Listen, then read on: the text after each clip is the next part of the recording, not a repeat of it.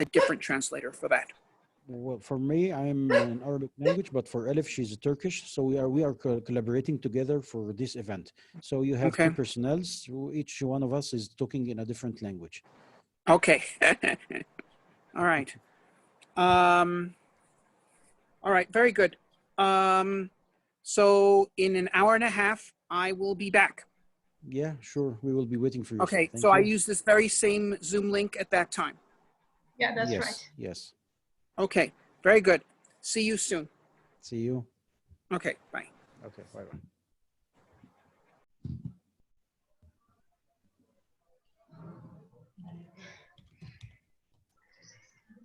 Yeah, I want to make a clarification. Hello, everyone. I think because of the time difference, we had a little bit confusion about time. Maybe that's why the Dr. Zubrin made a maybe wrong time for the meeting, so he couldn't come to the previous panel. He would come to there actually. So this thing happened. Really sorry. No, you know what? If 2020 has taught us anything, it has taught us to be flexible and pliable and go with the flow. You know what I mean? It's like, what else can you do? You know what I mean? It's one of these times where the great news is, and congratulations, I had no idea that you, Samir, had won that art contest. That's pretty awesome. Thank you, Janet, so much. It's been pleasure really meeting you. And I like your mindset, being flexible. And this is the mindset of the crisis management. And we need that critically in this era. Every day there's, I'm living in base in Beirut, and suddenly we have this explosion. Before that, we have, So yeah, we need it. It's a very critical mindset that we need. So thank you for being there, all of us, for us. No, it's, I've been enjoying your talk. Oh, it's like one of the things that I've been working with kids on is this same thing, and just, hey there, Dr. Proctor, you look great. Hi there. And Hi, sit Janet. up. These are all my lady friends. These are my besties. This is great. Okay, guys, should I get out? It's a women now club. No.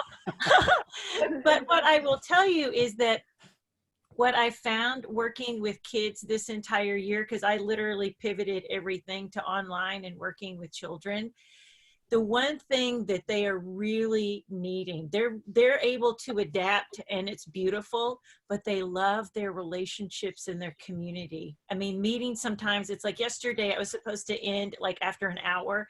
45 minutes later, kids are still talking.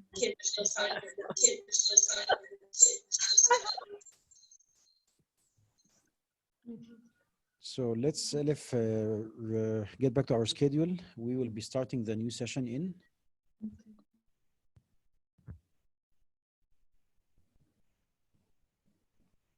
Hi, Elif, can you hear me?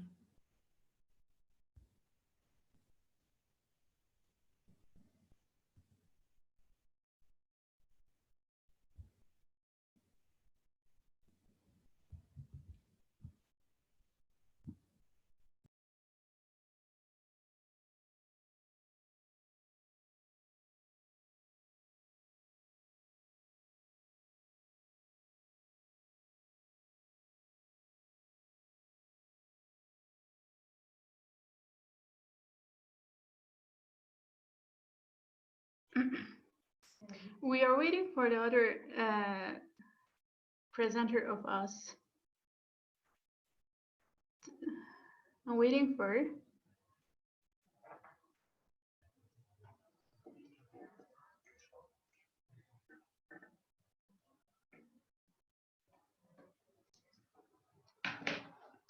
Okay, maybe we can start with introducing our team, and until the other guests come. We are a status quo science team that we created this team in 2018 in Turkey. Our purpose was about creating our own opportunities to reach the science and some projects and making it works. And because we have very limited opportunities here in Turkey, East City of Turkey, but we don't wait for the opportunities, we create by ourselves. So we created this team for on this purpose. We have different groups in our program, in our team. One of it especially is for women. Only women are in that group, so everything arranged for the projects for girls to reach the science and learn about the space and so on. We have also the kid group, and we have different titles that mine is about international coordination, and the other friends are dealing with the other titles. We all have different things to do in this team. And I'm very thankful to everyone who came to our congress, our meeting. We are grateful for this. And I would like to give the field to the Sana to introduce our presenters. Hello, everyone. Welcome, dear Janet, Sain, and Zainab. I am Sena from the Board of Directors of START. I'm a language student, and I'll be the moderator of this session. And firstly, I'd like to introduce Janet and Sain first. And Janet Ivy is creator and CEO of the award-winning Jane's Planet, is committed to enriching the lives of children via education and live performances, television and online programming. She joined the board of directors of Explore Mars. She is an active NASA GPL Solar System ambassador and on the board of governors for the National Space Society. Her mission is simple: amplify the love of space, science and exploration, and to encourage this generation that Mars is theirs. Hi, Welcome everybody. back. Oh, thank you. Thank you for having me. Thank you so much. I'm delighted to be here this morning. Yes. Now I am coming to Dr. Sain Proctor. And she is a geologist, STEAM speaker, and analog astronaut. She exchanged faculties to Australia, China, and Netherlands. She conducted research on Easter Island and Shield. Barrow was a polar track instructor in Alaska and an ambassador of astronomy educators in Shield and NOAA instructor at Sea Kodiak, Alaska. She lived in a Mars simulation on the Big Island of Hawaii and appeared on the Discovery Channel television show called Colony. And then she was at FEMA Institute for Emergency Management and was studying the disaster science curriculum. And welcome back, sir. Thank you. It's a real pleasure to be here. Yeah. Yes. And I would like to introduce Zainab Basim. And again, I'm very thankful to her that she came again, accepted our invitation, because we met her previously. Even Sain Proctor, dear Sain Proctor, we met them at the STEM podcast. Zainab Basim is a STEM advocate and the co-founder of GIVE, Global Initiative and Vision for Education. She's mentor at the United Nations Office for Outer Space Affairs. Formerly, Zainab also addressed in our General Space Girls Space Women exhibition in Paris, France. Zainab is the youngest future astronaut in the world to fly with Virgin Galactic, inspired by the Roberta Bonder, Sally Ride, and audience. I'm sorry. Thanks a lot. Thank you for having me. I would like to take the lastly. Yeah. So our title of today is Women in Space and Science. But before coming up this topic, I would like to shortly introduce myself.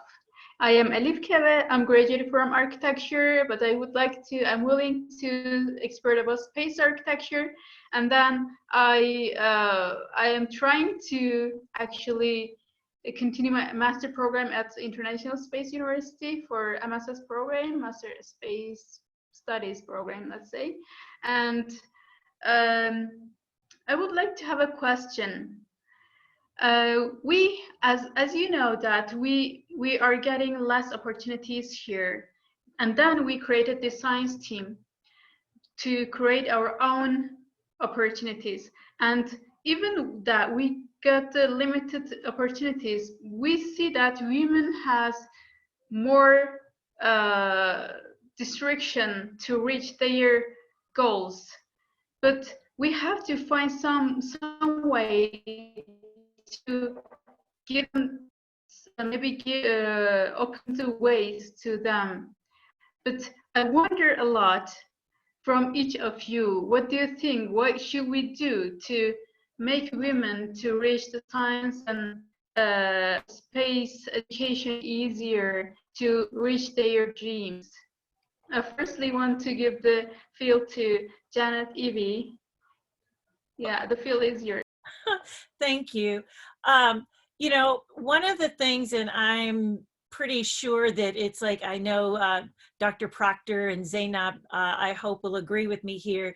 I think for one, it is time for women in space and science all over the globe to help each and every female that we come in contact with, and allow them and point them in the direction and give them some advice about the ways that we have gotten to be where we are. That is my commitment, that I think that that phrase about empowered women empower other women. And so I believe that it is very much my responsibility in my role, both at Janet's Planet and as president of Explore Mars, is that if I, Elif, can help you in any way, if I can find ways or introductions that would be meaningful for you to go forward in what you want to do, that is my responsibility. That is the gift of getting to where I have. I'll soon celebrate a birthday. I'll be 54 soon in November. And so for me, it's like the gift of being on this planet, having gotten to do a lot of what I love to do, to rub elbows with some of the finest women in the world. It is my responsibility to reach out and help in any way that I can. And so I feel like that's the first way that we do that. And then as we continually push those doors open and raise those and kind of like get rid of those ceilings that have been there for women, that is one way that we, again, just continually, and for every woman who gets to get to that path that they most love and are fulfilled and fulfilling that purpose of space and science and dreams of out there, it is equally your responsibility, as you are given those gifts along the way, to turn back around and continually seeding that pipeline behind you. I think that is the way that we create descendants along the way that carry this message forward, and their opportunities get ever more populous. And that way it's like, again, we have more females in science. But I think it starts with, if we've been given the gift of being here and doing a lot of what we love to do, I know for me, it's my responsibility to help every person I possibly can. Thanks a lot for the answer. I would like to introduce Dana Poyo. I am not sure I could pronounce your surname well, but first I should unmute you. Just a second. Yeah, okay. Yeah, Dana is a board member and regional development and training director of Women in Aerospace Europe. She is a multilingual person fluent in 4 languages. She worked at Thales European Space Agency and Airbus in 3 countries. versatile manager with a solid engineering background. She has experienced more than a decade as final customer, science integrator, and manufacturer for institutional and private markets. Contributed to telecommunication, Earth observation, navigation, and science projects. Thanks a lot for accepting our invitation for this panel. Thanks a lot. Thank you for the invitation. I'm keen to contribute. If you have heard about the question, we would like to ask the same question to you, but if not, I would like to ask again. Yes, please, can you repeat, because I only heard part of it. Okay. Initially, I wanted to say a little bit about our team.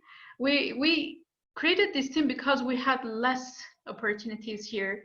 We created a science team with a master and bachelor students. And in that way, we also came across the worst problem, that the women cannot reach to their dreams. Everything became like a strict block in front of their ways. So I wanted to ask each of our panelists here, what are the ways to open their roads, to make it wider? What should we do? What kind of interaction or projects we do? What do you advise for this thing? Well, that's an interesting point that I think everybody faces, not only women, at a certain moment in life, that you have the impression that maybe things are more difficult than they should be. So for me, the first step to do is to be sure of your capacities. Very often we are putting limits ourselves. I've heard so many times people who don't dare to do things because, because somebody else told them so. So don't believe, never believe people who are telling you, you cannot do something because you are a woman, because you are from a certain religion, because you don't have the right studies, whatever they are telling you, because they are speaking from their own fears, not your fears. And that's something very important to always have in mind. So you can do many, many more things than what other people might think. So you need to trust in yourself. That would be for me the first thing to make clear to everyone. A second point, I loved what the previous speaker just said, that we all need to help each other. I think it's very important. We know how difficult it can be sometimes, so it's very important to support and to help to the extent we are able to support. It's not always possible, but okay, we all have busy agendas, and it's not we are not always available, but we are trying, and I think that's very important to support each other. Another thing which I think is key is to be visible. Very often women, we tend to think that it's just enough with doing a good job. It is not. It is not for women, it is not for men, it is not for anybody. So if people don't see what you are doing, it's impossible that they can contact you. So that's why it's very important that you make yourself visible in conferences like this one, for example. I think it's a very good opportunity. And another point where we work a lot, it's also on networking. So women, we tend to think that networking, it's something not important, and it's something basic, and it's linked to the visibility we were speaking before. So to find opportunities and to meet the right people, and that the right people know you need to network. And sometimes women, we think it's a little bit too instrumental, that we think, oh, I shouldn't call this person just for asking for something, for anything, for some help, for example. And well, that's the purpose of networks. So we really should use them in this way. There would be many other topics, but I think those ones for me are the most, the key ones. Dear Sign Proctor, would you like to answer the same question? Yes, thank you.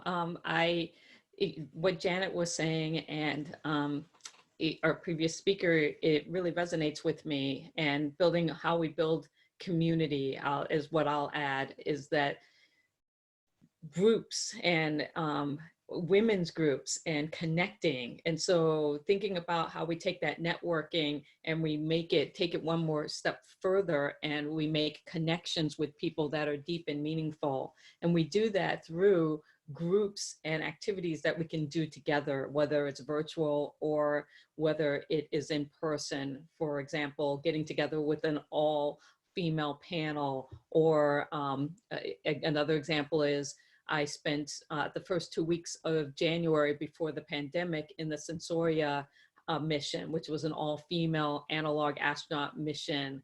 And so the first time at High Seas. And what's great about that is that we bonded, created a network, and now not only do we get together and still we're building on that network, and more people. I was just on a call the other day with 3 other females who are going to High Seas this year, and thinking about how we continue to build this kind of deep connection with each other around the world. And then that gives us opportunities. We find out about each other, we support each other, and we get away from this idea of compete, and instead we talk about completing each other, or working and together for a common future.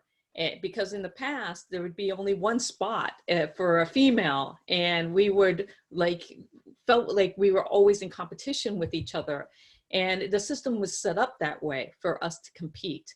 And really, if we want to have the future in space and exploration that we want, we've got to get away from that competition mode and really think about how we're stronger together, and supporting each other and cheering each other on with our successes, instead of being put into that other mindset. And so I think that that's really important too, of helping each other be the best that we can be. Thanks a lot again. And Zainab, what do you think about this? Wow. Everything that all the previous speakers said is absolutely right. And, you know, the mentorship element is crucial in this. And that's why I joined the Space for Women Network mentorship program with UNOSA, to uplift younger women, older women, anyone who's trying to navigate their way through STEM, from my own experiences, but also I'm able to, you know, connect them with other people who I think will be able to help them better if I can't. And so that mentorship is really important. Now, my specialties are more in education. And so I recognize the power that education has, and that the schooling system has, in forming our cultures and forming our beliefs about what we can and cannot do. And there was this really interesting study that was done where there was a group of girls and they were given this math assignment, and it was just girls in the room. And then they had another group of students where it was girls and boys in the room, and they were doing the same assignment. And what they found was really interesting. The first group of students that was just girls scored much higher than the girls in the second group, where there were boys and girls, where the boys scored higher. And that really reveals the implicit bias that we as women can also have, that is perpetuated by society, and that we just believe ourselves about STEM being for men and dominantly for white men. And then there was another study in how teachers affect this. When teachers were given papers to grade, math papers to grade that had no names on them, they found that the girls scored higher than the boys. But then when they had names on it, the boys scored higher than the girls, and they were the same papers, just different teachers. So this was really interesting, in that the education system that we have, which is kind of the formative years of students, and their minds are developing and their ideas are developing about society and about themselves, is they're forming these ideas in their head of, this is for me and this is not for me. I have a place here and I don't have a place here. And so I think education reform in the curriculum to show more diversity of women, women from different cultures, from different faiths, different races in that curriculum, not just for girls to see themselves represented so that they can believe they can do it, but also for boys, because boys are going to go on and be part of this industry as well and create these cultures. And if they have this idea in their mind that this is not for women, then that's, the cycle is going to keep on going on. And so I think reforming education so that there is more diversity, which is really, really important. And then also, you know, doing implicit bias training, And then attaching that along with mentorship, which is something that everybody touched on, is we as women, once we have access to these fields or resources, is that we're sharing that and we're empowering more women so that they can go on and empower more women.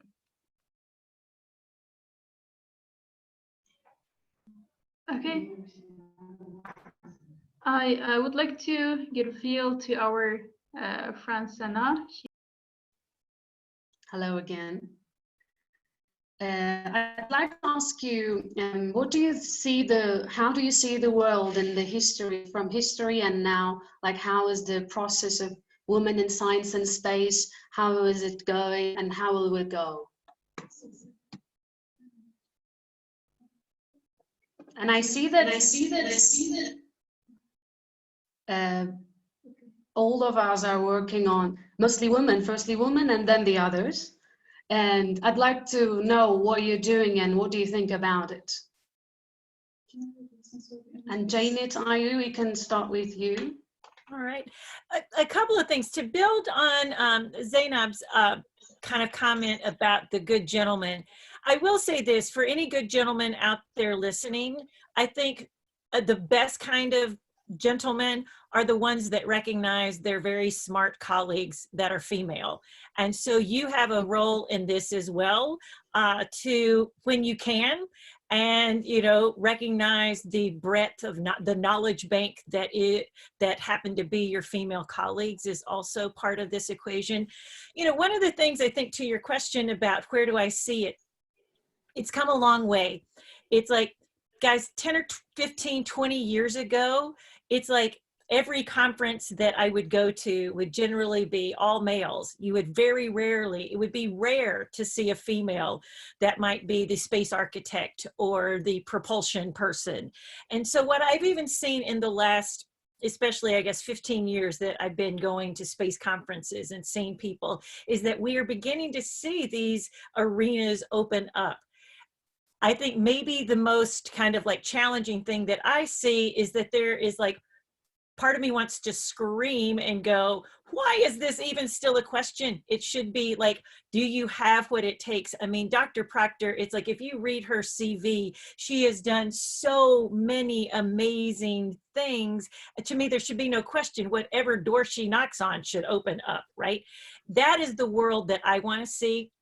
That when you've done the work, when you are a proven asset, and that there is no question.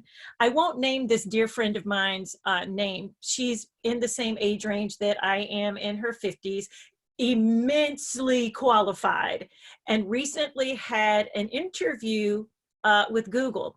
And when I tell you, like, immensely qualified, like, her CV is so incredibly long. She's an expert in human factors and research and about all these kinds of things.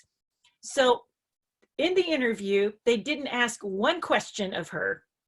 They didn't just look at her as female, they also looked at her age.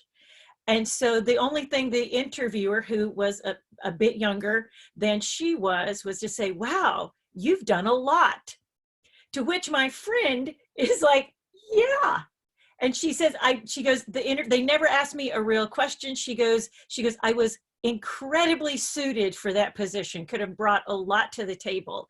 So I do believe that in the next 30, 50 years, we're going to see females. I mean, again, we're beginning to see that emerge. I think what disheartens me is that why must it take another several decades for this to be true? And the other thing that I would add for us to think about is that don't throw away the wealth of knowledge that might be in someone in her middle or late 50s or 60s. There is a knowledge bank there. And they are the pioneers that kind of like opened the doors. I've got dear friends in their 60s and 70s that opened the door for women, whether that was in television production or science or technology and stuff. And so we should hold them up as a pedestal. We should be calling them saying, can you please be my mentor? And so I think a couple of things. I think it's going to change. There's an inevitability. It's like it must, because good people like us are pushing those doors open. But I also think that we cannot throw away that knowledge bank of older women as well, just because they're older. They have paved the way. There's some knowledge they can give to us. So honoring them as we also make way for this younger pipeline. I pray that it is the inevitability, the eventuality that happens, that again, this becomes sort of a conversation. It's like, of course it's being led by an all-female team. Of course it's being led by a female. But I think it's going to take the work of all of us respecting each other across genders, across kind of like ages for that to happen.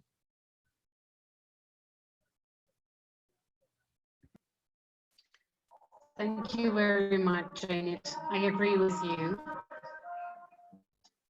And what will Zainab would say about this? Because I know that she's struggling too with this kind of issues, and she has a lot of things to say. Yes, Zainab. Janet's response was right on. I'll first kind of touch on my experience as a younger woman in this generation. I have a lot of role models to look up to now. And I know that wasn't the case, especially in my mother's generation and my grandmother's generation. So I'm really grateful for that. I have people like Janet to look up to, or Sian to look up to, and all the speakers here to look up to. So that's one of the things I think that we have progressed, obviously, but Janet's right on that point of we still have a lot of progress to be made. And it's kind of sad that we aren't going as fast as we should be. And it's a really simple concept, right? It's just like looking at women the same, like not letting their gender be a factor in whether or not they get a job or whether or not they're qualified, because that has nothing to do with it. It is about ability. And it reminded me of this story that I was reading the other day. There was this Black woman in America who was applying to this job at a company. I forget the name of the company. And the first 2 times she applied, she wrote she was a woman, she was Black, and she got rejected. The 3rd time she applied, she said, let me try something, because her name was Hannah. And so, you know, they could mistake her for being white. She didn't check off the box that said, you know, Black, and she got accepted. So there's intersectionality here, and that is something that's extremely, that's not just her story. That's probably happened many, many, many times over and over and over again. And so, you know, intersectionality of older women, but then also of women of color, Black women, of maybe of even income. And so we have to think about intersectionality when we're talking about this in terms of progress, because progress maybe for someone who's white and younger or middle-aged, you know, a woman for that, maybe there's a lot of progress. But then for someone who is a person of color, lower income, or so on and so forth, has different barriers and different challenges. And so I think we have a lot of progress to be made in those areas. And then finally, I think I remember Sian mentioning this idea of competition versus collaboration, right? And that also connects to Janet's story of, you know, women shouldn't be, you know, even in some movements, even in some feminist movements, sometimes we see, you know, younger people or younger women, you know, saying thank you to the older women for doing this, but then like step aside now. And it's like, let's work together, because there's so much experience that older people have, and then so much potential that younger people have and younger women have, that we should be working together. And so I think to move forward, it's absolutely right, mentorship and just more collaboration and less competition. And I think that has a lot to do with the way that we're taught in schools and our education systems, that again, the system is designed for us to compete against each other. And I think that needs to change as well.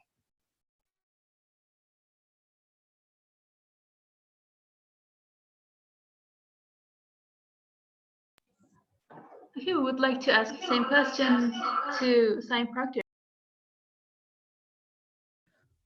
Well, you both have hit on things that resonate with me.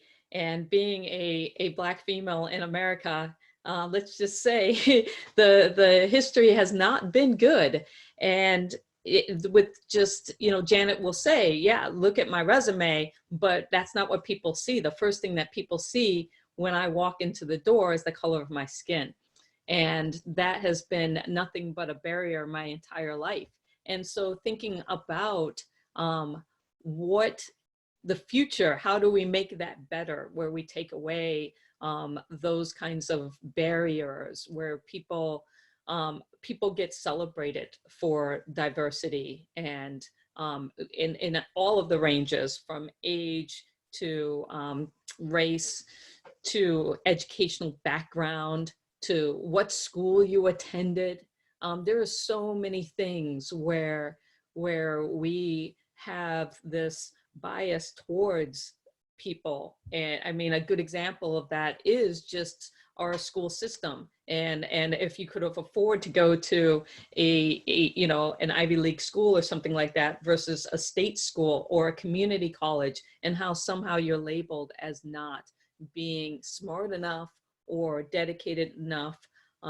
Being a community college professor, a lot of times people, I don't get invited to speak at a lot of the university level conferences and things like that because I don't have the title of MIT behind my name, or Stanford or Caltech, even though my resume may be amazing. And so there's a lot of things that barriers for women because of, and women of color, because a lot of people of color tend to go to the state schools and the community colleges and all of those things. And that to an extent puts you at one step back again, in being forced to not only prove yourself, but prove yourself at a level of 110%, the pressure of not messing up. Because if you mess up once, then that's it, because they already expect you to fail.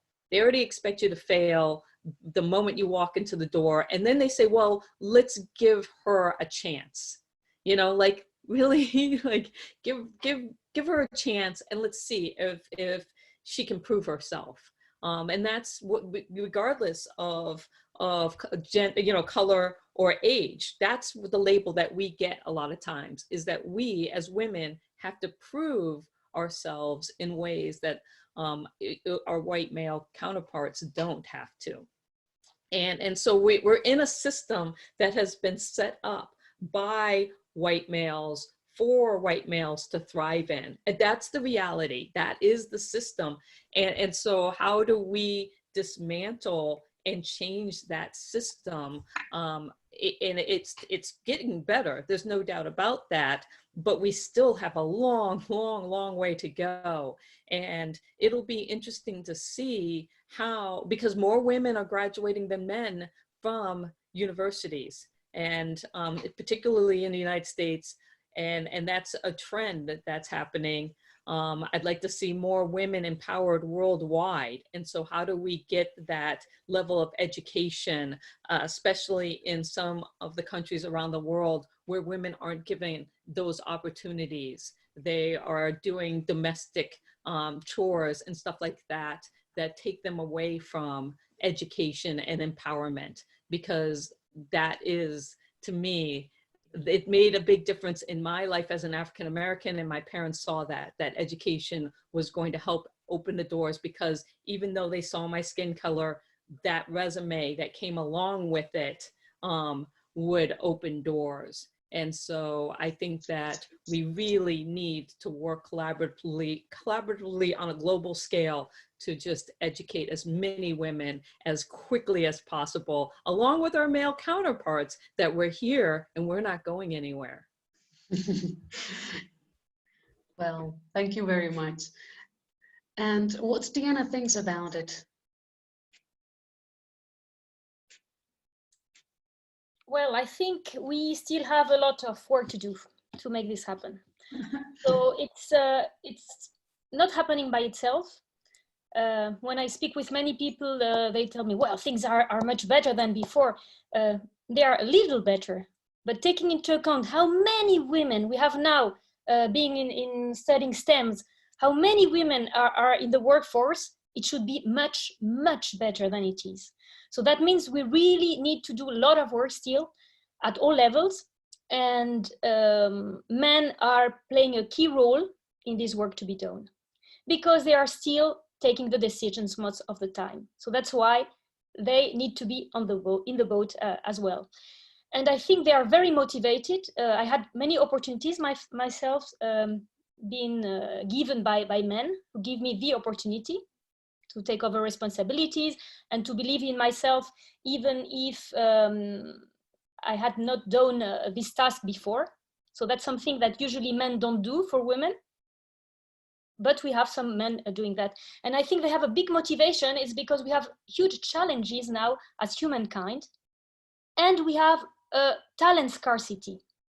So this is happening everywhere in the world. So every time I speak with different countries, in Women in Aerospace, we have this opportunity to compare different countries, and we always see there is this scarcity of talent problem. And that's why it's so important that you just don't, that countries and companies and organizations don't stop themselves just with the pool of white men, but they open the pool to everybody, to women, to older, to younger, to black, white, a religion, whatever. So they really need to open it to everyone. And that's people need to be very conscious, because I know in UK, for example, or in Germany, they know they have an issue to maintain the economy as it is right now, or to improve it as they want it, because they will not have the minds behind to do so.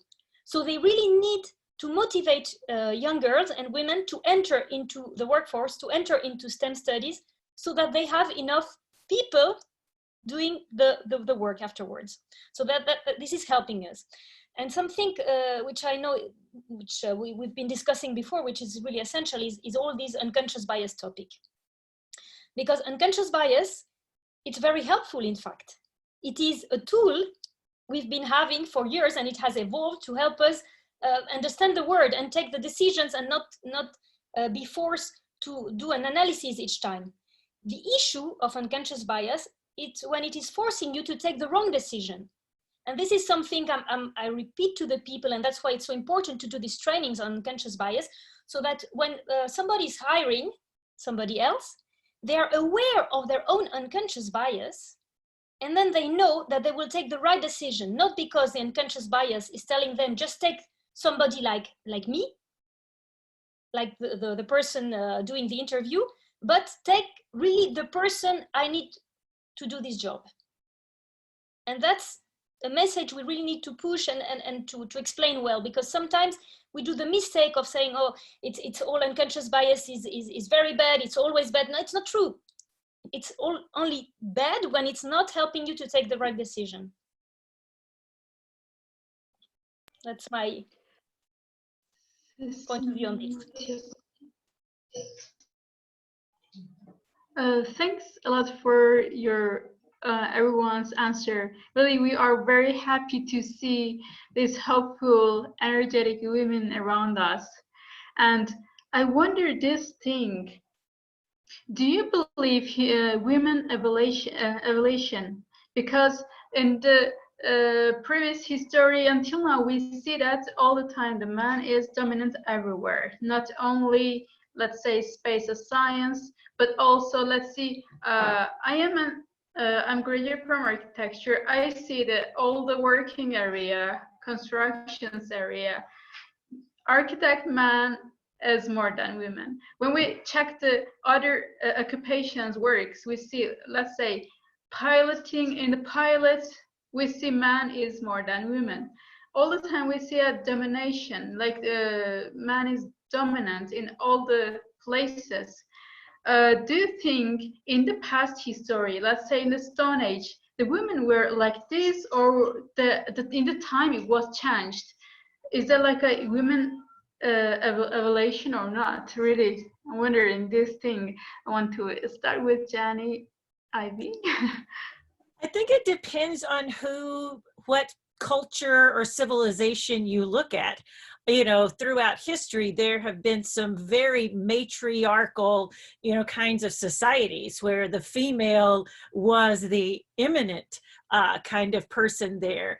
I nearly think that this construct has happened in the last, maybe 400 or 500 years. But it's like, to me, it's like you have, especially if you look at some of the Native American tribes or indigenous peoples, there are some beautiful matriarchal societies where women were held as these goddesses and, these vestiges of knowledge and wisdom. I think that, again, I love what she has said about that unconscious bias. I think becoming aware of that, confronting any of those places, it's like, I have every belief that even in the time of the caveman could have gone out hunting and everything, but it's like, I'm pretty sure there was some strong woman somewhere going, this is what you bring me. It's like, I just hope that there was a bit of sass and vim and vigor at some point, and somebody was like, oh, she can be strong. And I think telling the story of the women who have gone before us are so very important. I love the story of Mary Anning, who was a fossil hunter in the early 18th century, who against everything, it was because of her station. She wasn't of noble means, so she was able to go out every day and look for fossils and sell those curiosities in her store. Or we look at women who were adored by their husbands, and they held up their science alongside, their male counterparts and stuff. So I think that it is probably in some cultures and societies, it's like our strength is palatable, ladies. We are strong. We are able, some of us, to bear babies and juggle a kid here, work here on our computer, ring up and make sure that dinner is ready and things like that. So we are strong and capable. And, I know that multitasking doesn't really exist. We always sacrifice a bit, but I will tell you that every woman I have ever known is a super tasker, not just a multitasker, but knows how to juggle home and family and parents and caregiving. And we use all of those things. I think sometimes what we have to watch out for, and I hope you guys don't mind me saying this, is that I love being female. I don't want to be a guy. I love the fact that I am strong and think and have different faculties and things that are innately female. I love my nurturing. There is a part of me, I was never able to have children of my own. So people always ask me, Janet, how do you work with all of these kids? And I'm like, because I want to be like the mom taking the kiddos in my arms, right? So that is how I nurture the world. So I think there have been along the way some beautiful civilizations we could go back and look at and go, we need to adopt some of those principles of that indigenous tribe. But I also think that it is so very important to honor just the femaleness of us, the nurturing part of us, the things that are essentially who we are, and let those reside alongside, that we don't have to sacrifice some of those things that are innately female to also be part of this STEM and science field. I find all the time that I really do believe those doors are widening. I agree with you, it's not happening at all soon enough, but I think it's sort of that thing of like, I think we are all here for such a time as this, that we are all gathering together. For anybody out there who's listening now or will listen later at a later date, if you want to do science and technology, engineering, art, math, and add to whether that is some science career or space exploration, it's like you decide right now, much to your first thought about trust thyself. If you know in your heart that in the Venn diagram of where your happiness and your deep gladness reside, you go forward with that with all your might and heart, and you keep knocking on every female door that you can find until somebody says yes. And then you go in that direction of your dream. And that again is how we continue to move this forward.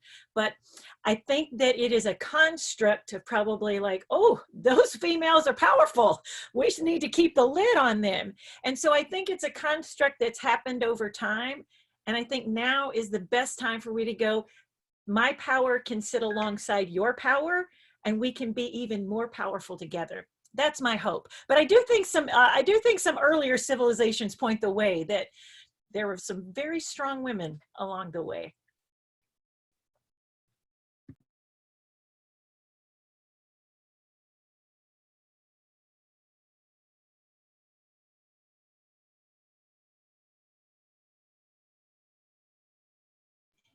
Okay.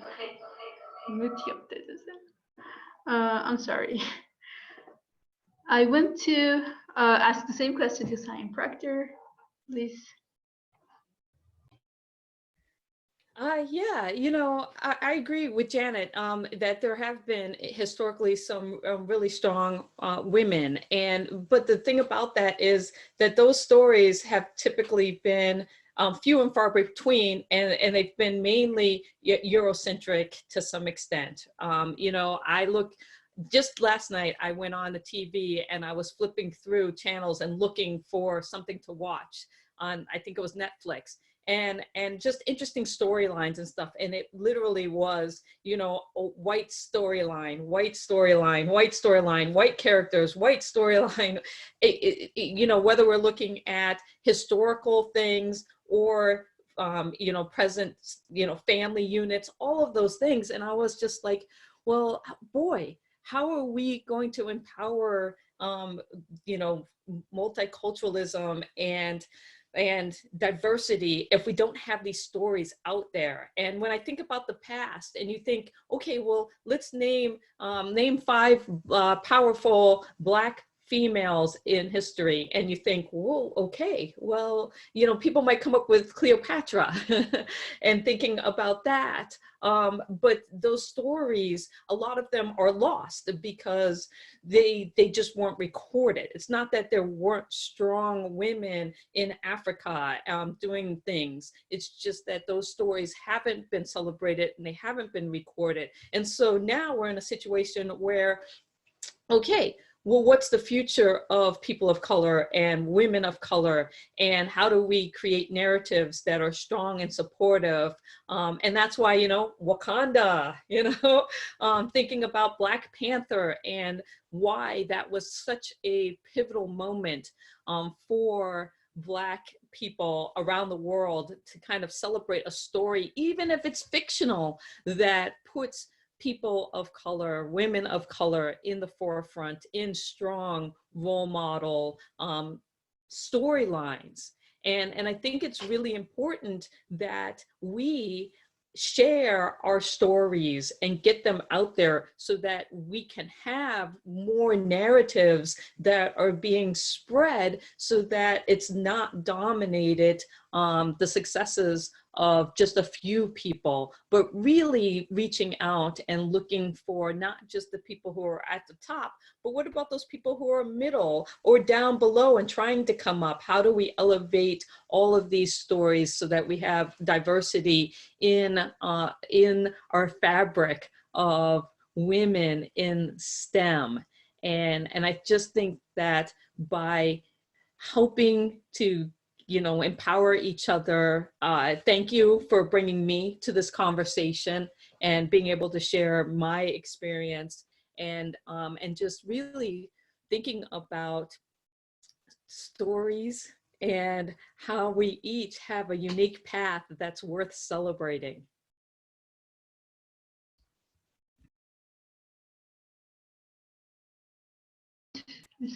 Oh, thanks a lot. Thanks a lot again. And I would like to ask for a nice sign up. Sign up, do you guys? Yes. Yeah. Oh, wait. Well, many topics have been put on the table. I love this one about the narratives that you just brought, because in fact, history and what we know about other societies is based on what has been written and told. It's not only based on what has happened. And if nobody speaks about what has happened, then we don't know about these stories where women might have been having a more prominent role. There is also another fact that we well know, is that in the past, very often women said that they were men or didn't say what they were when they were having some important roles. So we might have been missing also in a lot of stories where women were playing a key role. And regarding the evolution, so you were talking if women were in key roles in society, I think that they have always been, but it really depends on what each society has valued. and has decided to underline as powerful. So what is understood as power, what is understood as valuable in a society. And this is very important, I think, for self-reflection in our societies. So what are we valuing? What is important for us? Is it only important to be an architect? Or is it also important to be a mother? Is it as well important to be a teacher who is just training and nurturing all the future human beings or the people from a nation? So I think that's something it's a point very important to think about at political level as well. Huh? What are the values of our societies? And after, I think there is also a point regarding adaptation. So I think different cultures probably and societies have adapted to their environment in different ways. So it is well known, for example, that women have taken very many more important roles in society from the today's point of view, let's say, after the first World War, because there were far less men available because they had died during the war, and then the positions were available, and then women had to fill them, and then many women were able to develop and to show how good they were because they were given the opportunity. So that's why I think there is always also this point regarding adaptability, so that each society adapts to its environment and the situation. And now we have the opportunity to help and to push a little bit for this adaptation. And as we have this scarcity of talent now, to help and to push that more women are visible. And also, as you were saying before, that we talk about these women. So it's important, each of us have a role there of giving visibility to colleagues or to people who are doing a good work, to push when we have panels, for example, about any topic that we push, and we recommend also women, not only men, and there we have all a role to play.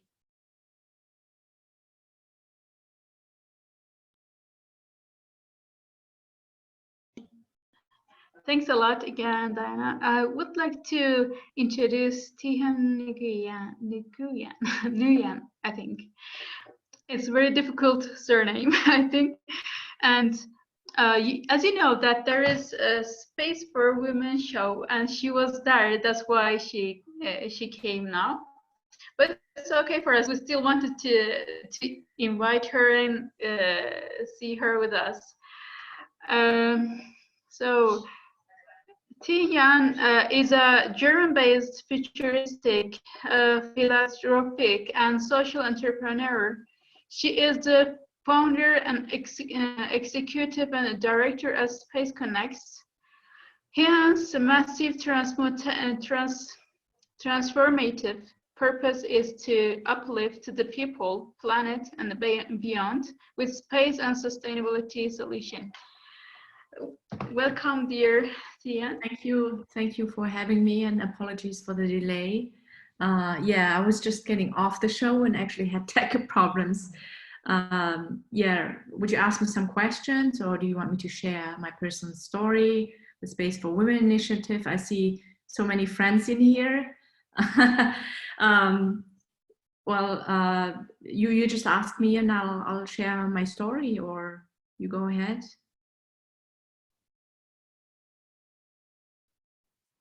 I can't hear you.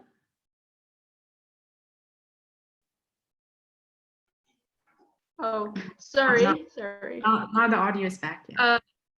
Yeah. We were talking about actually from the past history until now, what was changed about the women. When we check all the places, we see that man is dominated, all the jobs and occupations.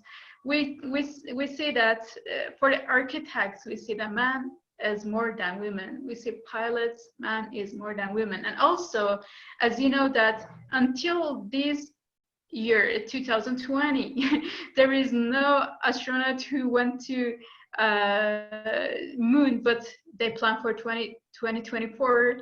And even you see, until now, there is something, and we wonder that what was the reason behind of this, and I would ask to our panelists, we want to listen to you as well, what do you think? I think it's cultural, and most of this gender inequality is a social setting. It's just that's something we are perhaps could not choose. We're born into, you know. Usually inherit at birth already the belief systems of our father and our mother, you know, and their values, how we should dress and how we should talk and all of this. But this is all changing now, of course, right? I hope that I didn't, until I started working with the UN, I never use words such as equality and all of these movements. I think being a woman, in fact, is actually an advantage, you know. I witness actually working with a lot of serial male alpha entrepreneurs. They also actually now say, you know, the future belongs to the women and actually to the children, you know.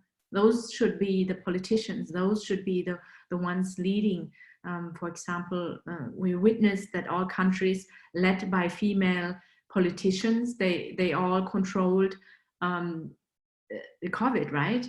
So I don't view the world as, you know, as an inequality. We are all one. I think eventually, hopefully, when we all acknowledge that we are one human family, no matter what gender and what belief system or religion or upbringing you had, it's what's coming is very new for all of us, for our children, and I hope, I think we have a lot of support going on what's for the future. There's so many initiatives with equality for women, and for my personal journey, I cannot say that I encountered inequality. I truly believe that if you have the right mentor or the right person that can help you to overcome your own personal stories, you can make anything happen. That is not really, shouldn't be an obstacle for any developing women. If they have access to Wi-Fi, they should have access to education, technology, and everything. And I'm literally witnessing it right now as our Space for Women initiative. Its purpose is truly to reach developing countries, women and girls. The audio can hear you. Yeah. Yeah. Okay. Yeah. Zainab, do you hear us? So I want to ask Zainab's question. Well, again, the points that all the speakers touched on, and Hien, nice to see you here, all very correct. I think that it depends on the culture and the society that you're looking at. I think everything that I learned in my history, when I took a world history course in high school, it said world history and it was just Europe and America. So that was interesting. And there you see that it's like Sian said, it's very Eurocentric, and you learn that throughout history, man is dominant. That's what you learn. When you study history, man is dominant, that you see them in the roles, Alexander the Great. So, you know, maybe you'll learn about Cleopatra, but that's the only woman that I learned about. Even in my science classes, I didn't learn about Marie Curie, and I went to an only girls school. I didn't go to a co-ed school. I went to an only girls school, and I didn't learn about her. And so I think that we need to change our perspective as well, because I was researching, and you know, when you look at some African societies like Papua New Guinea or Kenya, they have matriarchal societies, or they had it throughout history, right? And we see that when colonization happens, even when you see in India, when colonization happened, that's when patriarchy really was introduced, right? So different societies, different countries, different cultures have a different history in terms of women's roles and the evolution of women's roles. And I think that we need to tell, like everyone's saying, we need to tell that story. And while it may not be there in the written record, which is a big part of how we teach and what we learn, there are oral stories. Many societies and many cultures, they have oral stories instead of written word stories. And I think that we need to get different sources, and we need to find oral stories. We need to, listen to people who have these oral stories and begin teaching them in schools, so that, again, we can change our perspective of, who had patriarchy, who introduced patriarchy, how, where it came from, where these social constructs came from, and how learn from those societies who had matriarchy or who have it, to introduce those qualities and values into our societies. Because this whole dominance of, I was watching an interview the other day of, it was, and again, I don't know why I'm obsessed with like American politics, but there was a conservative and he was interviewing this Indian American woman, and he was saying, well, I think that Western culture is the best because look at how much progress we've made. We've given women all these rights. In Saudi Arabia, you can't drive a car and you can't do this and you can't do that. And in that moment, I thought, but you guys are the ones who created patriarchy. The social constructs came from you. Wherever you colonized, that's where we see those values and those practices being introduced. Whereas we see in what they call developing countries, who I think are much more far advanced in terms of culture, that they have gender equality or it's a matriarchy. So I think that it's the stories that we tell ourselves and the stories that we teach to young kids and the perceptions that they build, which is why I think education is really important, and we need to make it more diverse and get these oral stories, even if they're not in the written record.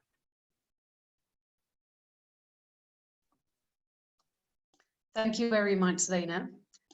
And I'd like to hear from you, like some success stories of yours, because we have a lot of women listeners, and I think that they are losing their hopes about future, because we are living in a Turkey, as you know, like our science is not so developed. We're trying to make it more wise, but we are still on the road. So I think they want to hear some success stories from you to be more hopeful about future and women in science and space. And I'd like to start with Sine Proctor. Yes, please. The thing about it is that we have choices every day, and we're so lucky in that sense. Not everybody has choice or as much choice, but I feel very fortunate that in the United States, the choices that my parents made, particularly about education, has set me up to have an abundance of choices. And then the choices I made about my education has opened the doors for me to have a lot of options. And the thing that I believe is the evening, the evening out the field is access to information, especially open educational resources. So I, this year, became the Open Educational Resource Coordinator for my district.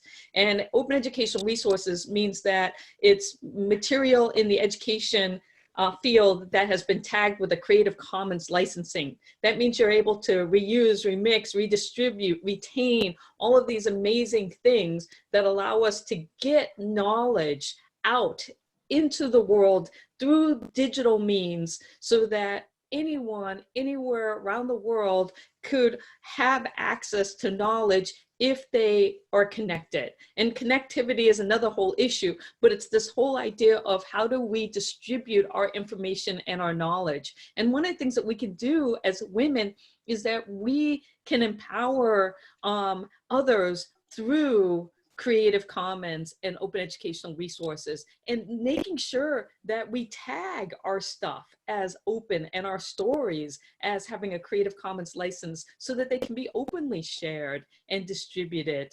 and empowering to others around the world. And so how do we make sure that we promote open access?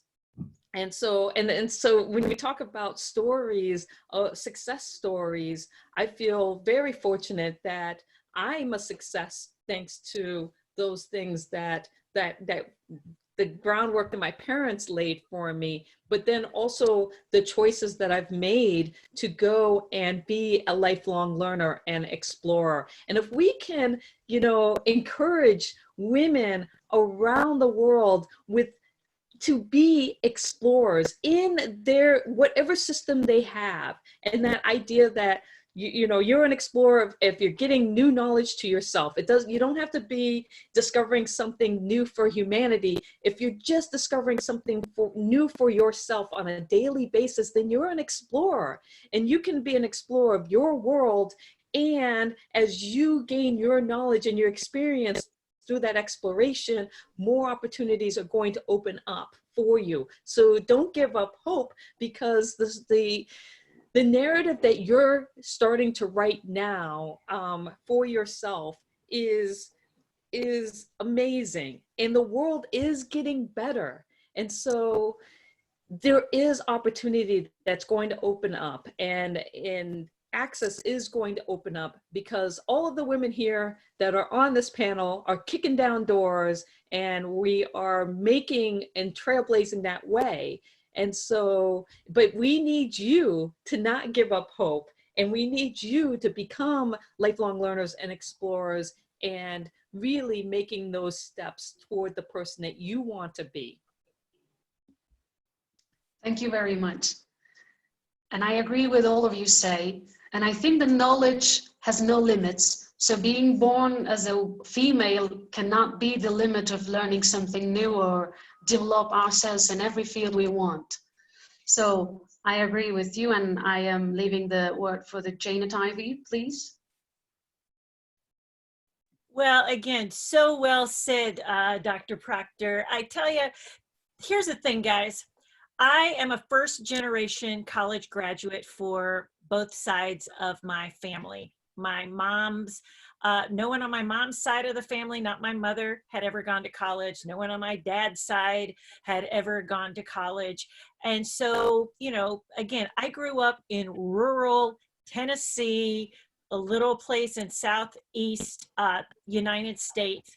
But along the way, I was a curious mind. It's like, I was sitting here thinking, I remember reading a book. I wish I could recall the title, but in it, the little girl protagonist had a passport, and she was traveling around the world. And I remember a time she was on this big, ocean liner, and she docked, and there she explored Istanbul. And to think that the little girl in me this morning is just getting delighted that I have just made friends with people in Turkey, and I'm speaking to you all. That is something for me that is a success, that if you had seen did not grow up wealthy or at all, was very loved, was encouraged. I think sometimes my parents were like, I don't know, I don't get it, but go and fly, little one. And so grateful for parents who might not have understood always what I wanted to do, but were supportive nevertheless. That was humongous. But I will tell you, along the way, whatever I set my mind to, whether that was television production, and sometimes I was the only female, but I decided, again, it's like I would learn it, and then I would open doorways for others to be part of that. Again, it's same thing for being, if someone would have told me even 10 or 12 years ago, Janet, you will one day be the president of, a global, space advocacy group, I would have been like, you got a funny sense of humor. But here I am. And a lot of that happened, guys, is because I just kept showing up. The reason that I even got introduced to Buzz Aldrin is that I went to a space conference and was like, hi, I like to do education. Here's what I'm doing. And then I get invited by Space Florida to produce a half-hour documentary on microgravity. Again, because I just was persistent.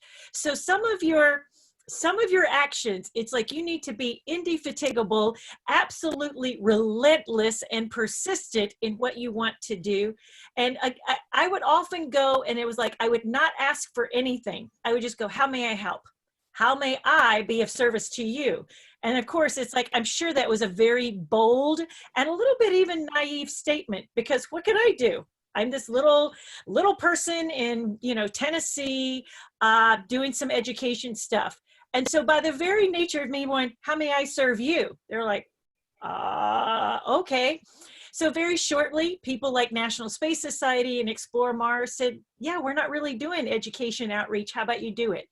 So I will just tell you, chart your course, show up, say, how can I be of service? How could I help your organization? And maybe as outlandish as that may sound, whatever you're good at doing is possibly what somebody else needs. And again, guys, at this point in my career, I've won 12 regional Emmys. I've won a STEM Florida award. I have been, you know, I'm president of Explore Mars, which again goes, I own my own company. So dare to chart your course and say, you know what, I'm going to show up. And again, not everybody's going to say yes, but do not let that deter you. That just means when they say no, that just means they are not where you are supposed to be. Doesn't mean they're bad, doesn't mean anything like that. It just means there is another divine appointment on your path, and it is up to you to find that. Thank you very much, Janet. So I have a similar background like yours, not in America, but in Turkey. I was born in southeast of Turkey, and there was a lot of less opportunities to develop ourselves and knowledge about science. So I really agree with you. And I think the only reason of failing ideas is the giving up. If we give up, we'll fail. That's the reason that the ideas are flying away. So thank you very much. And what do you think about this question? I want to hear about. Well, first I want to say that I love the question because I'm full of energy now with the positive talks from my previous colleagues. I feel myself as well being able of doing anything now. Yes, we can do everything. But it is so true. It is so true that don't give up. And for me, it has been a basis for the success. I'm leaving. It's don't give up. If something is not working, try something different, and you really need to be open and creative on what it means to evolve. So sometimes something is not working, so you need to think, okay, how can I find something else? And there it's very important, the topic of the support. So you were speaking before, I got the support of my parents. Okay, sometimes we don't have this luck, sometimes it's not your parents, sometimes it's an uncle, sometimes it's an aunt, sometimes it's a mentor, sometimes is a friend or a colleague. So you need really this support. You need to find collaboration. If you don't have any support now, maybe you can look for associations like ours or any other international organization where you can find other people like-minded that can help you and support you. But this is really important because we all face sometimes where we stop believing in ourselves and we need somebody else to believe for us. And that's why this support network is so important, or to have somebody as a reference. After, I think it's very important also to move and to get experiences. So moving, it doesn't mean to go to another country, which for me I did, and that was helpful in this sense. But really to be open to new opportunities and new things. So sometimes we think, okay, I want to stay in my city doing this job with these friends, with these colleagues, with this, and this is wrong because it closes opportunities, and because the world is changing so fast now that then the things are going to change around you and you are going to miss it because you are not open to this change. So I think it's very important also to be open to this. Okay, things might not go the way I had planned them, but I need to still look for a way. And I really believe for myself that there is a serendipity. So each time I have felt the need that I needed a change, I've been working on it, and then I was able to catch the opportunities. So it means for you, it's very important always, okay, think on what you want, do the work, get the visibility, and then insisting, as you were just saying before. So somebody's going to say, you know, but afterwards you are going to have another opportunity. But this is only working if you do your homework. So if you are sitting at your home, waiting that suddenly somebody comes and offer you a job, this is not going to happen. This is going to happen only if you have visibility, if people know what you are doing, then maybe somebody is going to come and speak to you. Or if you go to a conference, as you were saying, and you are selling yourself. This is very important, something that women sometimes we feel a little uncomfortable, but if you are speaking what you can and what you can bring to fill a need, then the opportunities might be coming. So you really cannot allow yourself to be static and to wait for things to happen. You are the one who can drive your life. But for that to be, you need to be ready to be driving the car. And it's not always easy. It's not always easy, but it's really worth it. So I really encourage you. Sometimes you will be having hard moments, but look for some support that can push you a little more, that you can still go in the direction. And it's, landscape is amazing. Yeah. Thank you very much, Diana. And what do you think about this question, Thien Nguyen? Yeah, can you repeat the question again, please? Like, we would like to hear some success stories about yours, because we have a lot of people that they're falling down and they don't want to go forward again because it's so hard. They want to come back about their fields, about their dreams. So if you have some success stories to tell us, we'll be very happy to hear. I'd rather share with you the trial and errors. You know, I think success stories, success is not about success. Success is how many times you're willing to take the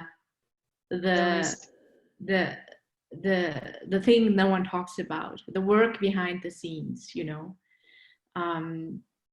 That there is no failure out there, as I mentioned previous. Partially, most of us women, we have inherited already, even before conception, the belief systems of the mother. If your mother was very fearful in pregnancy, you know, if she herself was in an abusive relationship, and all of this, you know, unconscious imprints that we inherit. So in times like this, I think that really to understand that nothing, you're not broken, nothing is wrong with you. When you are here, you have an opportunity. I think the thing that you say to yourself consciously or subconsciously, and I'm not sure if some of you invest time at some point, I think it's a good time to just turn everything off, go offline, shut the laptop off, and stop that podcast, and pick a pen and a paper and go inwards, spend some time alone, and then the signal will come towards you, the higher calling, that thing that drives you, that thing that emotionally charges you, even though you went through so much. That matters. And I think it really also matters that you actually put this on paper. You know, there's big studies also about students and people who say, successful people who actually you know, record their accomplishments, and those who actually journal are extremely successful people, because you're not just using your logical mind. It goes from there through your heart into the pen and paper. So these are things. I mean, I don't consider myself a successful person. You know, I was born in a developing country, in Laos, to 4 children. My parents had, I was the last. I was born in Laos, and you know, we immigrated to a developed country, to Germany, because again, my parents didn't ask me, they just took me, and there was not enough food. There was very little. So my mother bent over, she gave me bottled water. I got really sick, this typical diarrhea for developing countries, right? I almost didn't make it, but somehow I recovered, and I'm still here. So grew up in a Western country, and had this privilege with this education, lived in many countries, but always was very, I was actually, whatever I did the first time, it never worked. You know, I failed school because I wouldn't understand why people would sit in the classroom and repeat the same thing as the teacher says. I was always the one rocking in the back, rocking my chair, and I was looking out the window and think that there must be something better out there. And indeed it was. And so, yeah, any job I did, I got fired, like literally asking too many questions. And then I thought, okay, this is not an opportunity to set up your own company, you know. And then at some point I started to get bored with my own company and started, okay, there must be something better out there, because that industry that I'm in, and you know, I was in, is the health industry. So I started studying functional medicine and naturopathy, anything to do with self-development and healing, health, fitness, you name it, self-development with Tony Robbins and all of these gurus, you know, Peter Diamandis and all of that. Then I thought there must be something better. I mastered that area, and I thought, okay, how could we now take care of the health of the planet? So that's the only reason how I then ended up in space with a zero space background. But that didn't stop me from asking questions, you know. I never watched science fiction. I never, you know, read science fiction. These are books, or Star Wars I even never watched, you know. So this was a naturally occurring, this space and STEM thing, because I think there's going to be a lot of problems if women are not going to be on the table. That's why it's very important for now, for each individual. That doesn't really matter what gender you are. By now, if you don't know who you are, the algorithm probably will tell you, you know, these tech giants, these sensors and surveillance, they know everything about us. So it's a good investment to spend time on your own, know who you are. That's the greatest value. Else AI will tell us, you know, they will tell us who we are, and I hope we don't become followers or victims of this externals, you know. It's easier to grant, you know, our sovereignty to a system or algorithm. Yeah. Thank you very much. Thanks to everyone who joined this session. And we're out of time, but we have 5 minutes left. I want to leave this question to Zainab, and we're gonna finish this session. Thanks to everyone.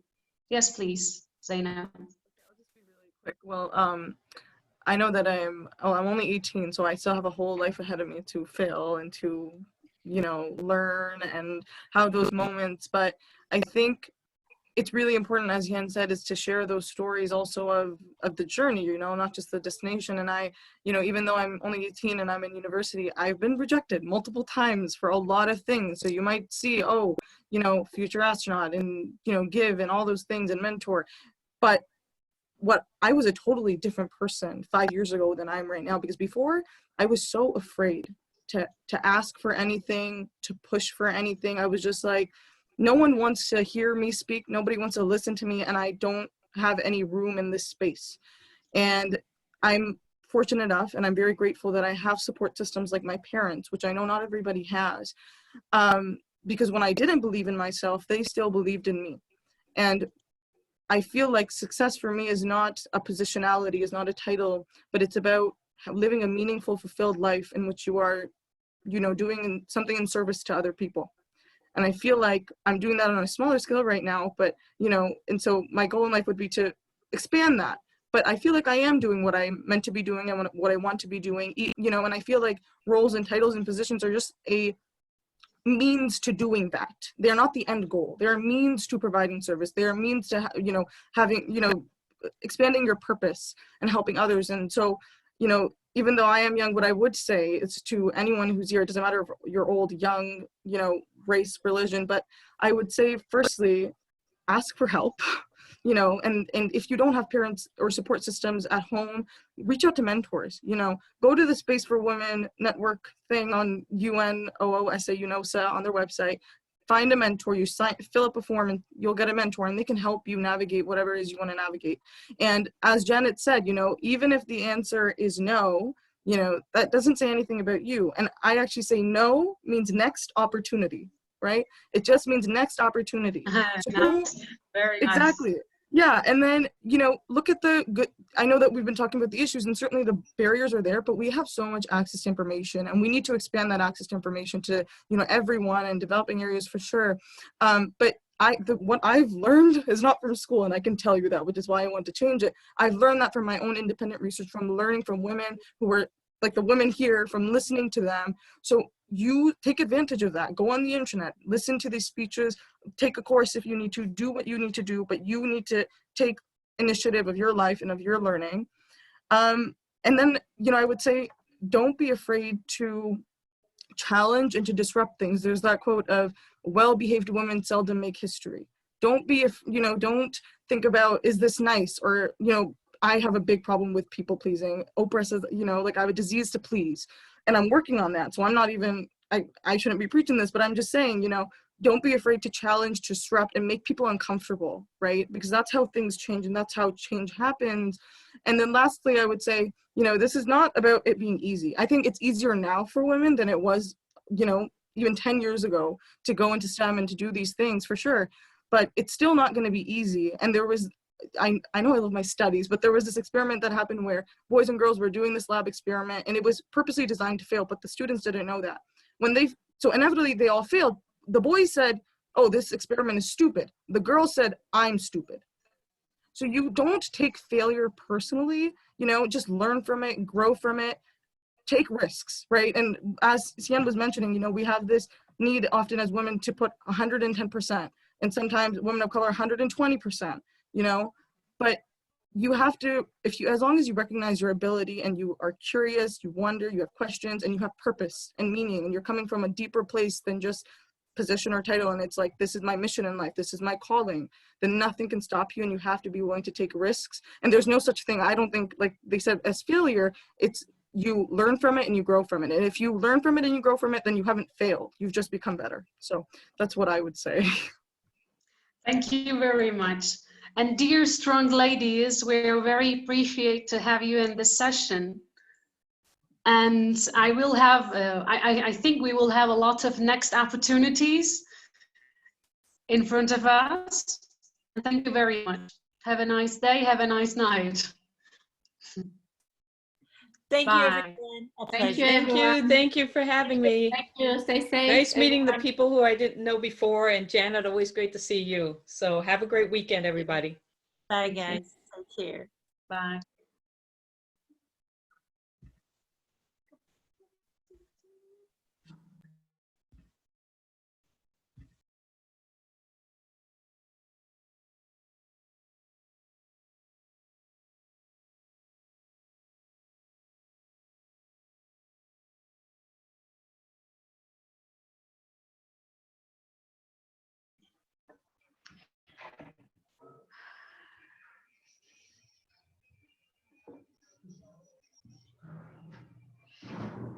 Hello, everyone. We have finished our panel with the science, women in science and space. So after this panel, we will have the space architecture, other space architecture panel. I think we have our guest here, yeah, Chris Kennedy, and also Barbara, I think is here. Okay. And yeah.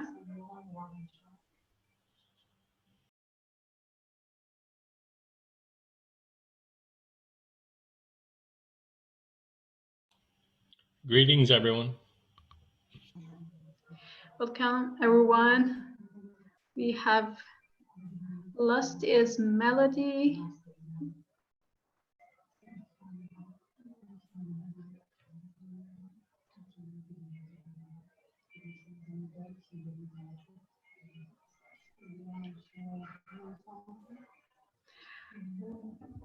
I would like to start first with a brief introduction of our science team to you, and then we can pass to the panel. We are Stada Squad, a science team we created in 2018 in Turkey, Van, this east city of Turkey.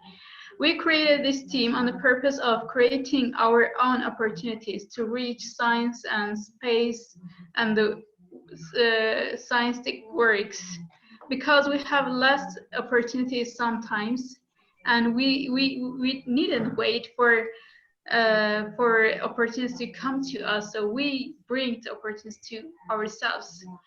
We have different groups of in our team. So one let's say it's the group for women and the group for kids, to make them to reach to their dreams, and also for ourselves as well. In this panel, we will talk about other space architecture. This is very special title for me as well, because I'm graduated from architecture bachelor, and I'm planning for experting about space architecture. And I would like to introduce our panelists. Just a second.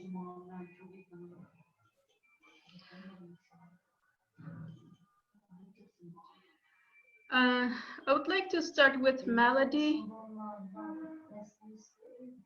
Melody is the co-founder of Space Exploration Architecture, a senior research associate with San Jose State University Research Foundation at NASA Ames, and as associate researcher within the UC Davis Center for Human Robotics Vehicle Interaction and Performance. She also teaches undergraduate and graduate design at Art Center College of Design, and 2020 Future Space Leaders Fellow. Her current work focuses on the relationship of advanced software hardware system for space flight. So I would like to firstly give the field to Melody for her presentation. I would like to firstly open the voice. Just a second. Yeah, you can unmute yourself. Hello. Can you hear me now? Yeah, we hear you. Okay, great. Voice. I just want to double confirm how long I have, because I know that there's a lot of people here.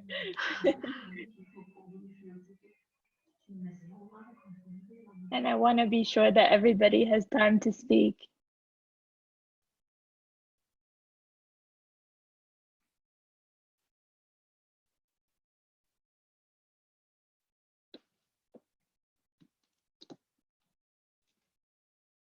Hello, can you hear me?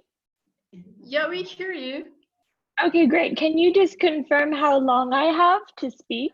For each panelist, we have 20-25 minutes per presentation, and at the end of the section, we will have a, like in this time, we can have our questions to you. Okay, great. So I will get started. Thank you. Hi, everybody. My name is Melody Ashar. Ooh, let me pause this and go back to the beginning. My name is Melody Ashar. I'm a co-founder of Space Exploration Architecture.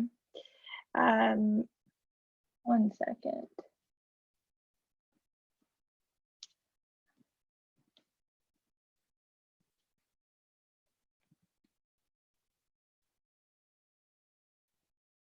Can you see my screen? Yeah, it's great. We see your screen. Awesome, thank you. So my name is Melody. Thank you for the introduction, Elif. I'm a co-founder of Space Exploration Architecture.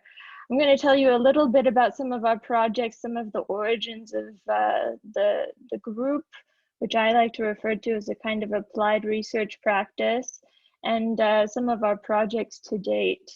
The goal and the mission statement of Search Plus, which is what we call short for Space Exploration Architecture, is to conceive, investigate, and produce innovative human-centered designs which enable human beings to not only live, but to thrive in space environments beyond Earth.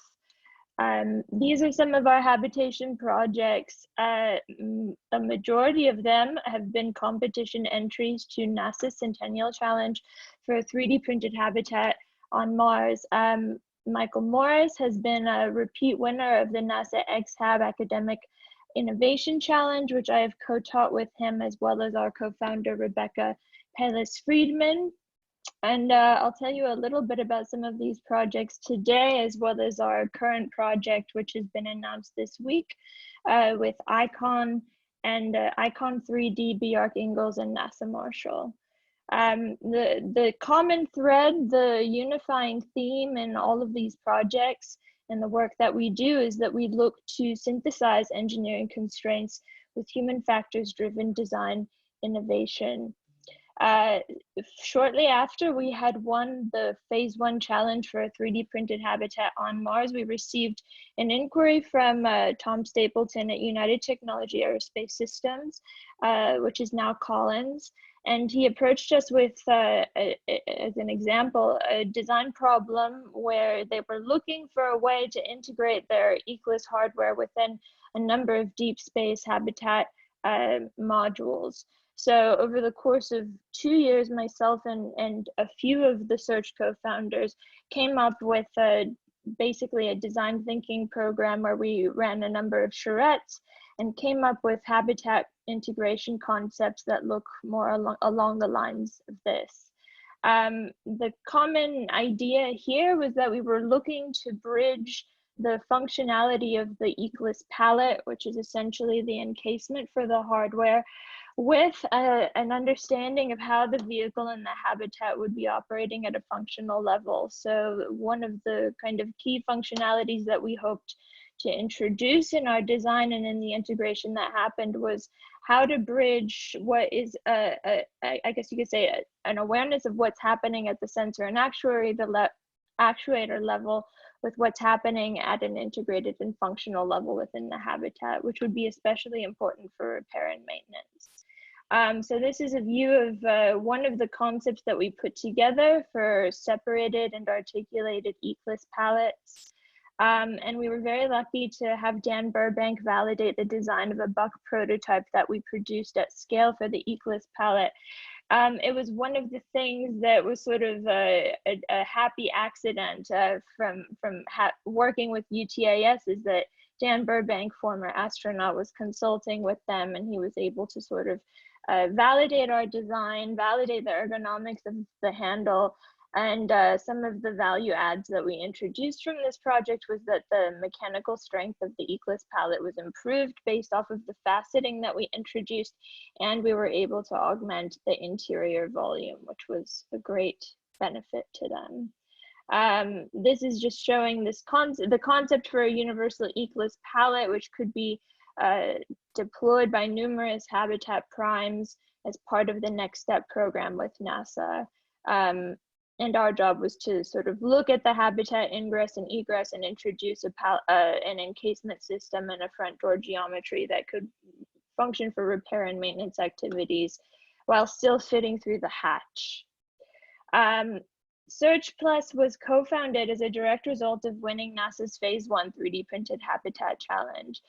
We didn't have any idea of where things would sort of evolve after winning Part 1, Phase 1 of the challenge. Many of us had met, not all of us, but many of us had met at Columbia University, came together as part of a team with Clouds.AO and submitted to the first challenge, and were successful. We also were repeat contestants in the challenge, in that we also submitted to phase 3 final design and won first place in that round as well. So this is a summary of the 3D printed habitat challenge and some of the levels that we've participated in. We've won, and as I mentioned, we won first place in final design in phase 1, as well as in phase 3. So I'll tell you about some of those projects now. Mars Ice House was the proposal that we submitted in the phase 1 challenge. Essentially, this is a concept for a 3D printed ice shell that is printed on the inside of an inflatable precision manufactured ETFE membrane that is brought from Earth. We were interested in the idea, we were interested in countering the common typological approach to go underground to shield astronauts against radiation. And of course, we knew that we wanted to introduce something above ground, and we were interested in this idea of a connection to the broader Martian landscape. So this was our idea for introducing a pressurized membrane with a 3D printed ice shell on the inside. We were also interested in water ice as a building construction material, which we recognized was a fairly unconventional approach, because it is superior in protecting astronauts against galactic cosmic rays and solar particle events over aluminum as well as regolith. So this was a clear value add, and despite the fact that we knew this was a speculative process, this was a kind of, I guess you could say, aspirational concept for how 3D printing could happen on Mars. It was something that we pursued because we felt there was clear benefits in terms of human safety and the value we would be adding in terms of radiation shielding. So this is the double ice shell that we introduced for Mars Ice House.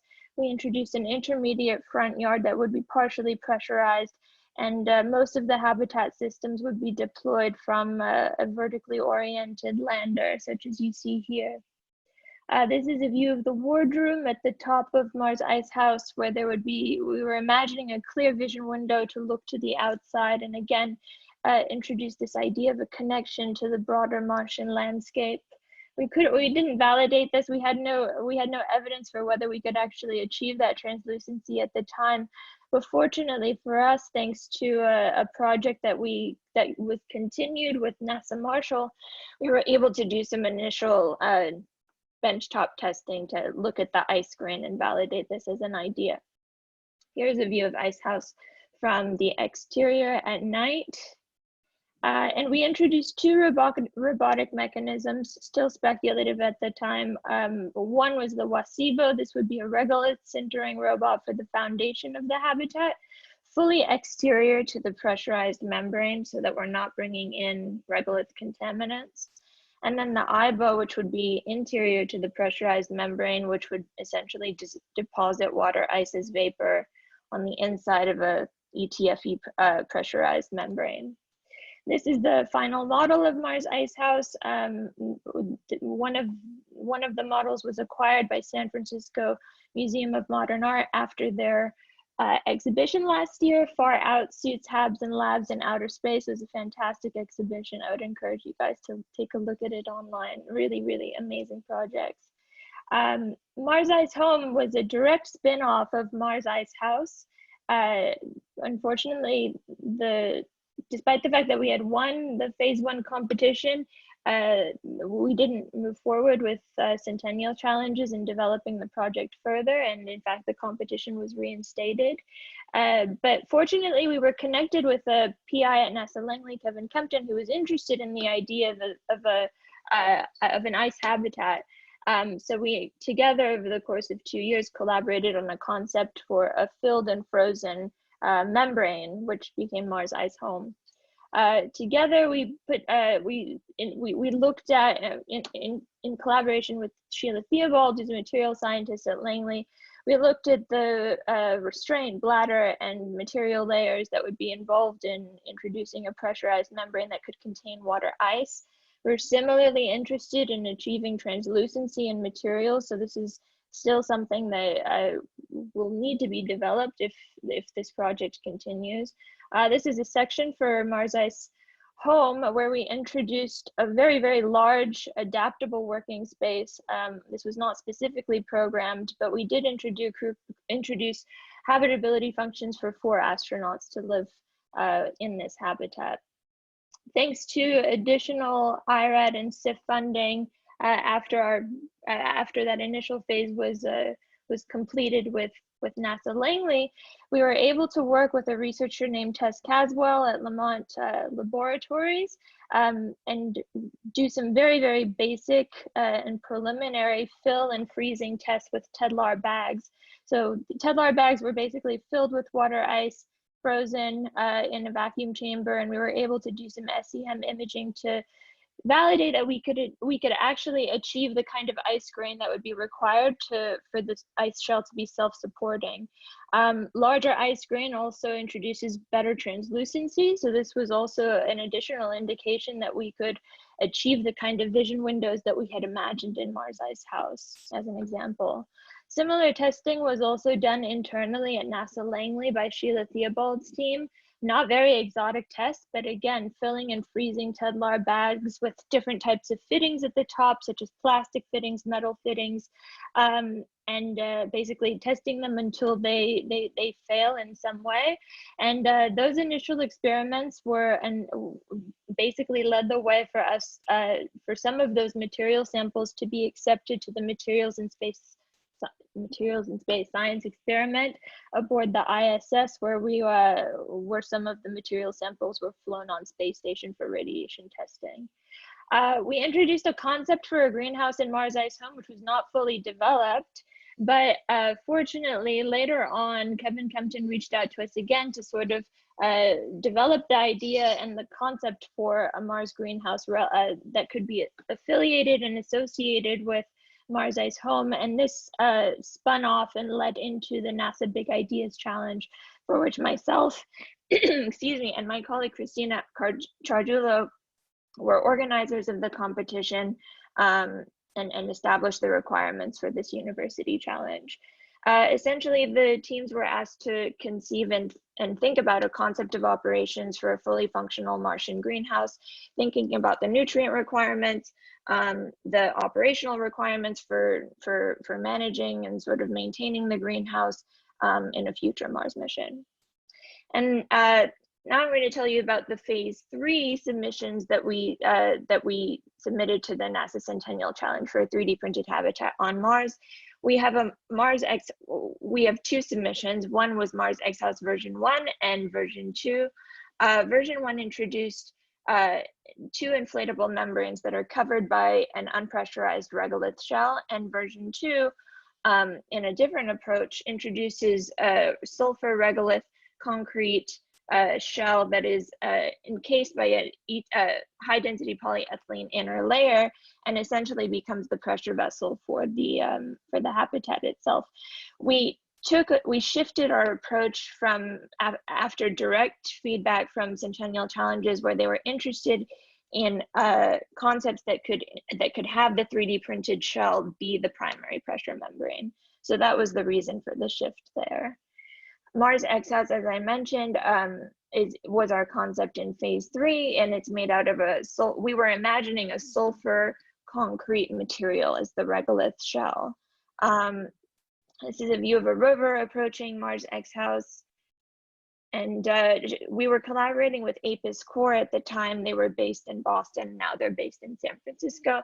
And together we imagined how their current gantry system for 3D gantry system could be adopted and deployed on the surface of Mars. We were imagining at the time that we could use a Hercules single stage reusable lander. And so we sized most of our components and pre-integrated elements to deploy from there. We were imagining also that we also proposed a integrated core that could be deployed on the surface of Mars and enclose many of the ECLS and mechanical components that would be brought from Earth, as well as some of the experimental modules that would be required for a lab space.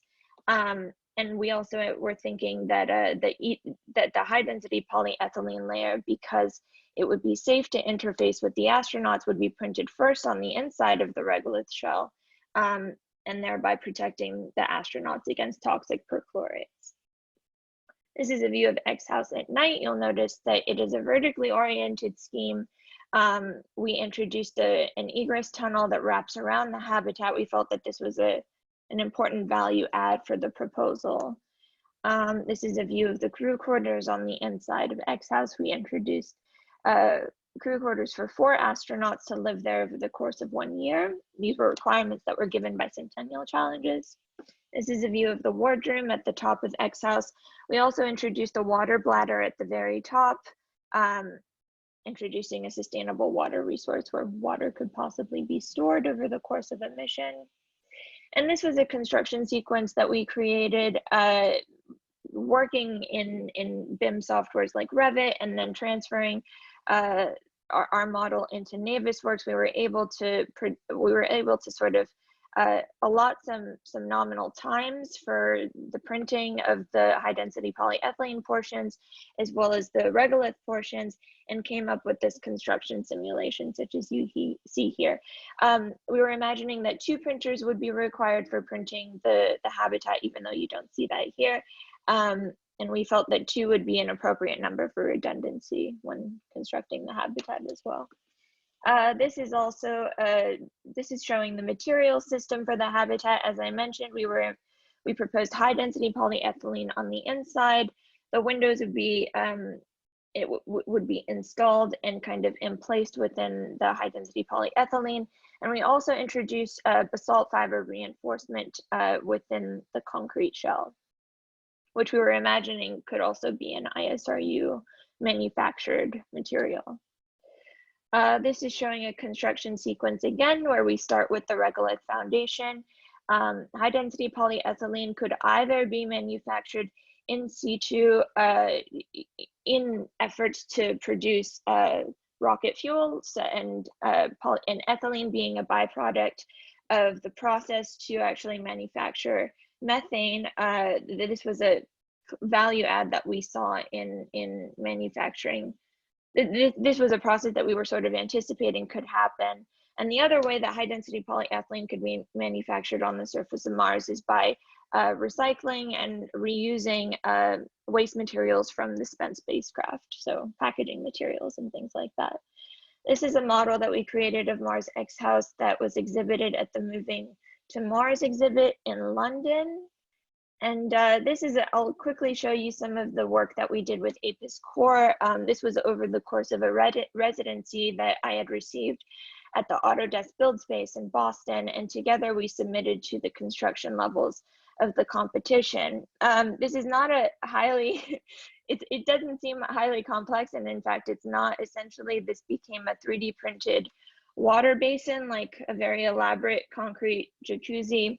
But what was unique about this at the time is that we had developed a system where a robot, basically a digital signal would be sent from the printer to the ABB robotic arm that you see on the right, so that it's a fully, let's say, semi-automated process whereby the printer and the robotic arm are working in synchronicity.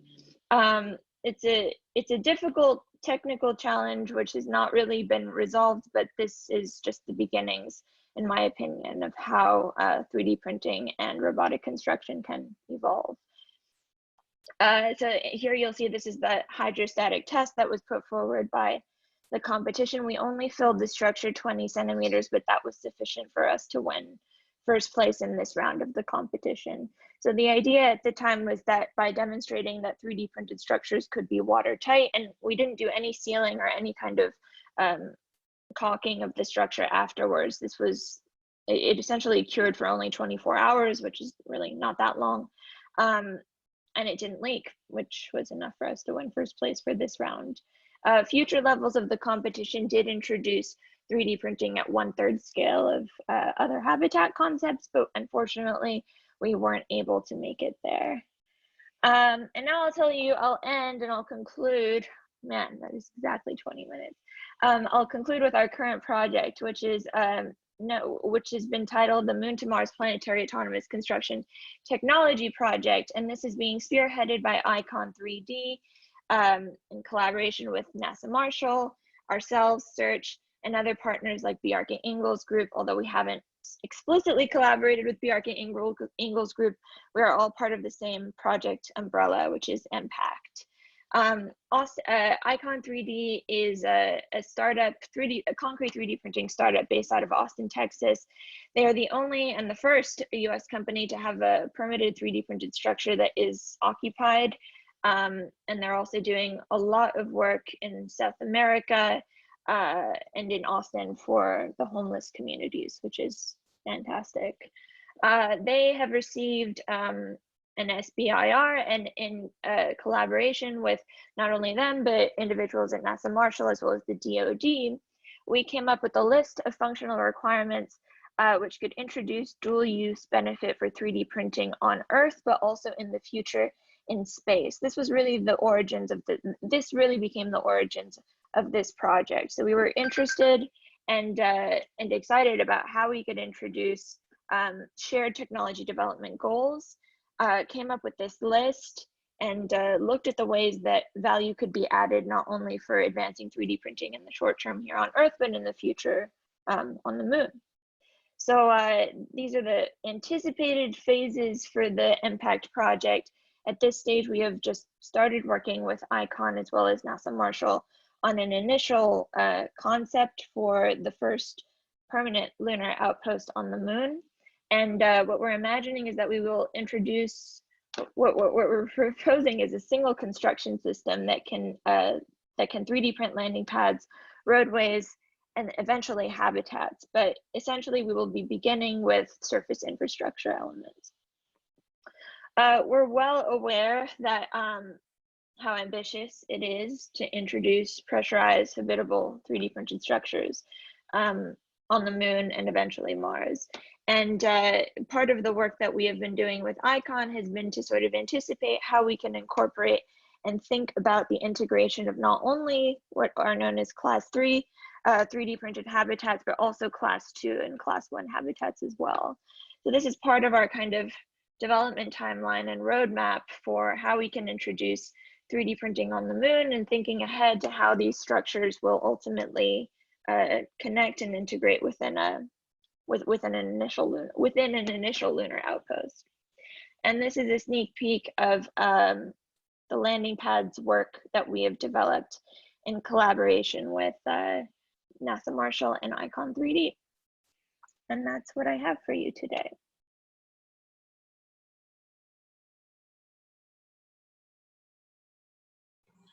Thanks a lot, Melody.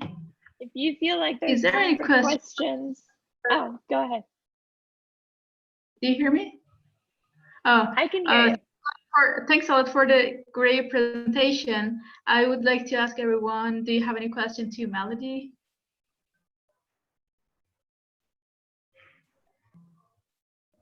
Hi, I'm Barbara. I actually have a question. Barbara Imhoff. I'll be speaking later. Hi, Melody. Hi.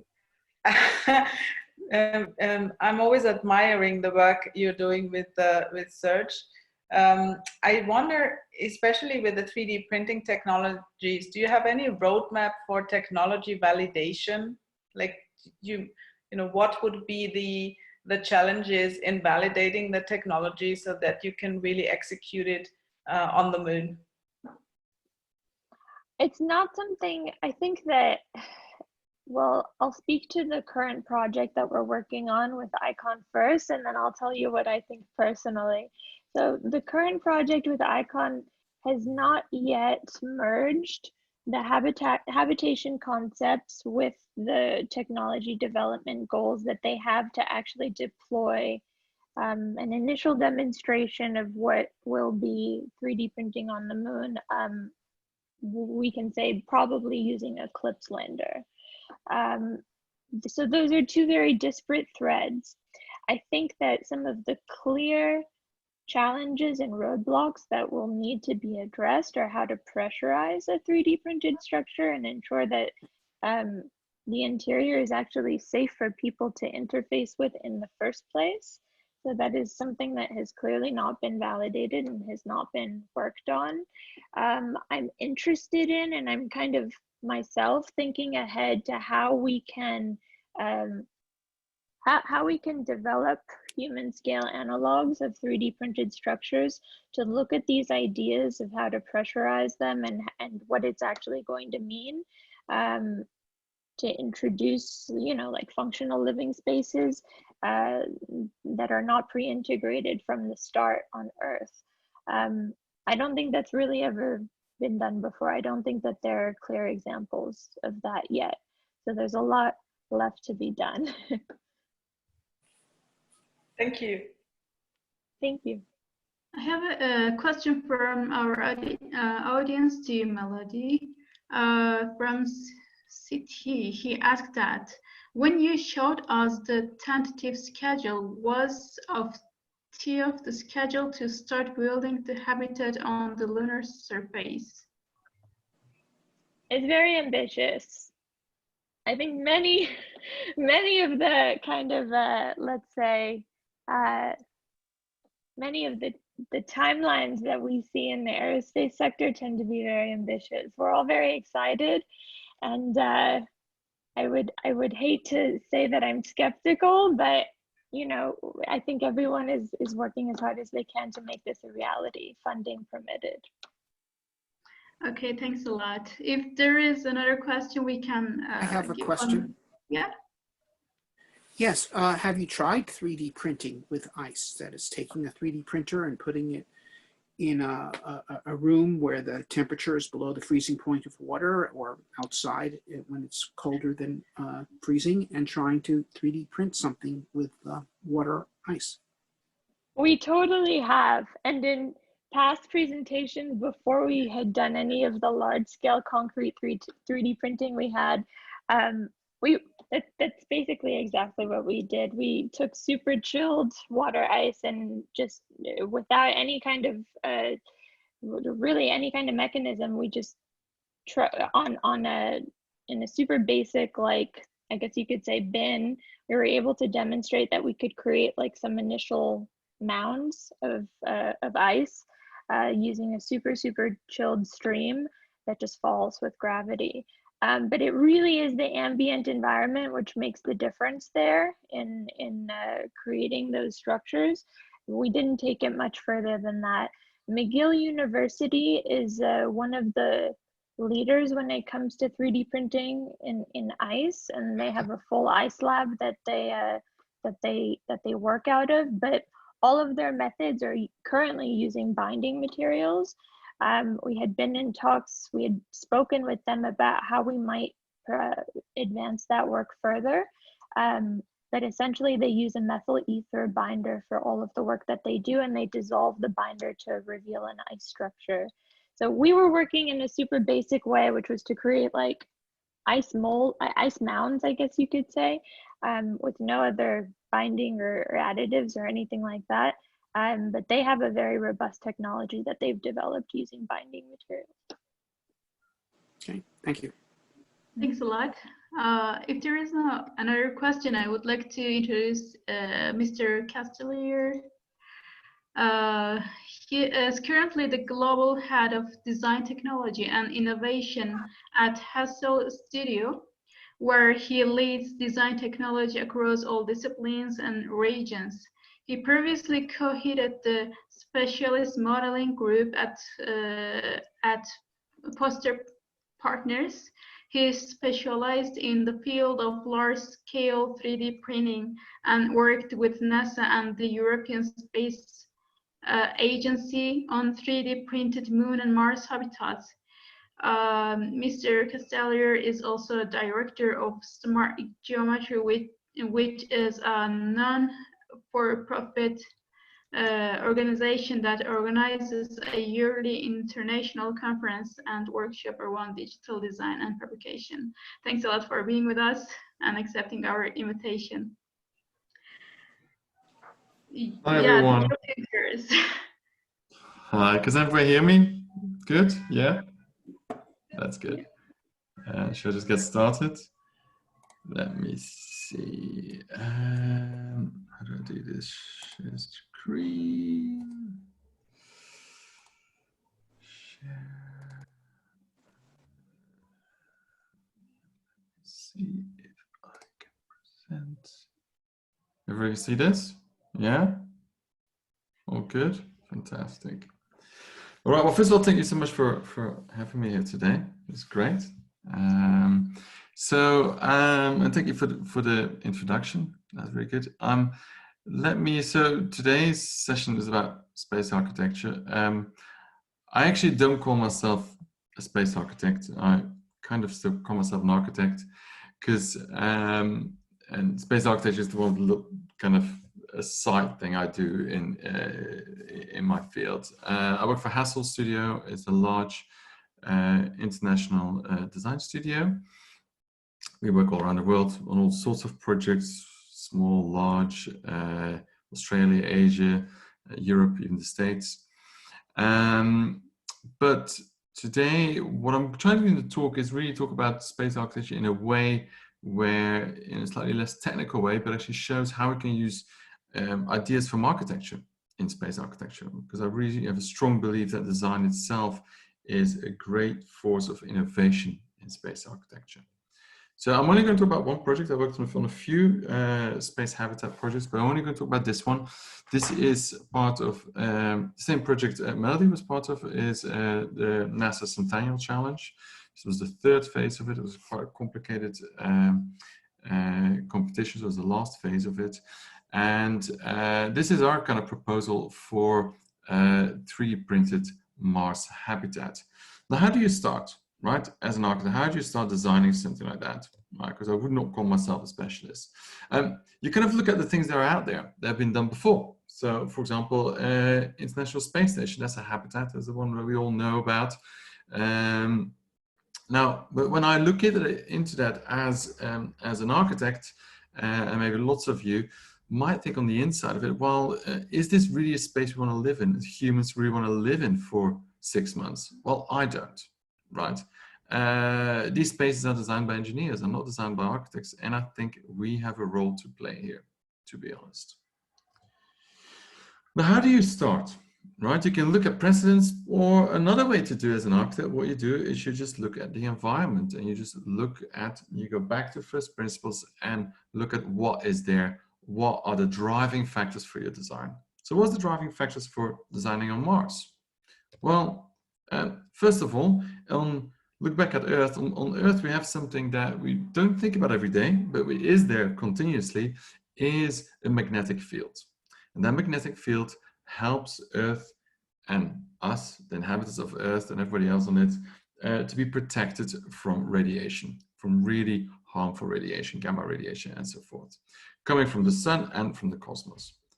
Now, Mars is magnetically dead, which means that radiation hits the surface, which means it's very, very radioactive. So how are we going to protect ourselves? It's one of the things we'll need to do. We have to protect ourselves from the radiation on Mars. Now, what else is there on Mars? Well, it's very cold most of the time. It's minus 60, 70 on average. The hottest it ever gets is about plus 20 degrees Celsius. Mainly a CO2 environment, a very thin environment, a third of the gravity compared to Earth. And it's very barren, it's not much there. It's only regolith, which we call Martian dust. And one of the issues is it's really, really far, right? So this is a picture taken from Curiosity rover looking back to Earth. Earth's just a little speckle on the sky, which means it takes about a year, roughly a year, to get to Mars, which means it's very expensive. So whatever we're going to take to Mars, we have to think about it really, really hard, that we travel as light as possible. Now we make sure that whatever we take, that we'll use and reuse over and over again. Right? Nothing we can take can just be for granted. We have to kind of really think about that. So, I don't like to look at science fiction to get inspiration. I like to look at these things. So these were people that pioneers in American West, moving west. They had to travel also really light. They had to take only a few tools with them, move west, and then be able to kind of somehow create a habitat. And how did they do that? Well, they use a very simple technique. They use these log cabins. I love these log cabins because is such a simple way of building. You just take logs, tree trunks, and by just cutting them out in a very particular geometry and stack them on top of each other, you can create a habitat, a home. They didn't need very complicated fixings, just a saw and an axe, and you can basically build one of those.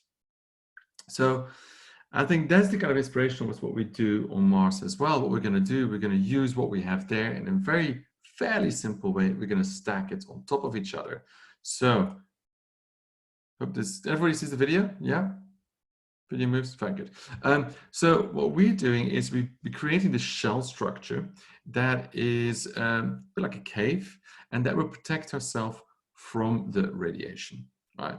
And as you see, we are, if I play it again, let me see if I can play it again. Yes, you see a little, looks like little ants building this. These aren't ants, these are robots, smaller robots, because we believe we can't bring a massive 3D printer to Mars. We have to do it in a completely different way. So these are little robots that all work together.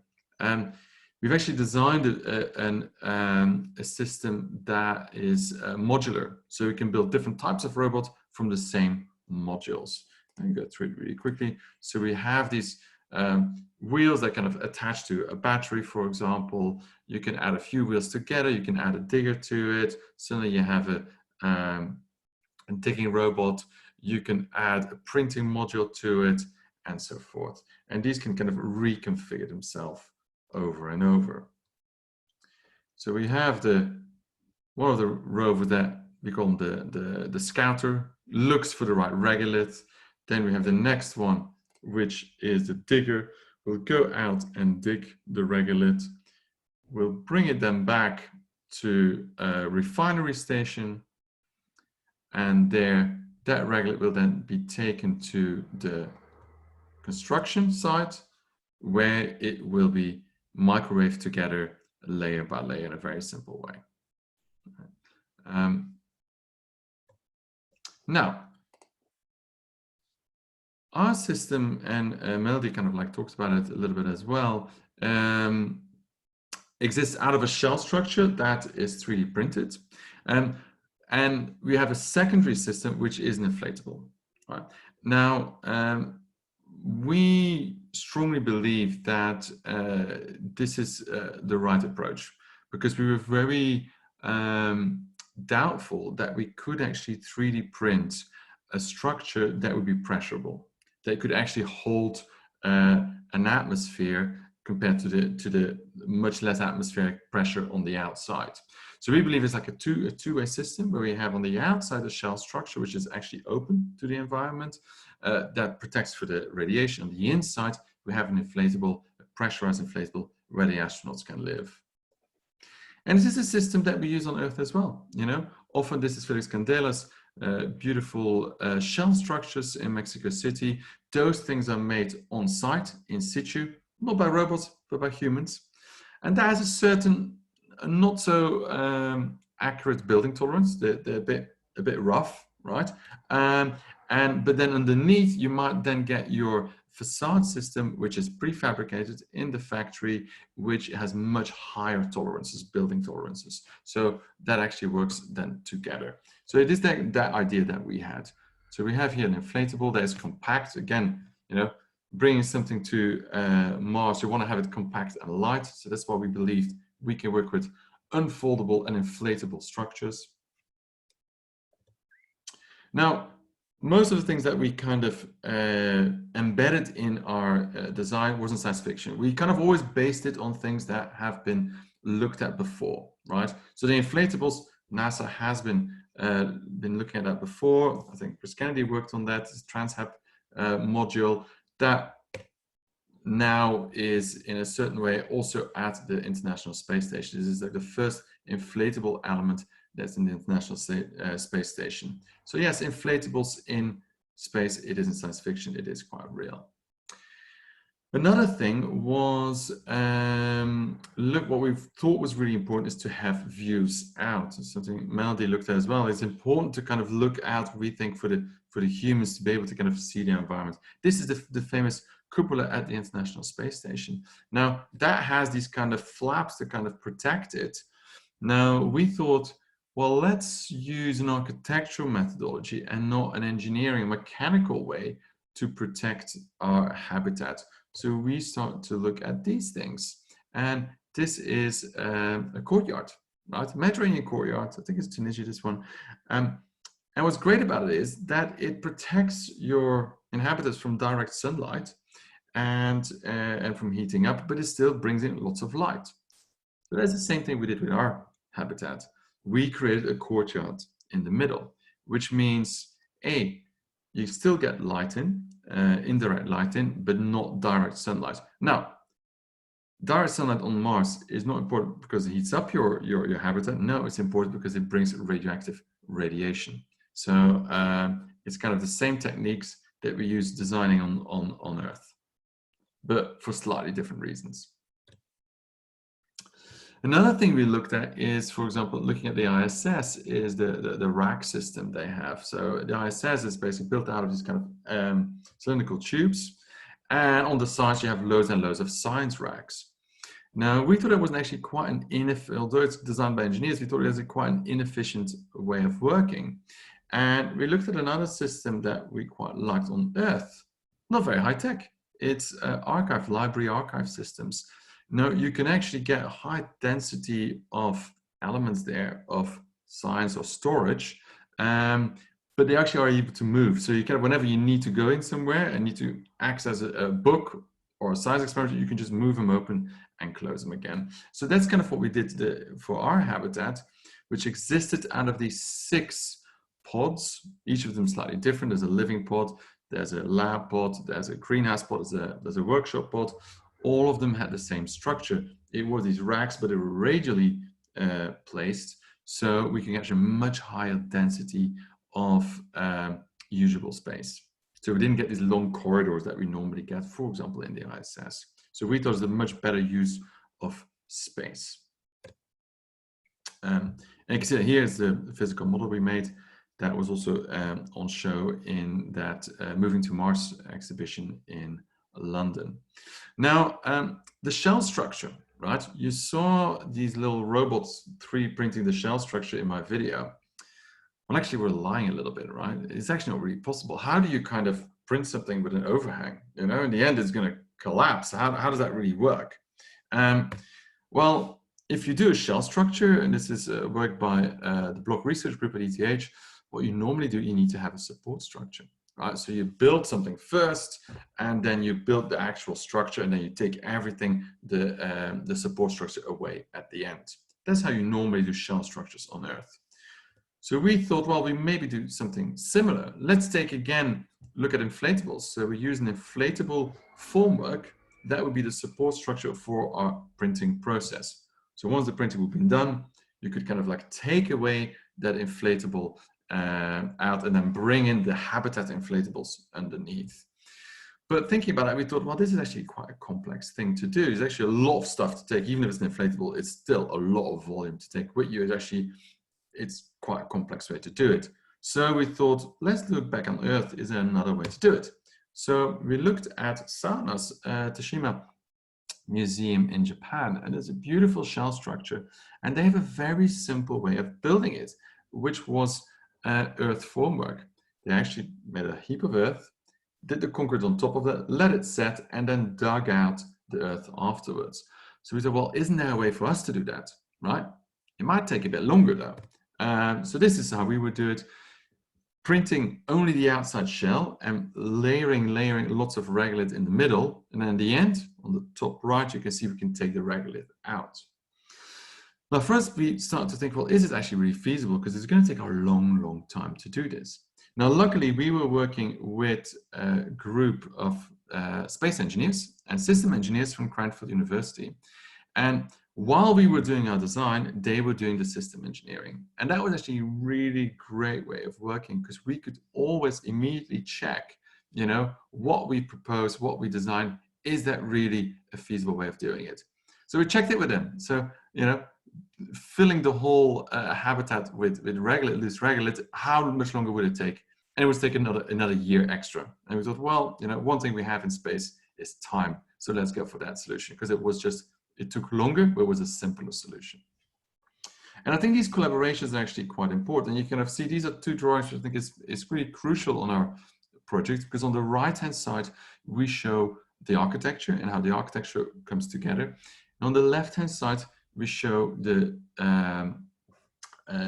mission architecture, which is how everything gets there. And I think that is actually really important when you work in architecture, and particularly in space architecture, is how does it get there? How big does it get? How small? How many launches do you get? And so forth.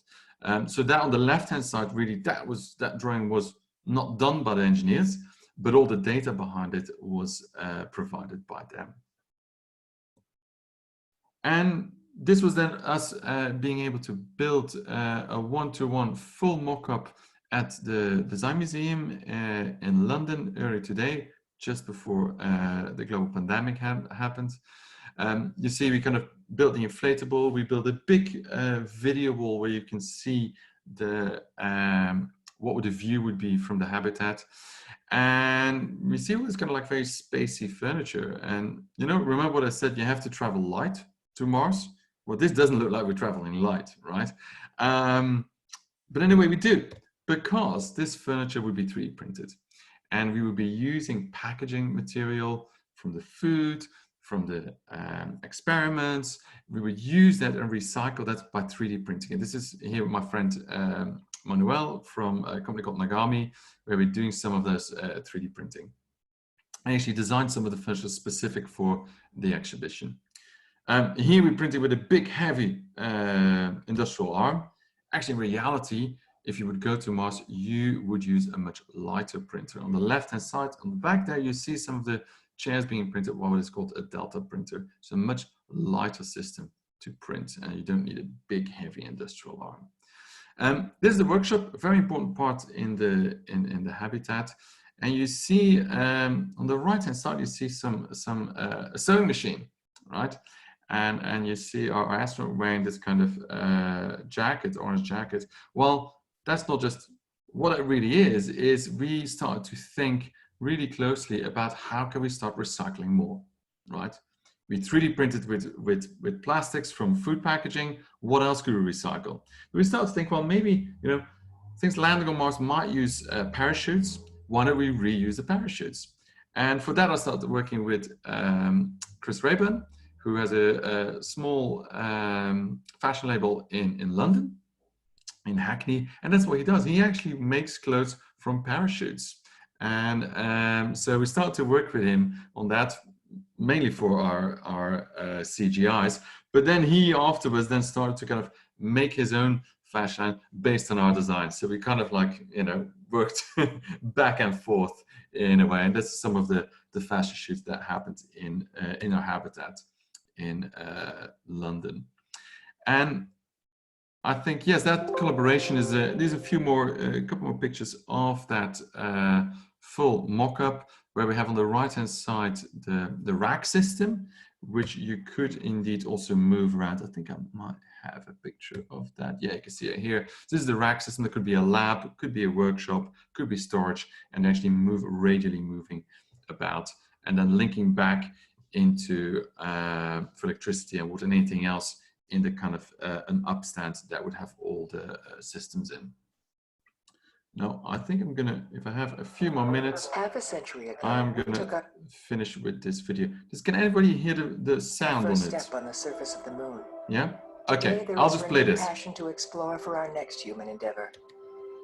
Mars, the red planet, further than any human has ever been. We face many challenges: remoteness, no livable atmosphere, high radiation, dust storms, and extremely low temperatures. Before any humans set foot on Mars, we must first design a protective shelter. We will protect our astronauts from radiation with a thick 3D printed shell structure using Martian regolith, which works great in compression but does not perform well under tension. To overcome this shortfall, we have chosen to construct the pressure-retaining parts of the habitat from lightweight inflatable pods. They will be made out of high-precision engineered composites that are prefabricated on Earth. Their elliptoid geometry will be able to mitigate the pressure differences whilst optimizing spatial planning. To create the base on Mars, we will use a two-phase approach.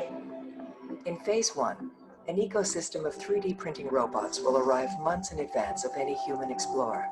They will construct the protective shield for the base by adopting a modular robotic swarm strategy, a plan that allows for redundancies and enhances the odds for success. Intelligent autonomous robots will have interchangeable roles, from battery storage to scout rovers, logistics to excavational, and even 3D printing units, all integrated with multiple cameras and sensors for navigation.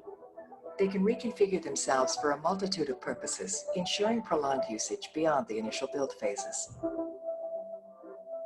The smallest configuration is the one-wheeled scout rover that uses ultrasonic scanning to analyze the Martian surface to determine the best regions for obtaining optimum regolith.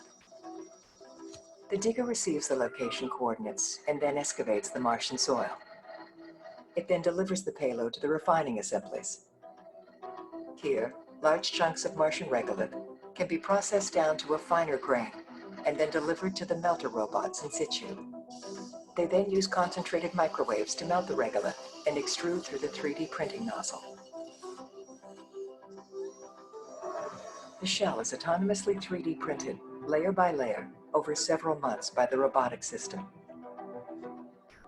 In the next phase, the first astronauts arrive with the habitation units, equipment, and supplies. The robots now take on their second life roles to aid the next phase. They come together to make flexible mobile platforms that can carry the payload from the loading zone to the base. The convoy begins its journey across the Martian surface to the habitat site. The build commences with a connector module placed underneath the protective shield and ready for inflation. The module then unfolds and self-inflates into its final form. The habitation units are then placed into position and sequentially inflated to form the completed pressurized environments. The circular layout of the habitat ensures continuous accessibility of the habitat in the event of a catastrophic failure. Each connector module houses 3 integrated environmental control life support systems, delivering essential services like power, water, data, and oxygen to all the habitation units. A circular conduit delivers these services to multiple endpoints in each pod. The base will be remotely powered by 2 nuclear kilopower reactors and a solar farm, located a safe distance away from the base. In the next stage, the astronauts will construct and install a flat-pack, rail-based racking system capable of connecting to the distribution system, enabling spaces to reconfigure according to their spatial needs. This modular and radical design principle has been adopted for all the habitat pods, ensuring multi-use, reconfigurable environments. A Martian base should not just be a habitat. It is home for the astronauts. Each pod expresses its own identity, quality, and character. A highly functional design which places the human experience at the core. Spaces include a state-of-the-art research laboratory, a hydroponic greenhouse, a fully equipped workshop with digital fabrication facilities, the sleeping quarters with gym facilities, and immersive virtual reality platform. We believe that the key to success of human habitation on Mars is the health and well-being of its residents. Creating a place where work, life, and living combine holistically to ensure they feel connected to each other, to themselves, and somehow to their distant home.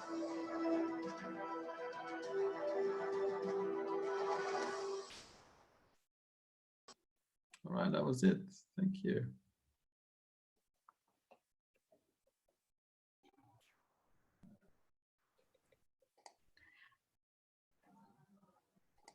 Yeah, thanks a lot for this precious presentation. All the projects really a lot encourage architecture students to be a space architect as soon as possible. So is there any question for Mr. Castellier from our speakers, maybe? If not, I can pass to Olga Banova.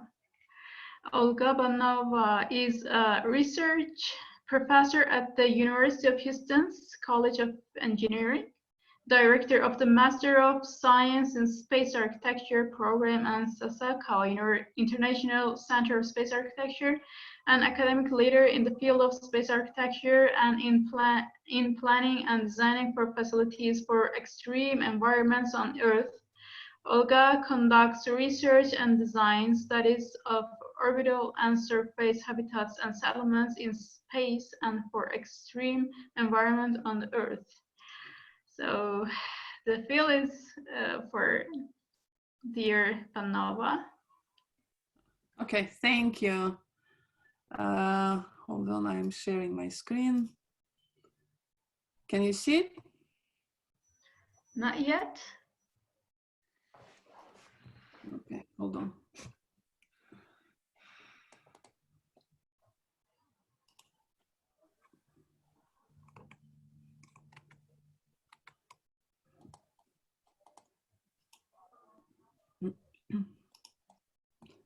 Okay, now you will see it. Yeah. Okay. Yeah. Okay, thank you very much for the introduction. And it's a great company here. I'm glad that many students are here interested in this, in the field. So when I thought how I should title my presentation, so I was like, oh, I'll go simple. What is space architecture? So that's we have been teaching and having this program since 2003, but the center was created much earlier than that. So, and the founders of the program of the center, Git Trotti and Larry Bell, so they actually worked on projects for Space Station Freedom, and which eventually transformed and became the foundation for the idea of the International Space Station. Okay, let me progress. So, but first of all, so why space architecture, and why even human space exploration? So that's very important to understand when you start designing it, why you're designing it and for whom you are designing it. And as architects, we are always interested in our clients, right? So we always need to find out why we do it, where we do it, understand the environment and understand the personalities and people and what they will be doing there if they go there. So having this understanding of why we go in space helps to better understand how the overall mission can be planned and how you can design better to fulfill those the mission's goals and objectives and support the humans during this mission, space mission, or when they will be living for a long period of time on the surface of other planets. So here is the list that actually I continue modifying and changing. And usually when I talk to students, I always ask, okay, tell me why else we should go. Exploration is good, of course, but it shouldn't be just exploration, or only exploration. It should be something else. What we learn, why we're going there, why we're doing it, why we will be building structures there. Because to go there, and this was rightly just described in the previous presentation, it's very difficult to do it. There are many challenges you need to overcome when you decide to go to space. Even if it's not a human space flight, a robotic space flight, it's still very high launch costs. It's risky. You have to provide support for the crew. You have to protect the crew. You have to feed the crew. You have to make them happy so they can work effectively and efficiently. So all of that is important. And when we go into space, need to think about how you can protect and what is the environment offers you at the same time what the environment actually, how it challenges you, and how you can respond to this. So that's not an easy task. Because when we launch anything into space, we have to comply with restrictions of the payload restrictions. And here is just the comparison to other, let's say, transportation systems on Earth. And when we're talking about extreme environments, how we transport there, it's also always challenging. But compare what we can do on Earth going to Antarctica, Arctic, or like any difficult and challenging places, comparing to what we do and have to comply with when we design and go to space. That's a big difference. And also thinking how long it will take to deliver and to for resupply missions and how often it can be happen. That's another challenge. So here is ISS, the International Space Station, compared to different other locations on Earth. But this is ISS. If we go to the Moon and Mars, it's even more strict and it's even more difficult. And to support the space mission, support habitats, support people, first of all, we need to think about power, how much power we need and how we will provide it. What is the life support and how much we can provide for the life support. What are the robotic capabilities? We cannot go without robotic capabilities. That has to be advanced. All this technology has to be very advanced, as you saw for 3D printing. That is heavy equipment, heavy machinery has to be launched and then landed and then deployed on the surface of Mars. So it's not an easy task. How all the repairments and maintenance, how resources should be on the surface of Mars or Moon or asteroid or Phobos or Ceres or Titan, if we go there eventually. So what can be done inside the habitat, how we can, again, use our resources in the most efficient way. And again, the mission is only successful when the crew survives, right? And we always want them to come back home safely. So that's the thing, how you can provide for that. So I'm talking about power sources, not only to supply and support all the equipment on board, but also how you talking about space flight, what kind of propulsion system you use, how you build it all together as a spacecraft that will deliver your payload and your crew to the destination where you want to go and back home safely as well.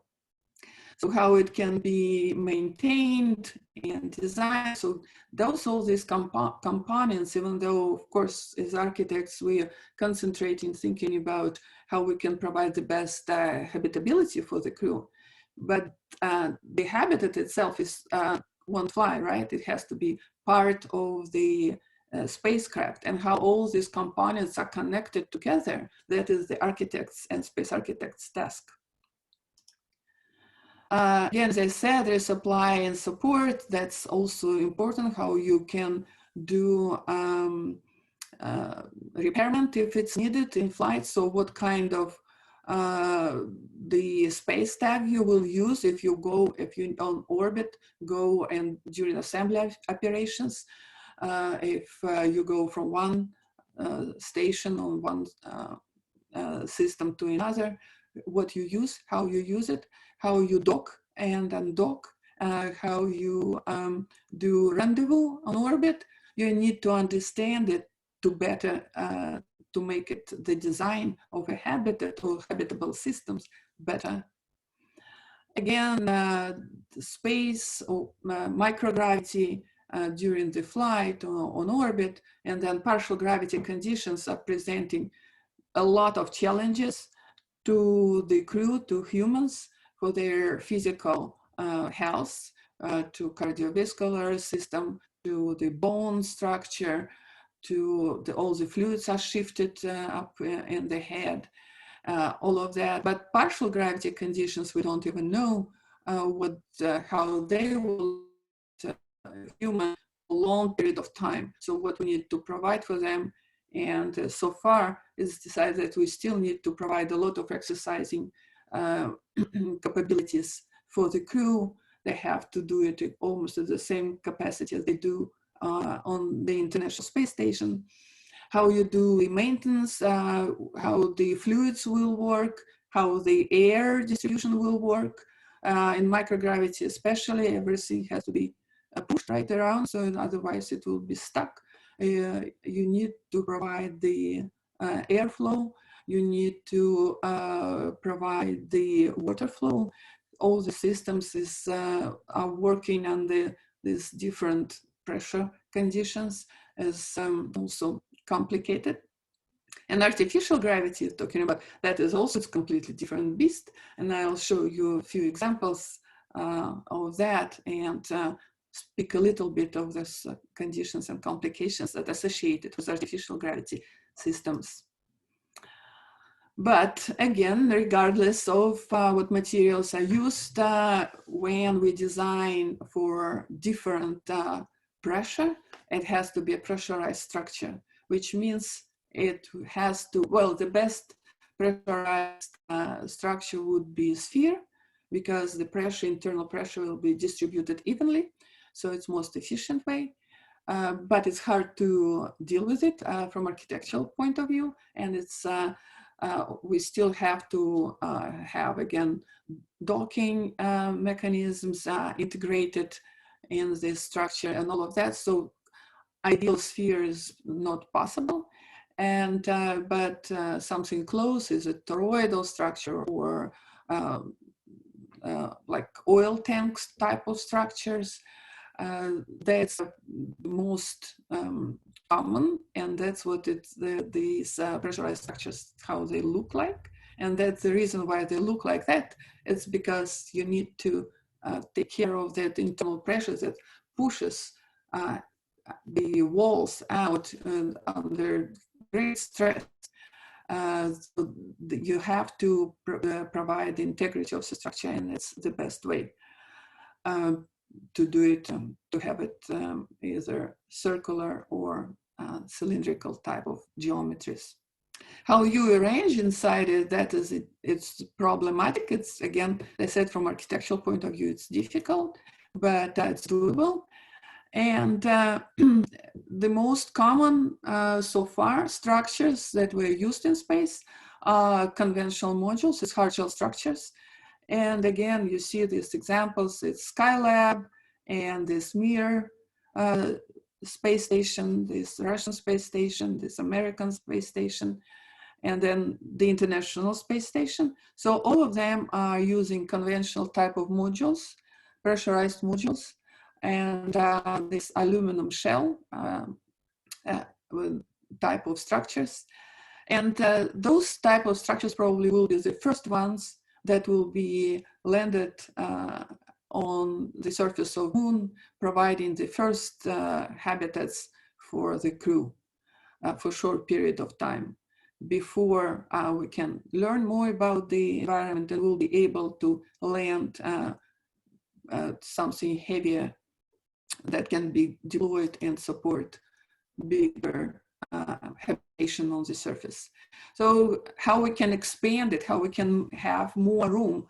Okay, we may just do a telescopic type of structures, but they have their own issues because they become quite heavy. It's one in another one. They give you an opportunity to pre-integrate a lot of systems inside the inner portion of the module, but they will be quite difficult, especially on the surface, because you will have to provide the support of this telescopic part of it. And it also adds the weight of the structure. These, of course, our favorite and our beloved inflatable structures, it seems they can solve all our problems.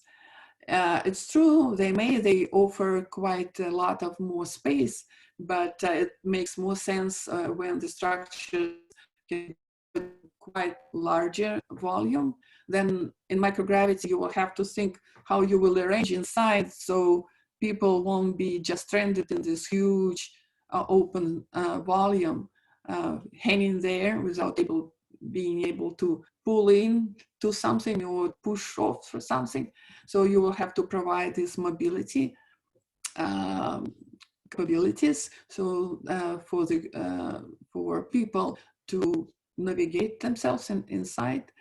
On the surface of the planet, of a planet, that will be another thing, that because you have to bring all the equipment and pack it inside the core or somewhere, and then you need to bring it inside after the inflatable is deployed. So how you will and what you can pre-integrate in this core of the inflatable or part of the hard shell portion of this where inflatable will be deployed from, that's also not that easy, and it's not challenging. Also remember that the walls of the inflatable structure is not just one layer of fabric, it's quite thick structure. So packaging is a big issue, and how much you can pack and how much you can put inside your launch system is also still a challenge.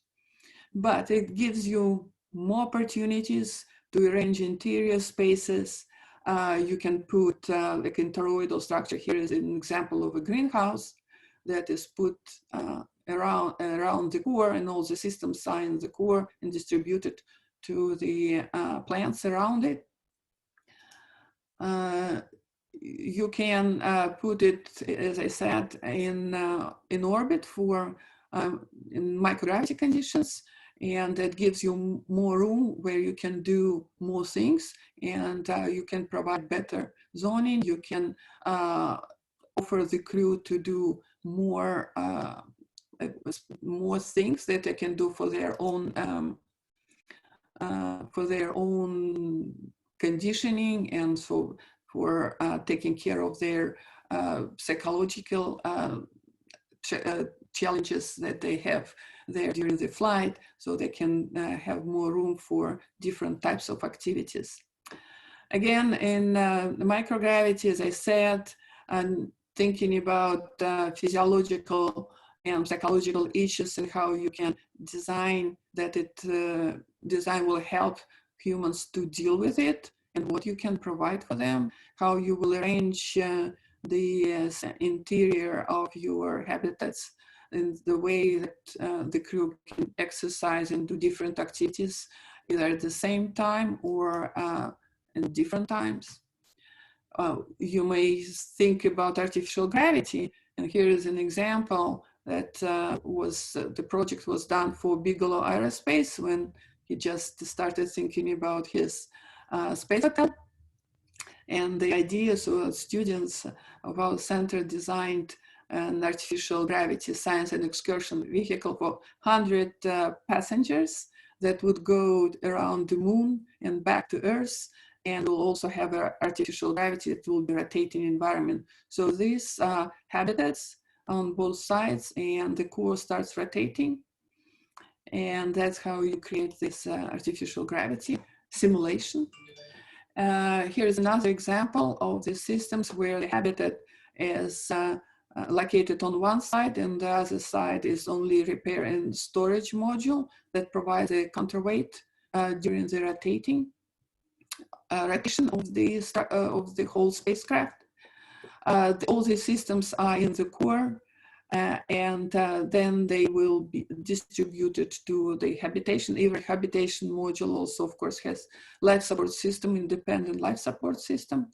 And for periodical maintenance and repairment, so they will have to be retracted back to the core. So it's constant changes between microgravity conditions and artificial gravity conditions, which is not easy tasks, not only for humans, but also for systems. So before building something like that, and it's very huge and big structure, we need to test it. And so this another project was master thesis of one of our students, and proposing a testing test bed for low Earth orbit, where we can test for short periods of times how systems will work, and then also see how humans can adapt for rotating environment, especially if they change their orientation within the habitat.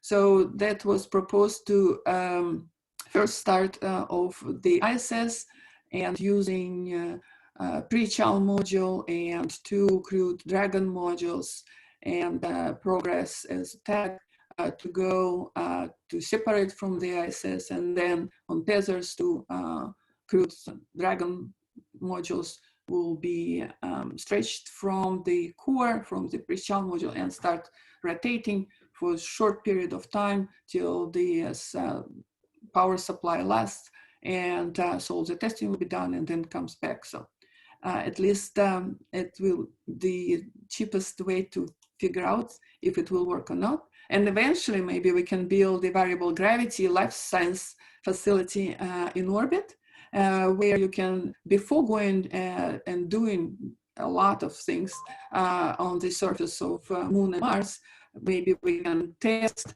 in orbit, and here is in the core it will be 0 gravity conditions, so microgravity conditions, and here is 1/6 of gravity, and here is 1/3 of gravity, where we can test the systems before going to partial gravity conditions on those celestial bodies. Again, we already talked about radiation, right? And radiation, micrometeoroids, and extreme temperatures, also challenges related to the environment that we have to deal with and design for on Moon or Mars or anywhere else outside of Earth. Then inside, of course, it's confined spaces, the very challenging terrain everywhere there. There is no infrastructure unless we build it, right? And from the very beginning, there are very scarce resources. We don't know what we will find out there till we go there. And there is almost, well, only transportation we will have. We have to bring it with us. And probably we will start with unpressurized types of rovers first, before we have pressurized systems there, mobility systems there. So of course, 3D printing, it will be cool.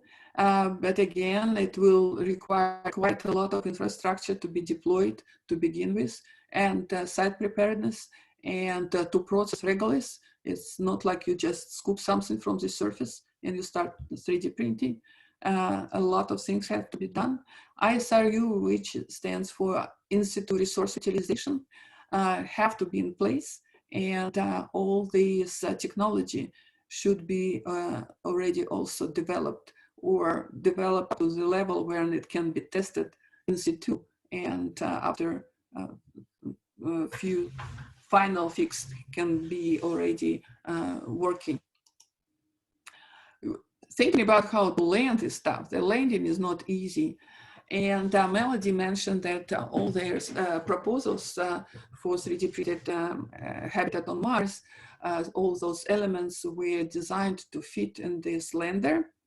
Well, the lander is not there yet, so it has to be designed still. Still will be a huge thing probably that will land on the surface, how you even put stuff from the lander down. So every single element needs to be thought through from the very beginning to the very end of its life. So when it's designed, when it's built on Earth, when it's launched, how you transport, how you land, how you take it down, and how you operate it, maintain it, and all of that stuff. And believe me, that's all architects' tasks. Okay, for radiation, maybe we bury systems under regolith, but without retaining walls, it can become quite a huge structure, and also will require a lot of 3D print, and also will require a lot of time and resources. Or we can have deployable shelters inside the habitats to protect the crew from solar particles events, since they only last for some relatively short periods of time and only periodically happening. But cosmic radiation will be an issue anyway, it's always. Or we can adapt to local topographies and think how we can use what is already there to our benefit and build, for example, on the side of a crater, or thinking about the whole habitation going in where we have ISRU and water resources down in the crater, and building our power supply, power production plant outside where we have a lot of suns. That's, for example, in case of moon locations. Or we can use ridges on the moon also for radiation protection, or as a protection from, for example, kilopower plant, or from landing ejecta. So this is an example on this, for example, on the slide or slope of a crater design, or maybe lava tubes, but lava tubes is also very unknown environment. We know even less than we know about surface of Mars. We don't know what to expect there, don't know how big they are. Still, you need to bring things in. You need to provide communication with those things. You need to deploy them, maintain, and how you will do it is also quite a big challenge. But perhaps, again, we start small and learn more about those, and that will be a good idea. So here is this Artemis landers for sustainable lunar base. So these 3 landers that NASA chose to compete for landing system for Moon.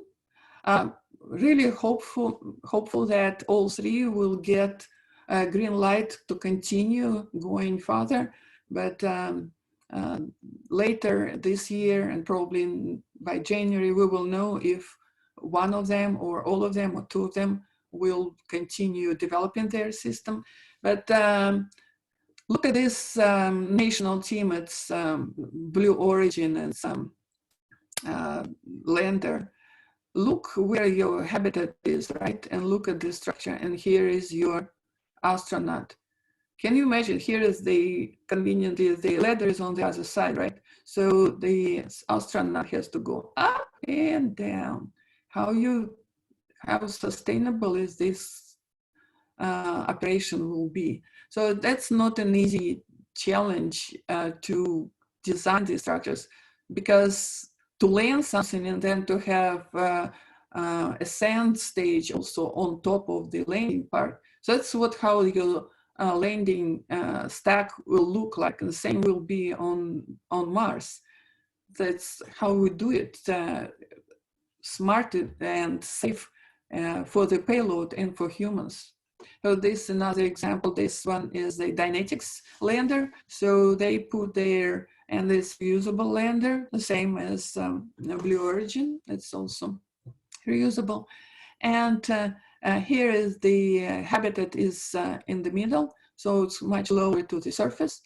And the landing structure and engines are on both sides of the habitat, or any other payloads, so these reusable things.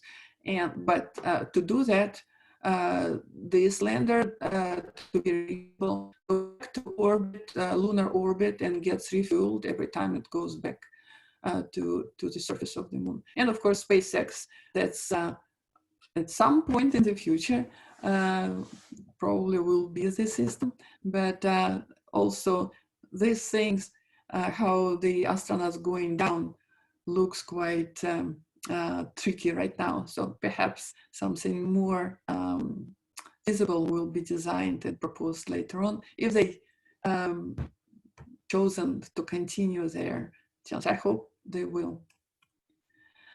And so here is the end and my presentation, and I'm open for the questions. Thank you.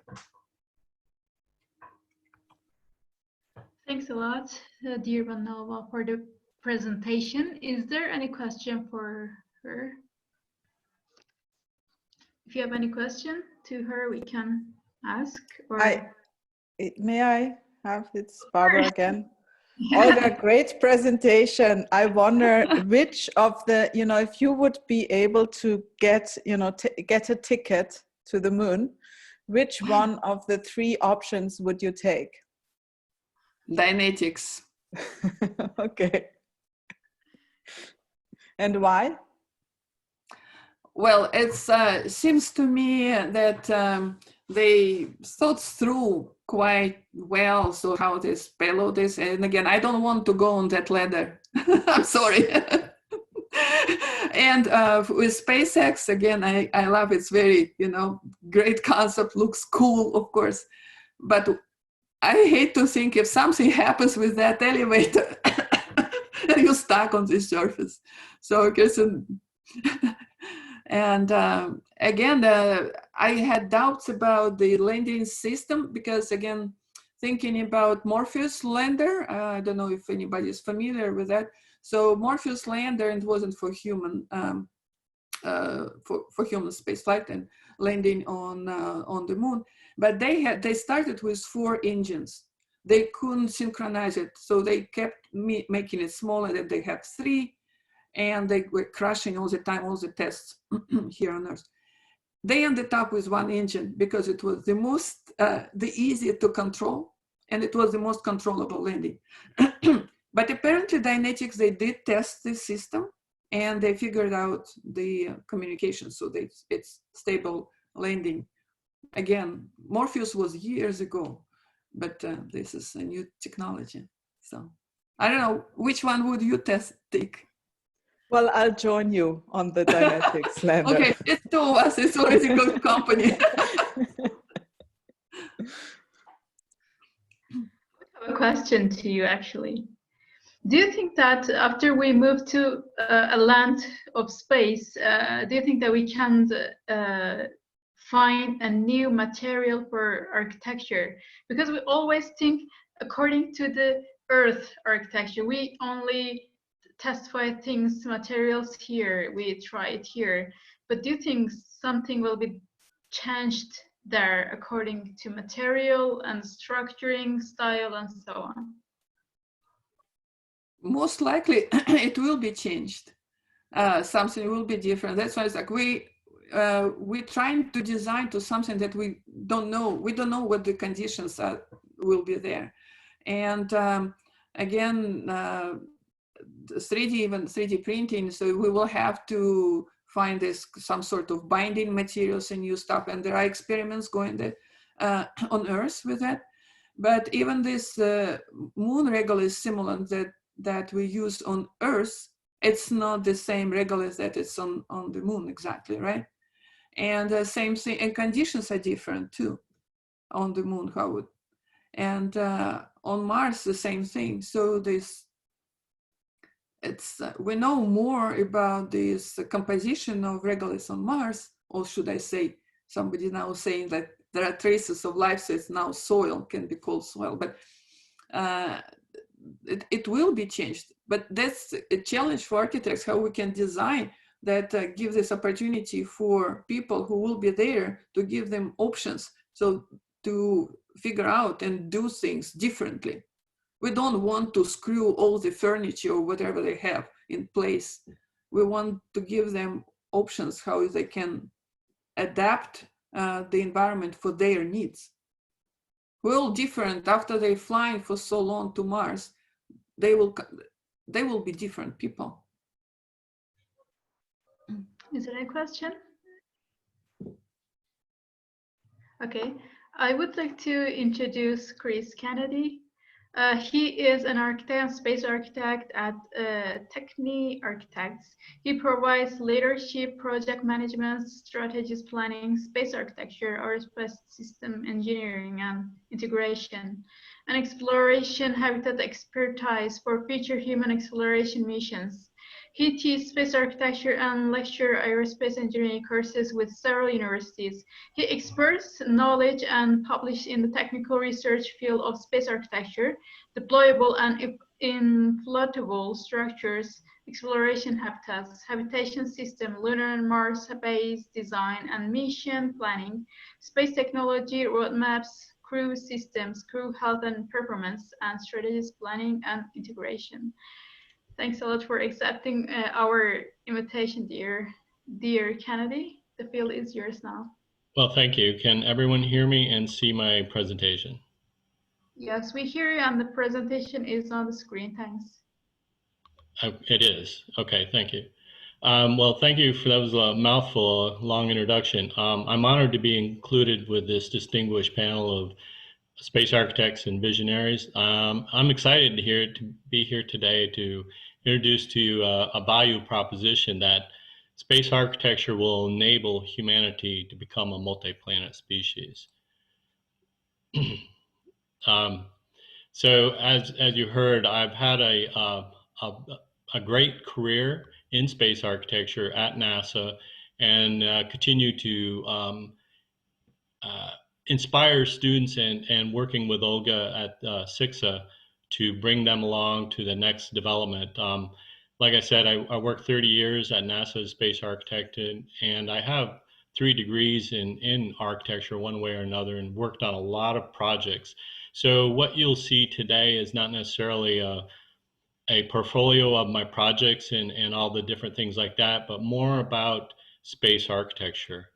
So space architects will enable, human exploration, and it's really about understanding sustained human presence and Earth independence.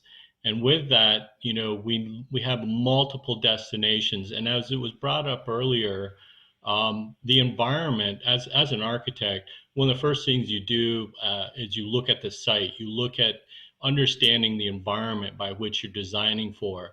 And as part of that is also understanding the human experience, the human, what they're doing, how they're doing it, and where they're doing it, and why they're doing it. And so when you look at all these different destinations, there are a lot of different designs that you can come up with, as we've seen today. There's an old joke, if you ask 10 architects to design a house, you get 10 different designs with the same requirements. But of course, and so I don't think that there's particularly a right way and a wrong way about doing this.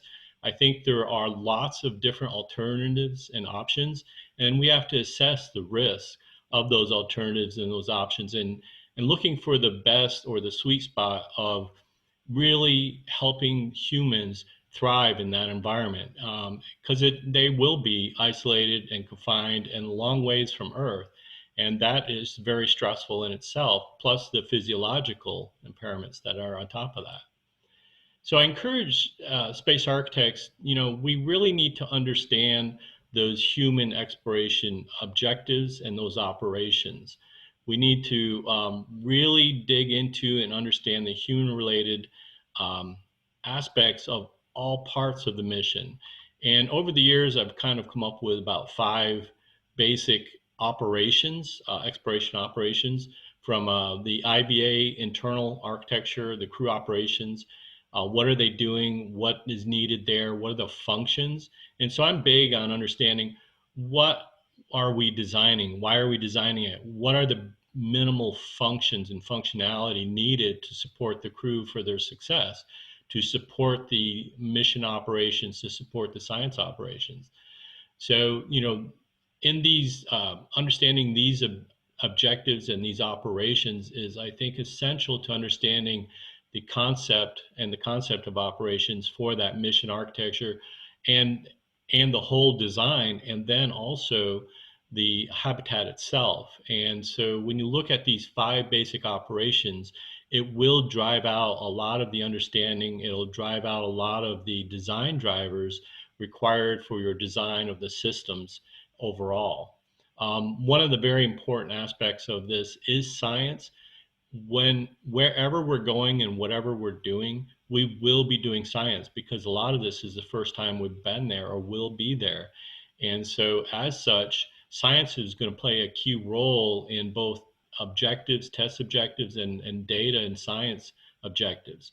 And we need to consider that. And then there's the whole logistics and maintenance operations. From this maintenance, resupply and spares, serviceability, and really it becomes more of a understanding of the human-centered design. How are the humans interacting, and robotic systems interacting with all of these different operations, the different aspects of this? And once we, as architects and engineers, systems engineers, understand this, we will have a better idea of the functionality and capabilities required for the system that we're designing. As space architects, we perform mission architecture analysis and do master planning. And for surface spaces, we really need to start thinking about master planning and understanding your end state, not just from, so you have your initial landing like Artemis and you plop down an initial habitat module capability, but where does it go from there? What's the next flight?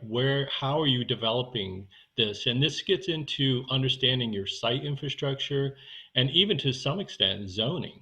So we really should be pulling on our terrestrial architecture teachings and knowledge from the centuries of learning, and also the International Building Code, and see not just from a NASA standards and NASA building perspective, but from human here on Earth architecture building perspective, and see what of those standards and codes would be applicable. This has not been done before, and I think as we move forward as architects, we have a responsibility to really begin to bring our earthly architectural experience, merging it with the space environment, the space architecture goals and objectives that we want to achieve.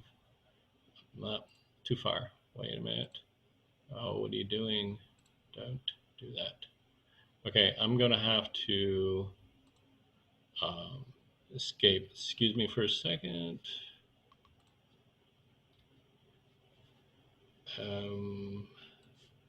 Sorry about this. I'm going to do this because I'm losing my chart. Okay. Sorry about that. So can you still see this? Yes? Okay, good. Sorry. I don't know why I was skipping that.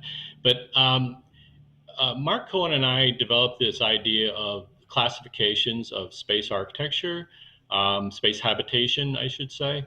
And really, we started developing this classification as Class 1 as a pre-integrated modules, probably hard shells with everything already done. And then there's a Class 2, which is your prefabricated but deployable, destination deployable. And then the Class 3 being some sort of in situ derived, and we saw many good examples today from the previous designers and architects. And here's some of the key characteristics of pre-integrated, prefabricated, and ISRU derived. I think one of the interesting aspects of this is I really see space architects and architecture really starting to take a bigger role per se in the Class 2 and Class 3, especially the Class 3. The Class 1, and I worked on many of those designs with at NASA, and it was heavily dominated by engineering and engineering perspective. And even the internal architecture to some degree was heavily dominated by engineering. And it was pointed out earlier that if you looked at the internal architecture of space station, it's not a desirable place to live, especially long-term isolation confinement. And I think that's where we need and will need to have this aspect of architects and space architects taking on a more bigger role, especially as we start moving towards these Class 2 and Class 3 type of structures. Okay, let's see if I can get this to work now.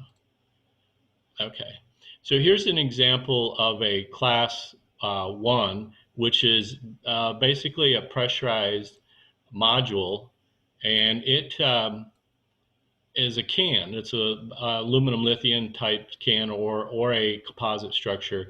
But in essence, this is an example of that pre-integrated module, but here again, heavily dominated by aerospace engineering design efforts. And we really need, and to some degree, the human-centered design and space architects were in the back seat on a lot of these Class 1 type of modules. Now with Class 2, example was the ISS TransHab, which I worked on many years ago around the year 2000, 20, oh my God, 20 years ago. Anyways, that was a great example of really thinking outside the box. And, you know, I had worked on inflatable designs, inflatable habitats, when I first initially started working at NASA in 87, 88 timeframe. And it became evident that the architecture, especially the internal architecture, which is so important, was much more, you could do a lot more with it. You could add more flexibility, but more volume, because the payload of your launch vehicle back then was much more limited to the size of the space station modules from the orbiter payload bay.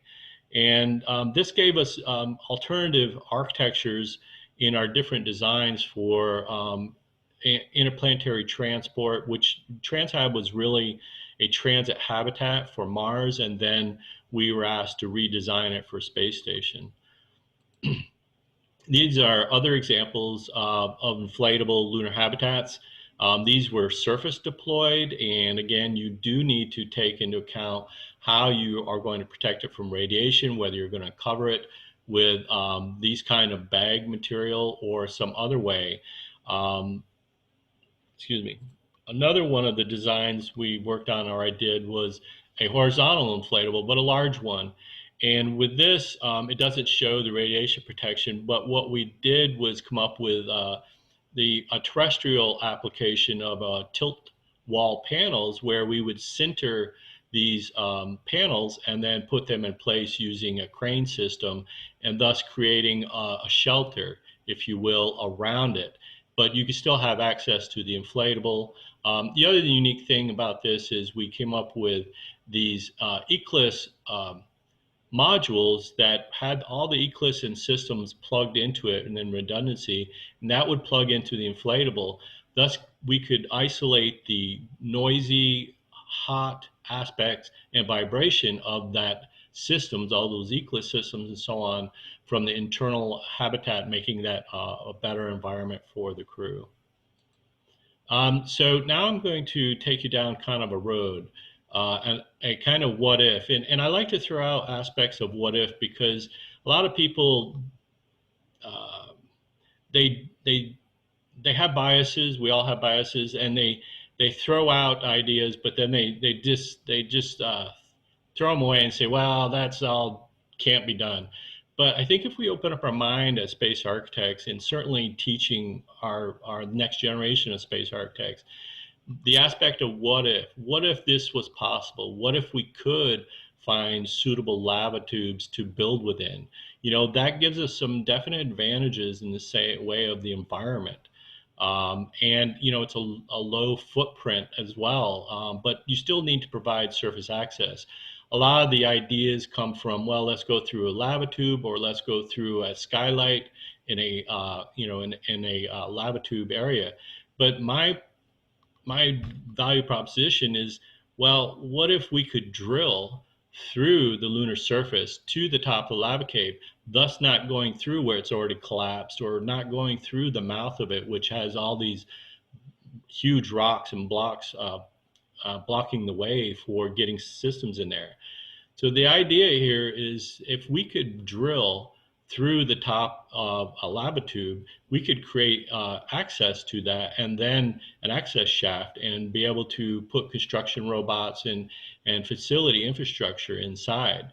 And, you know, the oil company, and this is where I think, as it was mentioned earlier, we need to also pull on terrestrial design and applications like the thin concrete structures, and look at how we can take that technology from the oil industry, for instance, or the mining industry, and use that technology to create these permanent capabilities, permanent facilities on the Moon and Mars.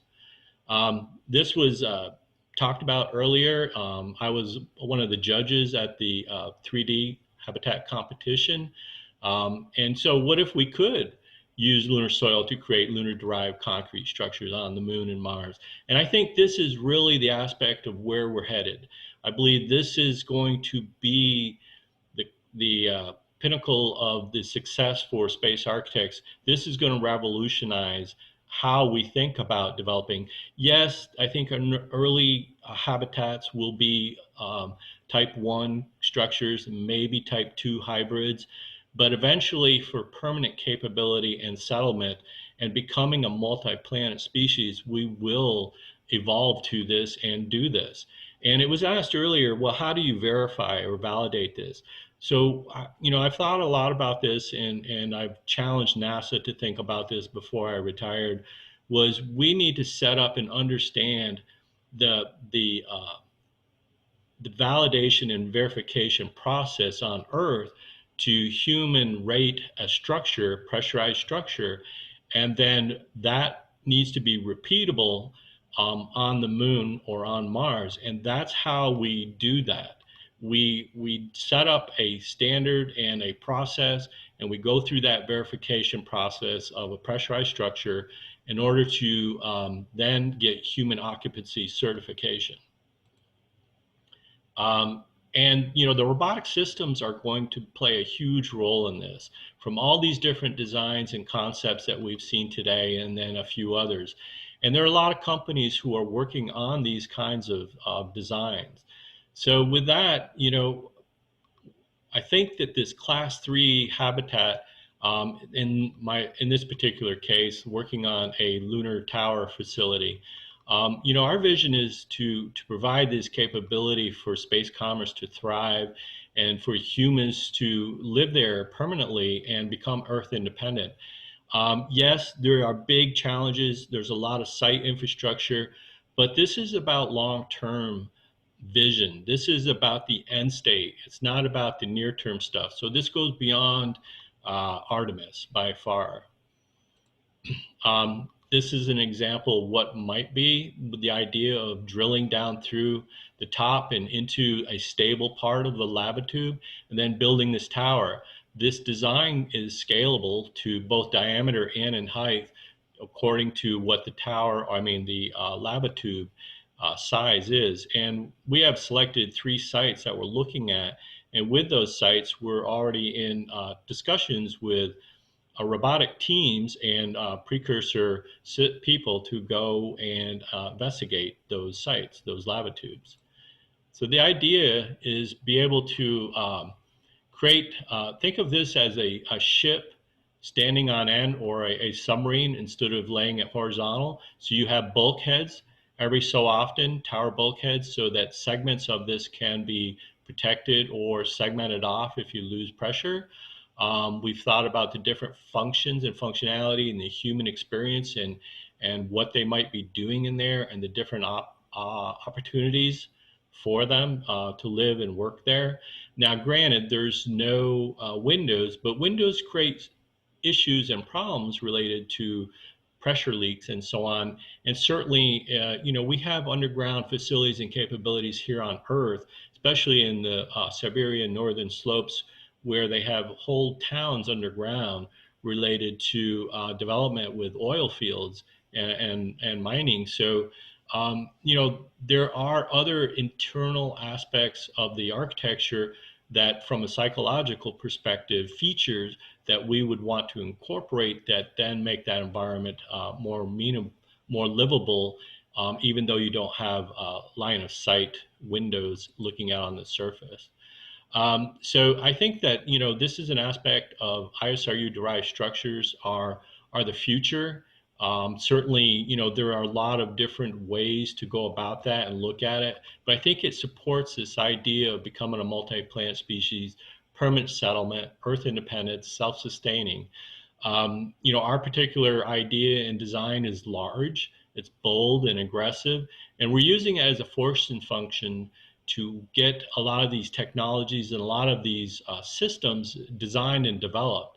So it's kind of a paradigm shift in that we're trying to force a new way of thinking about developing and settlement on the moon and Mars. Part of my understanding is this aspect of human evolution and architectural evolution. And architecture, when humans were first evolving and maturing way back then, you know, it was about human shelter and basic needs and human needs and shelter. And, so caves were ideal for getting us out of the elements, out of the environment, and working and living within those. As humans evolved, so has architecture. And there's this aspect of this linkage between humans and architecture. And as we continue to move forward, you're going to see this convergence into space architecture. This aspect of nature is part of our human DNA. And so when we relocate and become a multi-planet species, we still will need aspects of this nature. It's our DNA is not going to change per se overnight, and we will need to think about the psychology of the internal architecture, think about biophilia and bringing nature with us, using the idea of bio-inspired technologies, and keeping in mind those support needs. There's 9 specific support needs that is very important for humans that you need to address to make a space or a volume livable and workable, and something that meets those needs. So as we move forward to a multi-planet species, we'll be thinking about this as a planetary architecture, and think about the psychological support needs that are so important. So I think, my value proposition that space architecture will enable humanity to become a multi-planet species, because space architecture is moving to the forefront. We're seeing more and more evidence of that over the past 5 years plus. I think space architecture is a renaissance of the traditional Earth-based architecture, but it's an evolution of the profession. Providing humans with shelter and protection and their physiological and psychological health and well-being. It has evolved alongside humanity, and I believe we are at that tipping point with space commercialization and space architecture convergence for humans. The psychology of the internal architecture is so important. And this is an area that we need to do better at and do more work on. And that's the whole aspect of human-centered design. And then space architecture is a paradigm shift. The shift towards partial gravity planetary architecture and looking at Earth-derived hybrid mechanical, electrical, and plumbing systems, not just the aspects of space station derived systems. And I also think we need to then pull forward the whole aspect of international building codes and standards and understand them and look at how they may influence the design of these structures. So space architecture, is about establishing standards and codes for humans. It's heavily in the aspects of human system integration of missions and the requirements definition. It promotes human-centered design of mission architectures and related support systems. You absolutely have to understand that. We need to do better in the psychology of the internal architectures to support the human psychological and physiological well-being. And then it's about providing human systems, habitation systems, and space architecture design and planning. It's bridging that gap between terrestrial architects and space architects. And as someone was saying earlier, he's just an architect. He's not necessarily a terrestrial or space architect or whatever. I've been a licensed architect since 1995, and I primarily call myself an architect. But in this environment, I call myself a space architect. So I think the journey begins with an inspiration, and we've all seen many inspirations so far today. And I dare everyone to dream and be inspired and inspire others. And for those out there thinking about careers in space architecture, a space architect career opportunities are there, and many more are opening up. And I see this as a wonderful opportunity for the next generation of space architects, if you will. We all need to have that desire, drive, and determination to succeed. If you want to find out more, and I have some lectures on my website, you can go find out more here or email me. Thank you so much. I appreciate your time. Thanks a lot for this great presentation. Is there any question for Mr. Kennedy? I've got a quick one. Yes. Hi, Chris. Thank you so much for this presentation. I really loved it. Quick question around, you mentioned it for class 1 habitats that architects seems to be in the back seat, right? We're not the ones in charge on how they get constructed or designed. It's kind of a weird thing because I think even if you look on Earth where you see habitats in extreme environments with high levels of prefabrication, I'm thinking, you know, Halley 6 on the Antarctic, the Elizabeth Station on Antarctic, all these things, architects are in charge, right? So why do you think it is, it's a big frustration for me as well, that we are in the back seat? And do you think we can change it or not? To answer the second part of your question, absolutely, and we are changing. You know, I'm seeing the evolution. I've been in the space architecture business more or less 34 years, 35 years, 30 years at NASA. And when I got to NASA, when I was hired, I was basically hired to do artwork and that kind of thing. And so I was coming into a heavily dominated engineering profession, you know, the NASA and human spaceflight, and it was heavily engineering oriented. And the idea of architects and space architects being involved and being in charge scared them, honestly. And so they, you know, and so this is only my own perspective, obviously, and everyone's got different stories, I'm sure. So I fought that resistance for years and years, and I had to really work extra hard to prove myself that architects and space architects had value added to the design, the project, and the strategic thinking and system thinking. And that aspect took many years to really gain their trust and their respect.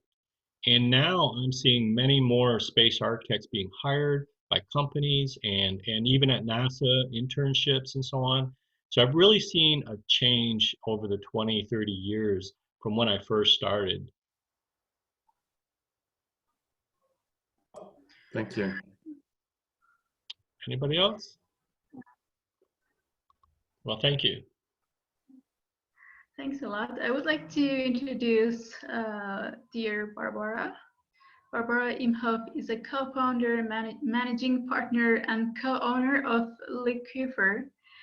In the last 20 years, she has pioneered the field of space architecture in Europe and is a founding member of the American Institute of Aeronautics and Astronautics Space Architecture Technical Commit.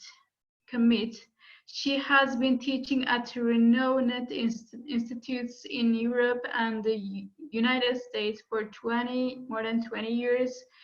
Educated in Vienna, London, Los Angeles, Strasbourg, Barbara has multiple degrees, including a PhD. She has been exploring remote and extreme landscape of the Alps since childhood. More recently, she has taken to exploring the subsea and underwater worlds. Thanks a lot for accepting our invitation. And I really wondered what is the meaning of Liquifer. Oh, yes. Well, first of all, good evening from Vienna. It's a pleasure to be at the Stardust Space Architecture panel. I think it's a great conference. And I'd also like to thank my pre-speakers because they have been, Olga has been doing a great introduction to space architecture, covering many topics, and Chris has also talked about mission architecture, with which I'm gonna start with, and the space architecture framework. And then Melody and Xavier, they were taking up a lot of 3D printing examples, which I also, we'll talk about. What you see here is a picture of a Mars base. Okay, let me try to stop this. This is sort of in an automation mode. Oh, and Elif, your question, Liquifer, where's Liquifer coming from? It's actually, it's actually, maybe I'll have to, let me just check this because there's something odd in this presentation. Okay.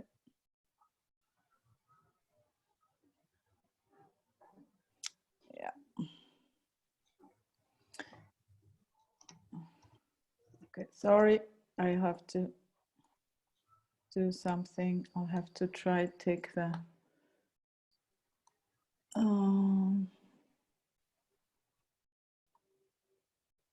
time away, but I can't find it right now. I think you should go to start first and then. Okay, I'll improvise with that. Let's put, so I'm not gonna, sorry for this. Okay, so yeah, Liquifer comes from an alternative mass theory, which of which I read many years ago. It has to do with the carbon dioxide,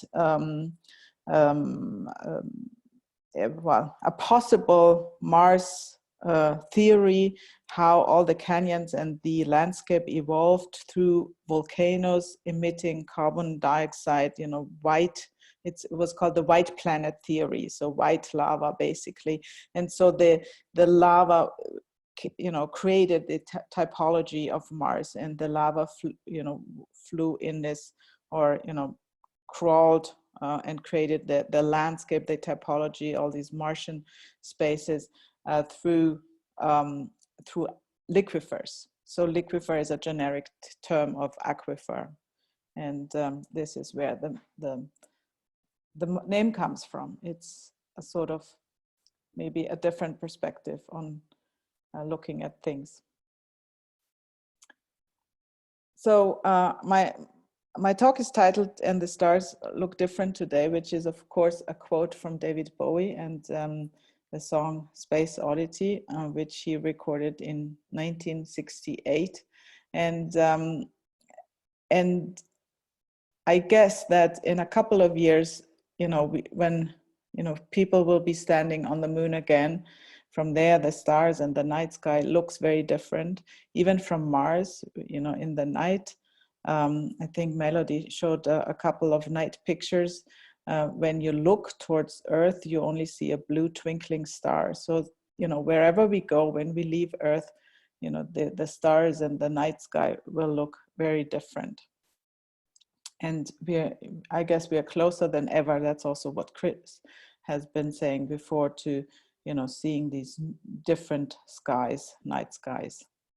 So I'd like to start with what Chris has been talking about, base elements for a moon or Mars base. So what you see here is a picture of our project Regolite, which when you look here, you see a base on the moon. It is a 3D printed base from lunar soil through solar sintering. I explain that later, but all this base has different elements. So it has stationary elements, that these comprise the habitats. It has mobile elements. These are all the rovers you see in the picture, and EVA systems. So I'd like to introduce a couple of projects from Liquifer, and we also have been you know, doing a lot of, how can I say, preparations for creating such a base. For example, we looked at, or we did a project under the lead of the German Aerospace Center, a greenhouse for Antarctica. So one of these little habitat forms or elements would probably be a greenhouse. Another one would be a habitat, you know, a pressurized shell where people can live in. And we built the SHE habitat, which is simulation habitat, transportable, deployable for 2 people for a mission of 2. We also conducted for ESA a study for a pressurized rover that would be a mobile element. And as part of the EU framework program, we worked on 2 collaborative rovers with all this is done with larger consortium and international partners. and FASTER was a project about 2 rovers collaborating and scouting the terrain. And we also did a project called Moonwalk on EVA tools. In preparation for creating such a base on the moon, let's say, one also needs to look at simulator facilities. So for the European Space Agency, we have been doing quite a lot of designing simulators, large ones, small ones, which for now the funds have been, after the studies, the funds have not been secured or could not be secured to really build these facilities. But another part is looking at in situ resource utilization, ISRU, 3D printing technologies. We also work with projects which are in the area of biomimetics and partly also life support systems. So these are all projects we work as either for the European Space Agency or as part of the European Framework Program. And so step by step, we have been looking at all these different elements for a base, a lunar or a Martian base in that matter. I'm introducing only a few projects of our large portfolio. DECUFA is celebrating its 15th anniversary this year. So we have been working with a focus on space architecture, but with an interdisciplinary team for quite a while. This is an example of a very fruitful collaboration with engineers. It's the Eden ISS greenhouse. And it's for Moon and Mars, and the test site is Antarctica. So it just celebrated, I think it's 1,000th day. So it has been in Antarctica for 1,000 days already, and it's in operation, and it's serving the Neumeier 3 station, the German research station there, and providing food. It's an aeroponic system. So when you look at the videos here, you see the aerospace engineer, Paul Zabel, harvesting, and you see how he takes out the plants, and the roots are actually in these boxes, and they are sprayed with only very little fluid nutritions, salt, potassium, and water to grow. And there's a special light system which also helps to make the growth chamber more efficient. And we planted tomatoes and pepper and strawberries and all sorts of things, lettuce, Swiss chard, all things. You also see that there's a lot of leaves of biomass left over, which can be used as 3D printing material.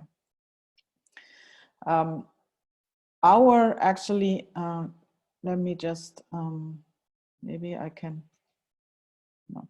So what we were actually doing is, when you look in the background, we didn't design the growth chamber, but the parts in the background, the service section and the wardrobe. And we were also, with our engineers, space engineers, responsible for the requirements definition and the interface definition for the project.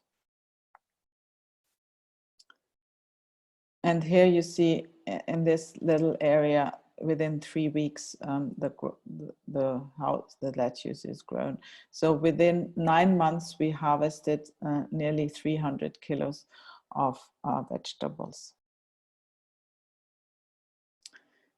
So food is the most essential thing for humans to survive somewhere else. The other thing, of course, is shelter. This was a project, an EU project with the lead of the International Space University, and we partnered with another architecture company, SPIN, to design this habitat. It's a deployable habitat. You see that it's called SHE, Self-Deployable Habitat for Extreme Environments. And you see that you can also put it together. You can use it in different environments. And it can also serve as an autonomous unit on terrestrial grounds. This these are meant for disaster relief, but high-tech units, as you know, a hospital or something like that. It fits onto a lorry and can be transported. It is meant as a test bed for Earth, so it's there to simulate and train astronauts for future missions on the Moon and on Mars. At the same time, it is designed such that actually it too can fit into a large rocket fairing of 6 diameters. And so a crew of 4, that would be the nominal Mars mission, for example, as Melody explained, or Xavier, I can't remember, can really fit, well, you can transport 2 of these modules already onto the surface. This is the interior. This was taken right when we were, you know, when it was finished. Here you also see my 2 co-managing partners, Waltraud Hoheneder and René Václavicek. On the left-hand side, you see the workstation with acoustic panels, and on the right-hand side, it's the hygiene facility.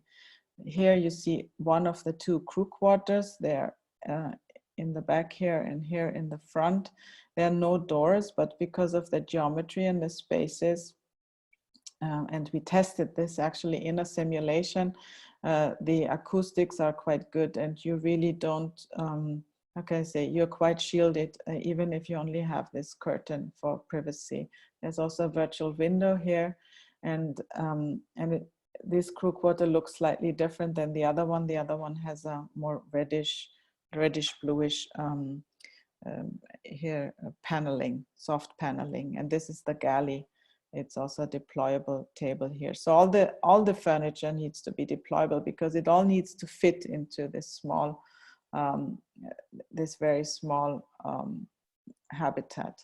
Here you see that we could take it outside meaning into a simulation south of Spain in Rio Tinto. That is a recognized analog site for doing Mars simulation missions. You also see that it has here 2 suit ports where you can actually, I can't get the timing away. So where you can actually dock this suit and you can simulate how from the inside you can get into that, into the suit and then dock from the habitat to go onto an excursion, a field trip with a small helper rover. So it was Project Moonwalk. So we brought into Project Moonwalk, and which was mainly about human-robot cooperation technologies. And the German Center for Artificial Intelligence was the lead on that. You see, these are all EU-funded projects. So in Project Moonwalk, we developed different kind of EVA systems, payloads for rover payload boxes, or also procedures how to explore with a small helper rover terrain, which you cannot access with this big heavy suit. It's quite heavy. We were also part of the simulation crew, as you can see here. And we compared astronaut to astronaut rover procedures to see what a small helper rover could do. Here you see again a project Regolite, and here it's, I would say it just adds to what Melody and Xavier have been presenting, because it's also about 3D printing, which is the most sort of viable approach probably for long-term, for a long-term base, long-term habitation of extraterrestrial surfaces, unless we can find lava tubes, which are also a valuable protection area. And this project was also led by the German Aerospace Center and by the Department of Material Science and Tribology. And we worked with space engineering companies on reaching or on solar sintering ISRO habitats. So solar sintering is really concentrating a solar beam to produce, to 3D print different elements, three-dimensional elements with three-dimensional interlocking capacities and flat ground stabilizing elements. Olga had mentioned that it's preparing the ground to do different kinds of things, habitats or just shelters for machinery, or even create a terrain for a telescope on the far side of the moon, or also a launch pad apron, which protects the surrounding environment from dust. So here you see a actually how such a base, I'm sorry, I still have the timing on, how such a base can actually be created. So it's really, you see it's stabilize the ground. You probably use what Chris would call class 1 elements, but also with inflatable partitions here around. And then you 3D print bricks basically with interlocking capacities. What you see here below is something Xavier pointed out quite nicely. It's a scaffolding, but it's an inflatable scaffolding. We also looked at geometries, maybe that can be seen here better, at geometries where you can, which are actually self-sustainable, more dome structures, where one could also, or where one might not be, might not need a scaffolding, but it didn't work with the geometry of the printing. What you can see here is that we were trying with 3D printers and different kinds of printing campaigns to achieve a near technological readiness level of 6, which means testing in a vacuum environment. That's the big picture on the left-hand side. And on these other, the smaller printing campaigns, the videos, you see different versions. So you have a version where actually, when I look at this, where actually this is a laboratory environment. So I have a shutter here, and whenever the sand, here's a deposit, a box for sand. So when the lunar soil simulant is deposited here on this table, which is moving along the geometry, basically on an XYZ table, then it gets sintered by a mirror. And so layer on layer, it's an additive layer manufacturing process, a brick element is being sintered. This is then how it looks like. And I'd also like to just show you this. Here, this is an outside large aperture. It still looks quite crude, but what you can see, or what you can imagine, is that when you put wheels underneath, that it could become a rover. And here, not the table is moving, but this Fresnel lens is moving. So, and you see that here the beam is concentrated and is solar sintering. So we tried different kinds of geometries. This was a test geometry, and this is probably the outcome we can achieve right now. But this is a technology which over the next couple of years needs to be developed further, because it needs to, you know, create a more integrated structure so that the capacities are good enough for habitation. And this is what my question was referring to in the beginning to Melody. There needs to be a whole roadmap of how to develop these technologies further, which is all, a lot of things, as Melody mentioned, are uncertain right now. So the current project we are working on is Gateway. Some of you might have heard about Gateway already. Gateway is, I would say, ISS 2.0. It's pushed really further out. It's this is Earth, this is the moon. So It's a circling station around the moon. It's in a cislunar orbit. It's a smaller version of the ISS. It applies the same, uses the same typologies of pressurized modules, but it is, you know, it has a harsh radiation. Well, there's a, you know, you have to protect the crew from radiation. There's a lot more radiation, and Gateway is a sort of waypoint to access the surface of the moon, but also to prepare us and you know, give us the opportunity to prepare technologies to go on a travel to Mars. So this is what I'm showing now is from the last design phase. It's the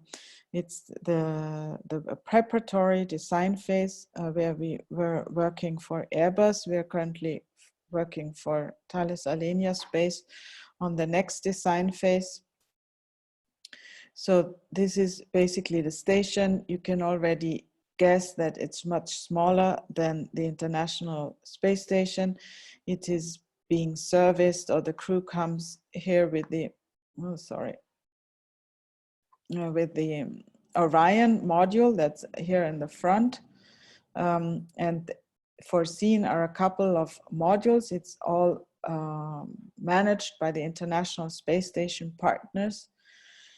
It's really this is the International Habitation Module with life support system by JAXA, the Japanese Space Agency. And our task was to come up with an interior design configuration. The module is just 3 meters. Well, it's a little bit more, 3.5 meters in diameter. The new version is even smaller, and everything, like everything needs to fit into one module. So it is the life support systems. It is you know, the crew of 4 with private quarters, lots of stowage. They need a lot of stuff, you know, food and maintenance, repairs, and they need a galley, a little kitchen. This is for the trash. They need a table where they can, you know, eat together, but maybe they can also use it as a work table. So it's all multi-purpose. They need an area where they can do exercises to countermeasure the physiological changes in microgravity. They need crew quarters, some private space at least. These are deployable crew quarters. Of course, they need a toilet. So you see, it's a very tiny space, and everything needs to be fitted in there. And these are the science payload racks. There's a glove box, freezer. This is all under development. So a lot of things are being changed. It becomes even smaller and denser. And you also see that the system itself takes up a lot of space, including the life support system.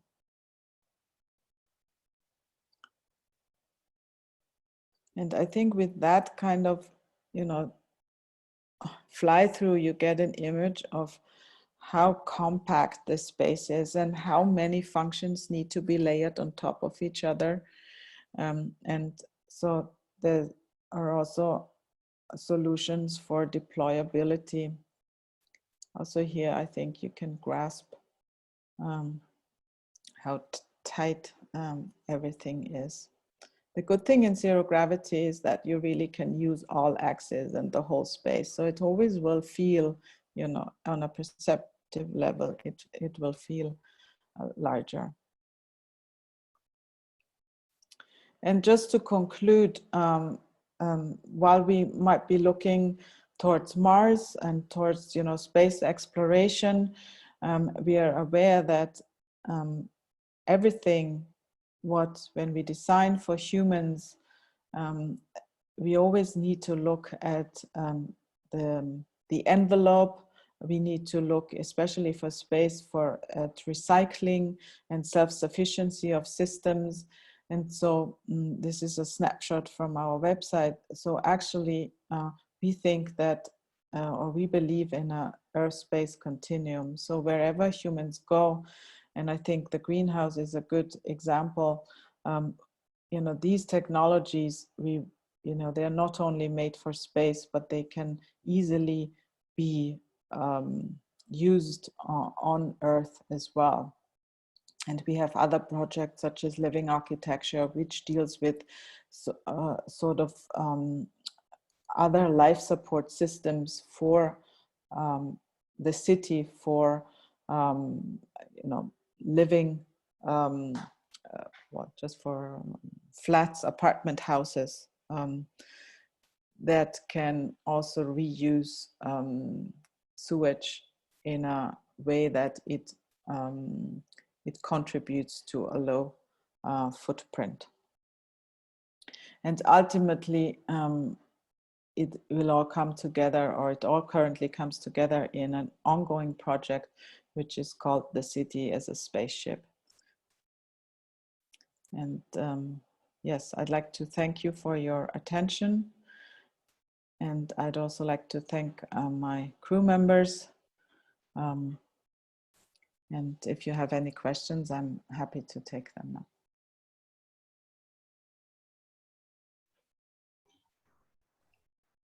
Is there any question for this presentation? I have a. Oh, I mean, if there is somebody else, so I will. Yeah, there are some questions in the chat box, but we want to ask them in the end of the whole presentation. You can ask. Okay. Okay. Yeah. Well, Barbara, great presentation. Congratulations for these great accomplishments. And a question about this design for the gateway. You have it like it's still like very, very ideal space like it was there on ISS in the beginning. I'm talking about the presence of colors. And was it a challenge, or you were given that requirement that it has to be just geometry kind of related and functionality related, and it was purposely that you didn't include any additional, or pretty much not? Yeah, that's a good question. Thanks, Olga. Yeah, maybe I haven't mentioned that to that extent that it became clear. It was how can I say, a very early conceptual phase, and which I can share with you. And yes, so the colors were not a topic but that doesn't mean that we are not thinking about colors. It was just in that stage of the design. It was not something which was of importance, or which was because the how can I say, it's a very close collaboration with the engineers from all the from space industry, and I think the current challenge is to find a configuration for the systems and for the living spaces, and I think that is what we were concerned a lot. There was also a lot of changes in the whole geometry, because that's a funny story, because at one point when we were in the middle of already maybe going into the color topic, Trump tweeted that Boots on the Moon 2024, and we had to rearrange the whole configuration and make the module smaller. So I think but you're right. I think that's an issue which needs to be taken into account, and which we are currently investigating. Well, I mean, for a reason, it can be actually a good point to have it just pristine like that, because concentrating on efficiency of the space, so no distractions. But at some point, colors, it's not only about aesthetics, but it's about color coding, let's say. Exactly. Yes. That kind of stuff. Yes, I mean, you can see it in the She habitat that we tried out different colors, and also the textures. Thank you. welcome. Is there any another question? If not, I would like to introduce our guest commentator. He is Dr. Robert Subrin is with us now. If he's hearing us now, do you hear us, sir? Are you there? Maybe not. Dear Dr. Robert Subrin, do you hear us?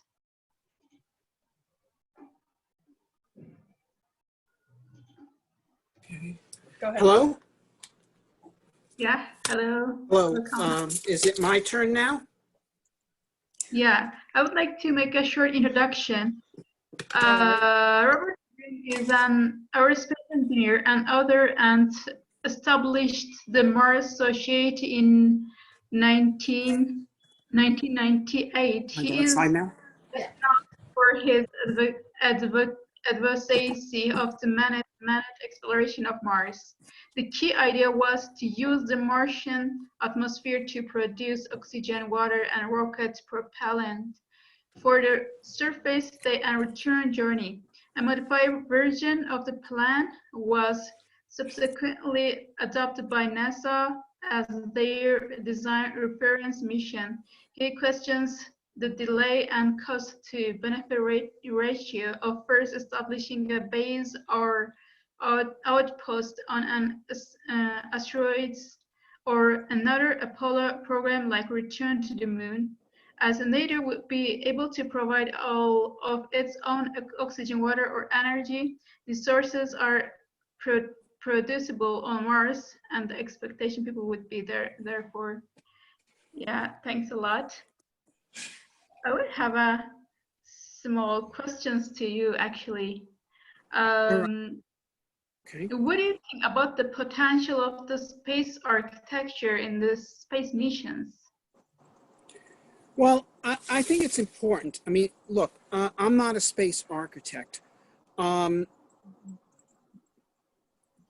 I guess you could call me someone who's put a lot of thought into what is required for the human settlement of Mars and of becoming multiplanetary. And so let me start at the top level with the highest consideration. Where do we get resources? In my view, there is no such thing as a natural resource. There's only natural raw materials. It is human creativity that turns materials into resources. And an environment is habitable for you if you know how to take the materials there and turn them into resources. Okay, then you are resourceful. Otherwise, you are resourceless. Okay, so the first consideration, I mean, look, there's two categories of space architecture, and they're both important, but I want to distinguish between them. One is things like the design of space stations and spacecraft to make them as habitable for people as possible. Okay, and that's important, and for exploration missions. But if we're talking about settlement, we're talking about the design of homes. We're talking of cities, okay, settlements. We're talking about creating much larger structures that human beings can actually inhabit, okay? So we're not just talking about making things nicer for some pilots or something, which, okay, it is you know, a thing certainly worth attending to, but in terms of what's revolutionary here, talking about how we're going to build cities on other worlds, how we're going to make it possible for there to be new branches of human civilization. And clearly they're going to have to be built out of what is there.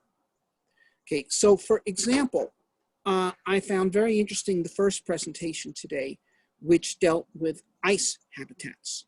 Okay, now ice, that's very interesting, okay, because ice can certainly be found on Mars. It can be found throughout the outer solar system. It can be found in interstellar space. and it looks like it can even be found on the moon. And, but, you know, my focus is Mars. And yes, we now know there are glaciers on Mars as far south as 38 degrees north, which is the same latitude as Athens on Earth, or San Francisco. So you don't have to go to the poles to get ice, right? So what kind of houses, what kind of cities can you build out of ice? Okay, the speaker discussed 3D printing ice houses, but maybe one can create tunnels through glaciers and create not just houses, but entire complexes for people to live in. You know, or alternatively, I recently published a paper online. It's sort of a playful paper. I don't know how committed I am to the idea, but of melting lakes under the ice in ice-filled craters on Mars, in which case you now have underwater habitats, you know, and even surrounded by a biosphere containing seaweeds and fish and all the rest. Okay, you know, but nevertheless, you know, can we create ice cities on Mars and elsewhere? You know, Callisto, and so forth. It's a very promising material, and you know, some people have built houses on Earth. Eskimos have built igloos, but I'm talking about, you know, really building much larger cities. Or alternatively, what was mentioned, two other materials that have come up have been basalt, and what was another one that was discussed? So I'm missing it. But well, we'll just stick with basalt then. Now, ice, of course, one advantage of ice is that it is a pure substance. It's a substance of known characteristics. We can do experiments on Earth with it, and we can make ice, you know, which at a given temperature anyway is the same as the ice will be on Mars. Now, whether basalts are not all the same. There are different kinds of basalts, but perhaps a certain range of them can be understood and identified as construction materials. Now, another potential construction material, not novel at all, is steel. And we should be able to make steel on Mars. There's plenty of iron oxide. But of course, you know, if you have ice, that's already there. That's much easier to come by. It's not as strong, for sure, but, you know, to produce, you know, 100 tons of steel is a considerable effort. To produce 100 tons of ice, you just have to melt the water, transport it, do whatever. Okay, plastics have been discussed. That's of some interest. I think we can make polyethylene on Mars. I would do it by producing, reacting hydrogen with CO2 to produce dimethyl ether. Then you can react dimethyl ether with itself to produce ethylene and polymerize it to make polyethylene. But in all respects, we must exert ourselves to turn local materials into resources, to create resources. And then the architecture has to be coherent with those sorts of materials. Oh, another material which may have been mentioned, but it is quite interesting, is graphite. We can make graphite on Mars. You know, one can reduce the carbon dioxide atmosphere and produce graphite. And this potentially could be the material of the 21st century. You know, the Industrial Revolution, its revolutionary material was quality steel. That's the 19th century. The 20th century, it's aluminum, okay? No one saw aluminum before the 20th century. Maybe the 20th century, 21st century, the graphite world. It's potentially a superior material. So I think architecture and materials have got to go hand in hand. I did like the thinking that was, you know, where we just don't want to dig everybody into deep underground tunnels. You know, first of all, it's hard to do, but second of all, from an aesthetic point of view, it leaves a lot to be desired. And, you know, we want to make living on Mars enjoyable. We want Martians to wonder why anyone would ever want to live on Earth. Okay, thanks a lot. But what do you think about the implementation of future space habitats in the next few years? Well, okay, well, first of all, let me just talk about the next few years in general. I think we're going to Mars, even though it is not in any serious way on any NASA or ESA or Roscosmos planning chart.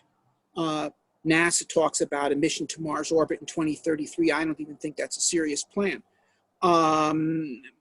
involving building orbiting space stations around the moon and Mars and deep space transports. And the person who is serious about going to Mars is Elon Musk. And, you know, while we're sitting here speaking, there are not only ships, but a shipyard being developed in Boca Chica, Texas, in which they are turning out prototypes of starships at a rate of 1 a month.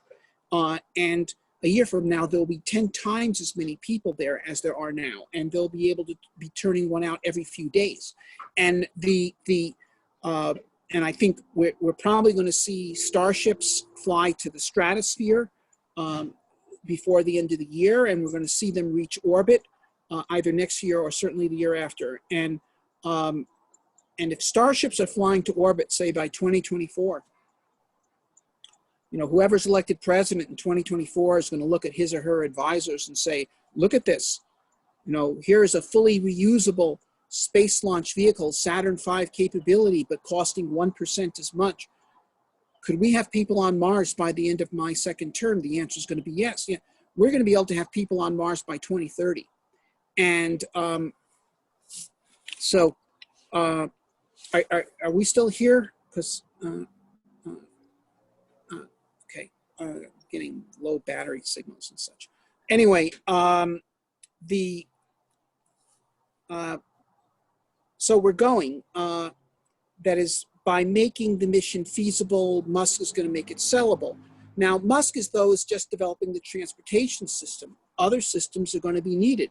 We'll have the capability of transporting large numbers of people and large amounts of cargo to Mars. But if we want to create settlements, cities on Mars, we've got to figure out how to do it. I think it would be very interesting to do an experiment or demonstrations on Earth of some of these space architecture concepts that we've seen in this panel. For instance, creating ice houses and ice cities. You know, I think that for a tiny fraction of the space agency's budgets, we could look at melting cities into glaciers, you know, and then decking them out and seeing how habitable they are, and how much good the translucency of the ice does you, and how much has to be made up by artificial light, and all the rest. But I think these sorts of demonstrations should be done. I really think that we, the people of the spacefaring nations, we need to make our governments meet Musk halfway. He's developing the transportation system. That's the biggest single part of what is necessary. We need to develop the other things. We need to develop space nuclear reactors. We need to develop ISRU systems. And yes, we need to develop space architecture. Thanks a lot. What do you expect to do with all of this presented projects on this panel? Do you think that we can see the Martian settlements? Can we create settlements? Yes, but I do think that we need more demonstrations of some of these concepts. You know, there's been some, I mean, some of the speakers showed simple demonstrations of subscale units. Let's demonstrate the building of a full-scale unit. Mm. And also, I think that in addition, there needs to be more work done, not just on the architecture per se, but on the proposed materials. I mean, ice is well known, of course, but basalt, making basalt fibers, making strong things. You know, there was glass, and then we had fiberglass, and no one ever would have talked about building, you know, motorboats out of glass, but we build them out of fiberglass all the time. So I think it's possible to create superior construction materials out of these fairly ordinary substances, but it's going to take some thought, it's going to take some work. Thanks a lot. Would you like to share with us a little bit about Mars Society, what they do, and your experiences at Mars Society? Sure. Okay, well, the Mars Society is an international society. We have chapters in about 40 countries, including Turkey,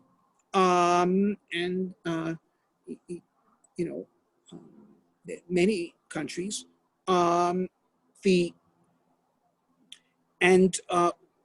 Which is, its purpose is to advance the exploration and settlement of Mars by both robotic and human means, and both by government and private means, any way we can.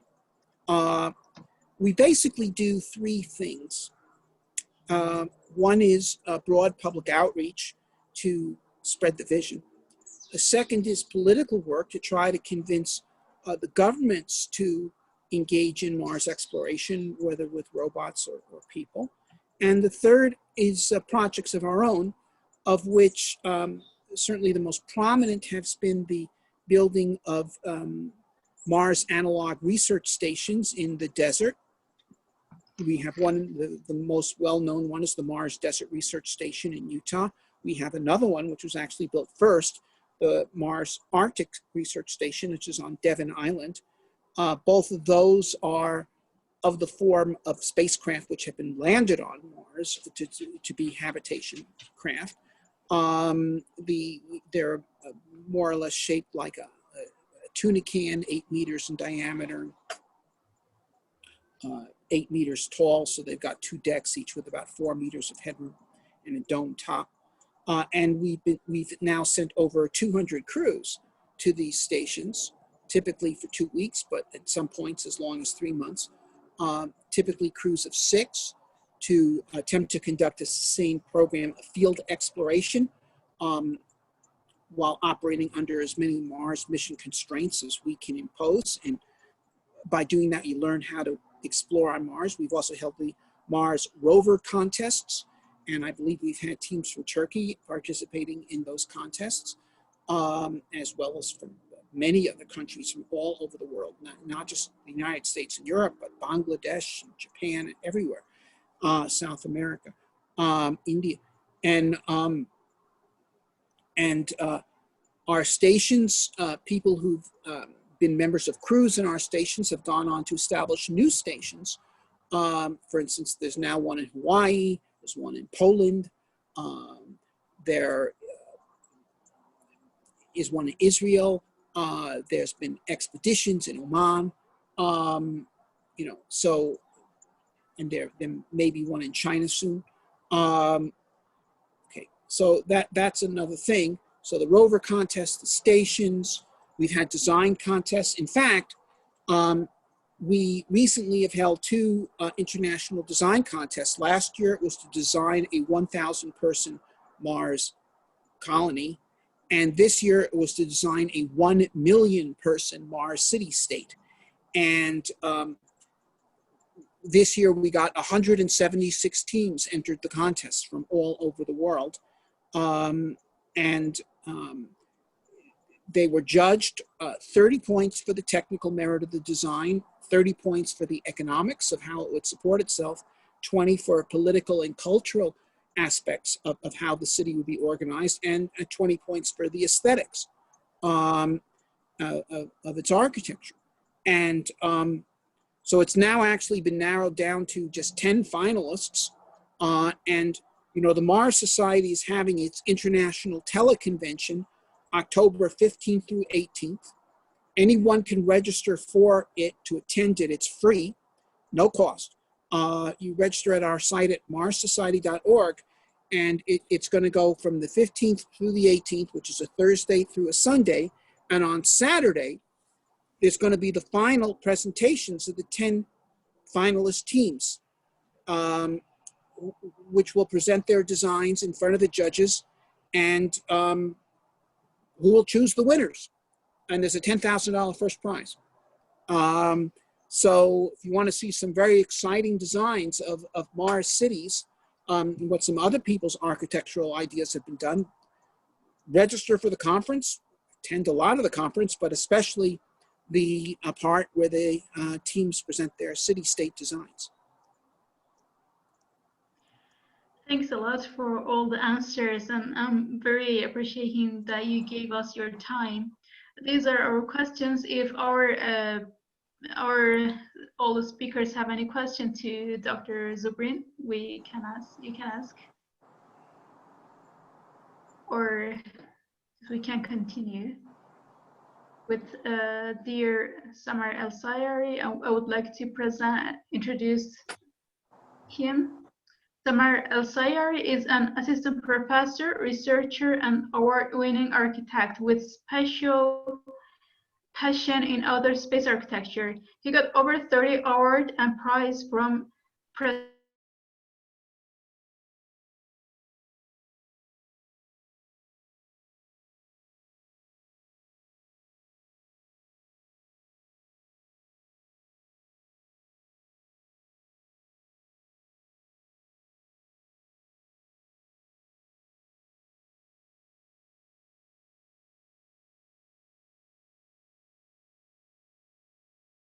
for designing Mars colony. His works have been exhibited in several countries, including NASA Johnson Space Center in Houston, USA 2018, France 2016 and 2020, Greece at 2015, Tunis 2011, Egypt 2011 and 2013, Malaysia 2019, and several other countries. His work also has been featured in Discovery Channel UK, Dutch TV, California Dreamers, Wired Magazine 2017, Up Magazine, and Larson Magazine, and many others. Thanks a lot for accepting our invitation, and this field is with you. The field's for you. It's over to you. Thanks. You are just a second. Yeah, okay. Oh, can you hear me now? Yeah, we're hearing. Yeah, thank you, Elif, for the introduction, and I would like to thank my colleague presenters. I hope you are not so tired. I'll try to make it brief at the end of the presentation. Let me just share my screen quickly.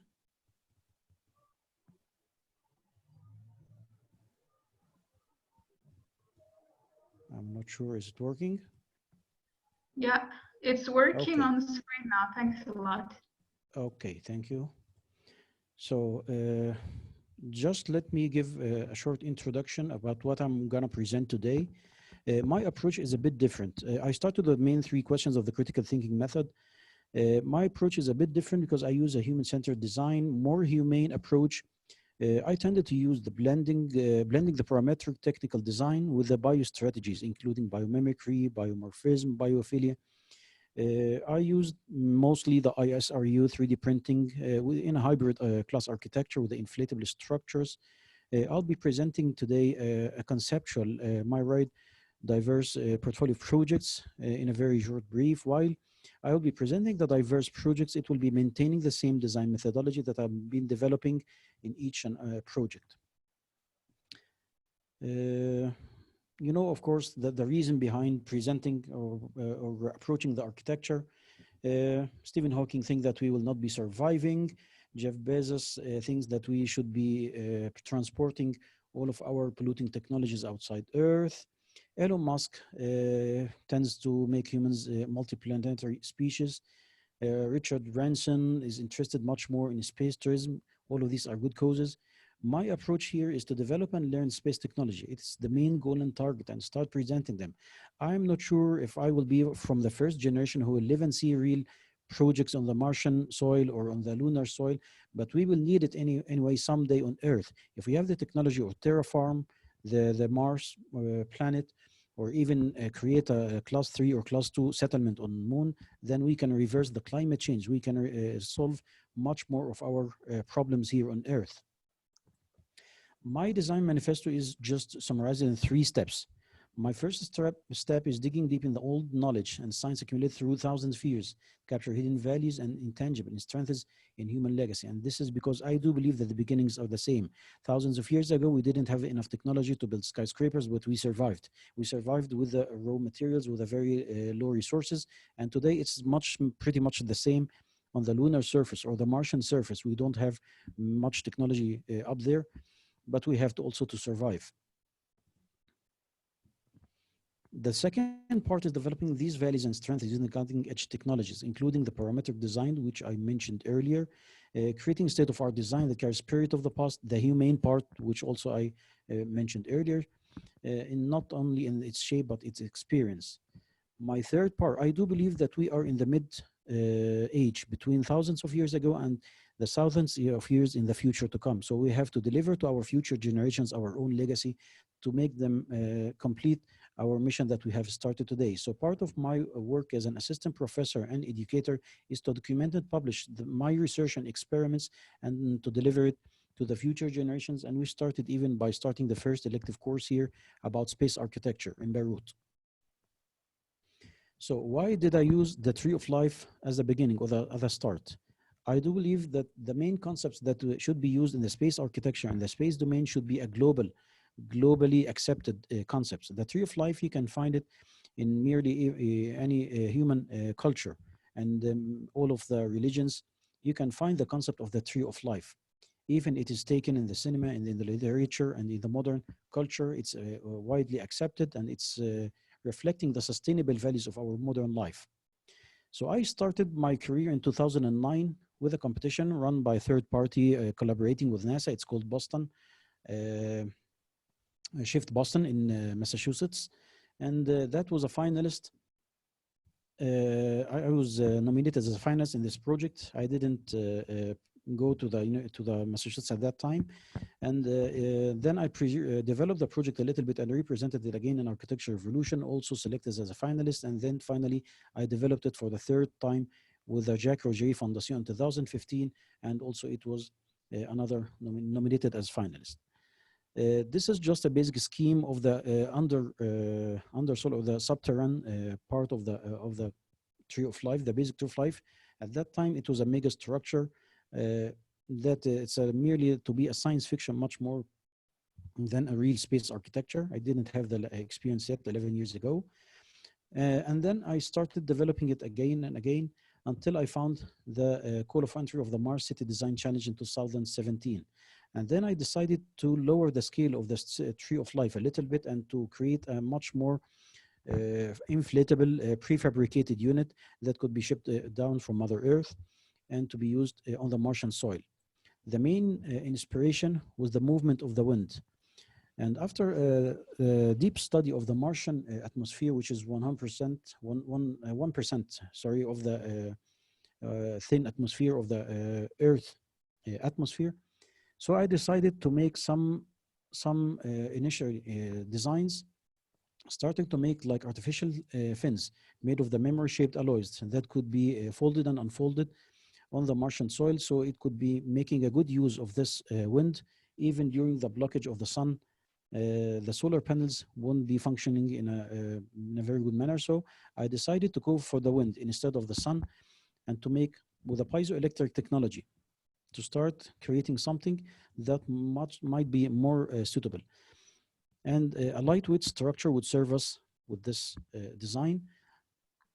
Let me have a little bit. And it will be the first tree to plant on Mars. So the main goal was to make a park of hydroponic system or even a trees, making a park with a habitat, subterranean habitat, that will be making use of 60% of the sunlight, and at the same time generating energy for the habitat system inside it. The second part was the self-expanding structures. So I decided to go also with the self-expanding and started developing a self-expanding structure that could be deployed with a diameter on the payload of the Saturn V. That was the available dimensions technology at that time in 2015 and 17, sorry. And the idea was to create a network of trees. It's not not single tree will be functioning alone. It will be a network of habitats connecting all together to build a network of energy and a network of food, and also a research facility.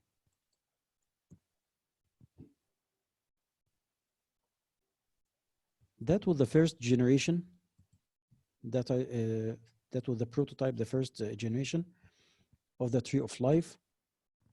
At the same year, in 2017, while I moved to Los Angeles and started working with a much more professional team of engineers, including ex-NASA engineers, I decided to develop a little bit the design into the second prototype, which will be using much more lightweighter structure. It will be a mobile unit, so this unit actually could move to suit itself in the appropriate position, not to be a static structure, injected with the aerogel for the radiations to protect the inner trees and planting from the alpha, beta, gamma rays and solar flares and so, and having multi-numerous fins with diverse directions to make use of any direction coming from any wind coming from any direction.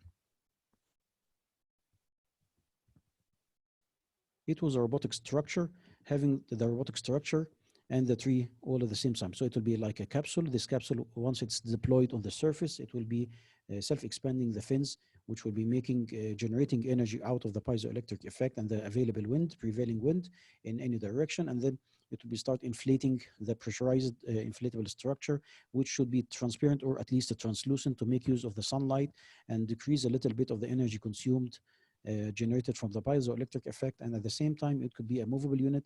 And later on, it will be integrated with a network of subterranean habitat to connect the upper surface with the subterranean unit.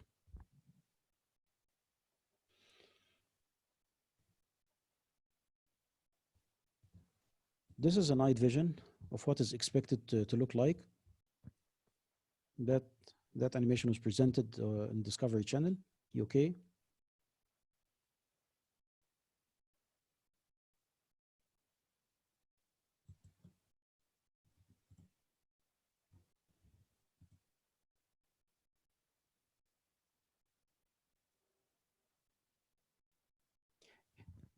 The proposed design should suit any kind of landscape terrain, even if it is a harsh environment, even if there is no light. Under the extreme harsh conditions, it should survive and serve the habitats and the settlements on Martian surface. I started prototyping and studying the behavior of the geometrical shape using the parametric design and the thermal conditions to see, and at the same time the dust conditions to see the most appropriate and most suitable geometry that could survive the dust that might be covering the surface and blocking the sunlight, and at the same time the thermal fluctuation, the extreme thermal fluctuation that might affect the structure of the material itself. So I started developing the reinforcement, the inner reinforcement of the inflatable structure to control the pressure inside it, and to prevent any punctures or bursts from the pressure, and at the same time could maintain the thermal the integrity of the structure against the extreme thermal conditions. Later on, after winning the first prize, the Mars City Design started buying a new part in Mojave Desert, and we should be starting in prototyping and in building a prototype, functional prototype.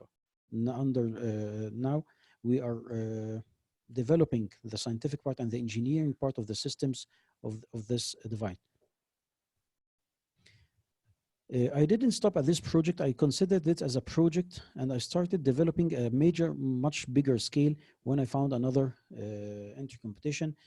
You making use of the lunar lava caves on the moon, but this time I started to develop the design in a zero atmosphere environment. So there is no atmosphere, there is no movement. So the main principles of generating electricity from the piezoelectric effect is denied here.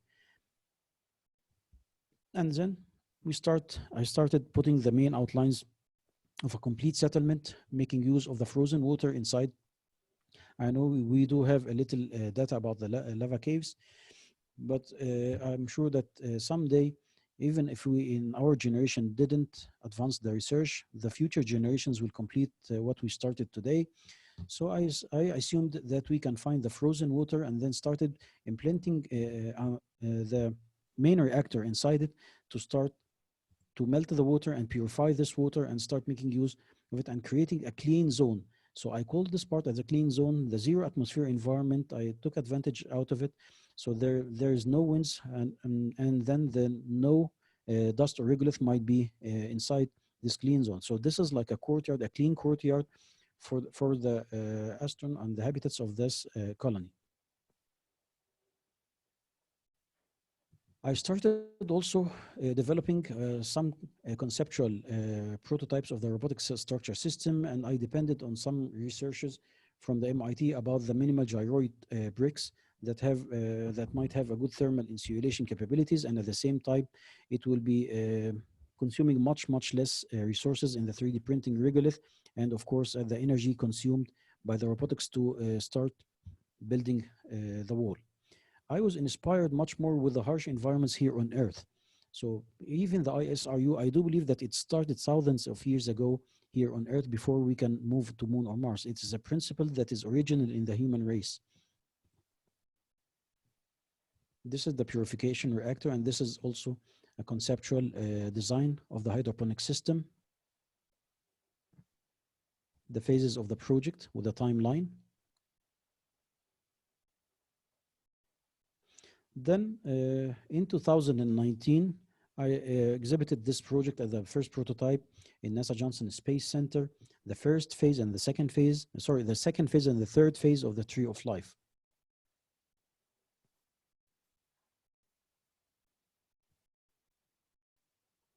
Also, it has a wide publication here in Middle East. And then I found the other phase. I really take advantage out of competitions to motivate me to complete the research and to complete the line that I have started. I do believe that the space architecture is a work in progress, never-ending project.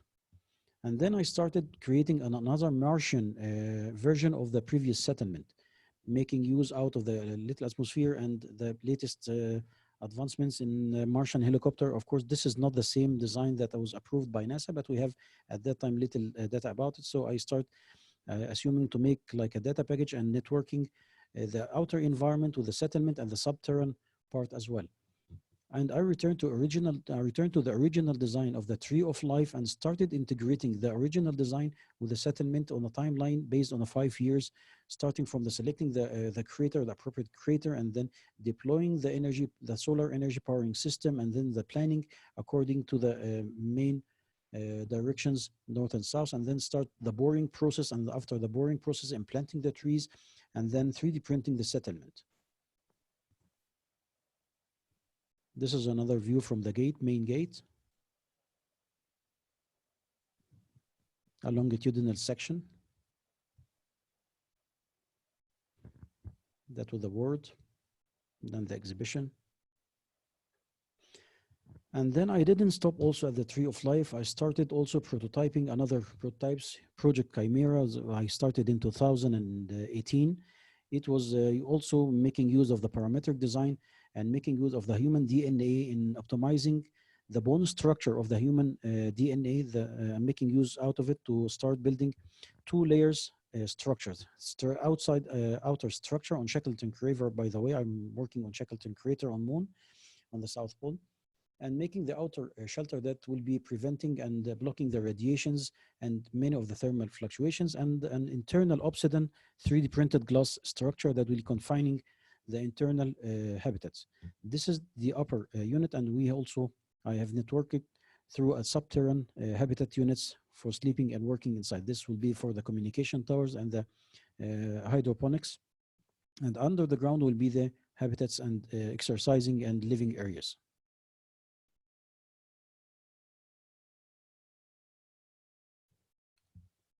Also, this is the initial plan of the capsule that will be deployed and shipped out of Earth with a memory shipped alloy, and then the 3D printing process that will be making use out of the metal that will be deployed as a reinforcement for the 3D printing to make higher structures. It's a mindset of an architect much more. A conceptual phase of the 3D printing robots will be, I called it the tripods. Each one of the tripod will be focusing on one material, one on the glass obsidian and the other on the lunar regolith, and the other on solidifying the internal metal structure of the memory shaped alloy. And they will be starting all together in a circular motion to finish the design. Also, the tracks and the score is all based on the Saturn V internal payload dimensions. And this is an earlier version of the Chimera project, which was also published in HP Mars project, run by HP.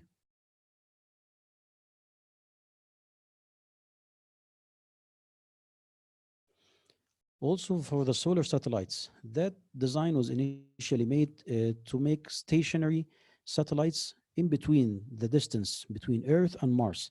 This stationary satellites will be like service stations that will be providing the missions starting from Earth to Mars and beaming low microwave energy beams, so it can power the ion drives or even the space shuttles that might be moving around from Earth to Mars and vice versa. And this is another version on the Martian soil that could be deployed and making use out of the solar panel, of the solar energy, and beaming it also to the different settlements. It is just laying the basic foundation of the energy or powering infrastructure on Mars. An earlier version also that have been developed is called the Ark, or maybe Noah's Ark. I worked on the minimum viable population of 162 to 100 individuals with the cattle and the farming and the hydroponic system to be shipped. And this system structure were developed later on to be a permanent base on Mars. So it will not be only a mission vehicle, it will be also serving as a permanent habitat structure on Mars, making use of the solar panels.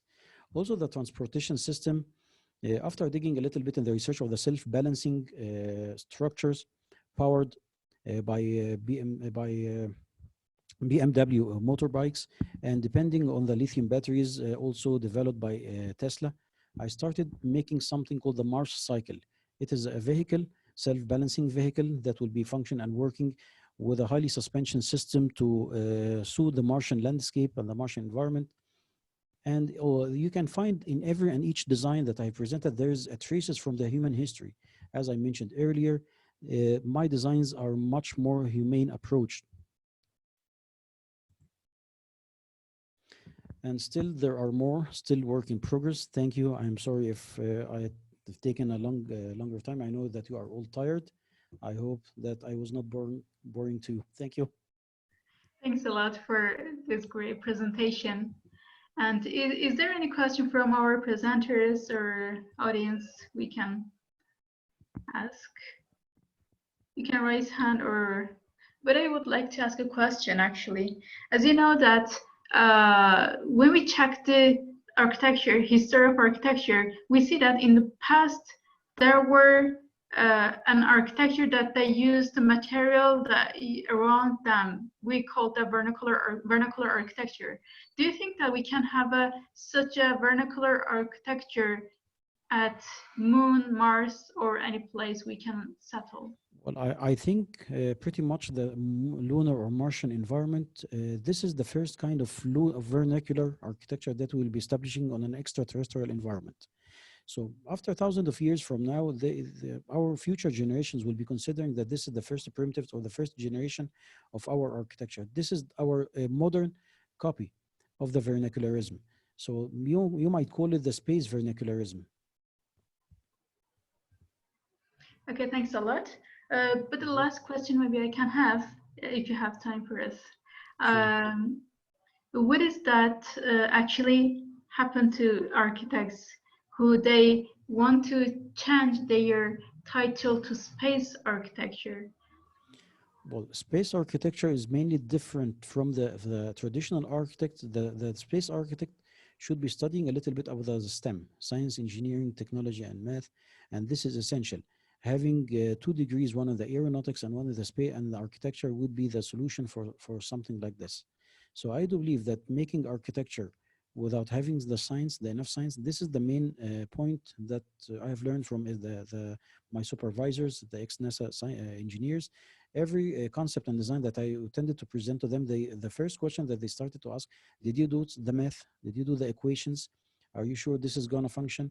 And solving this issue for me, because I'm not a STEM-based engineer, so I collaborated with a team of engineers, the team of the French engineers.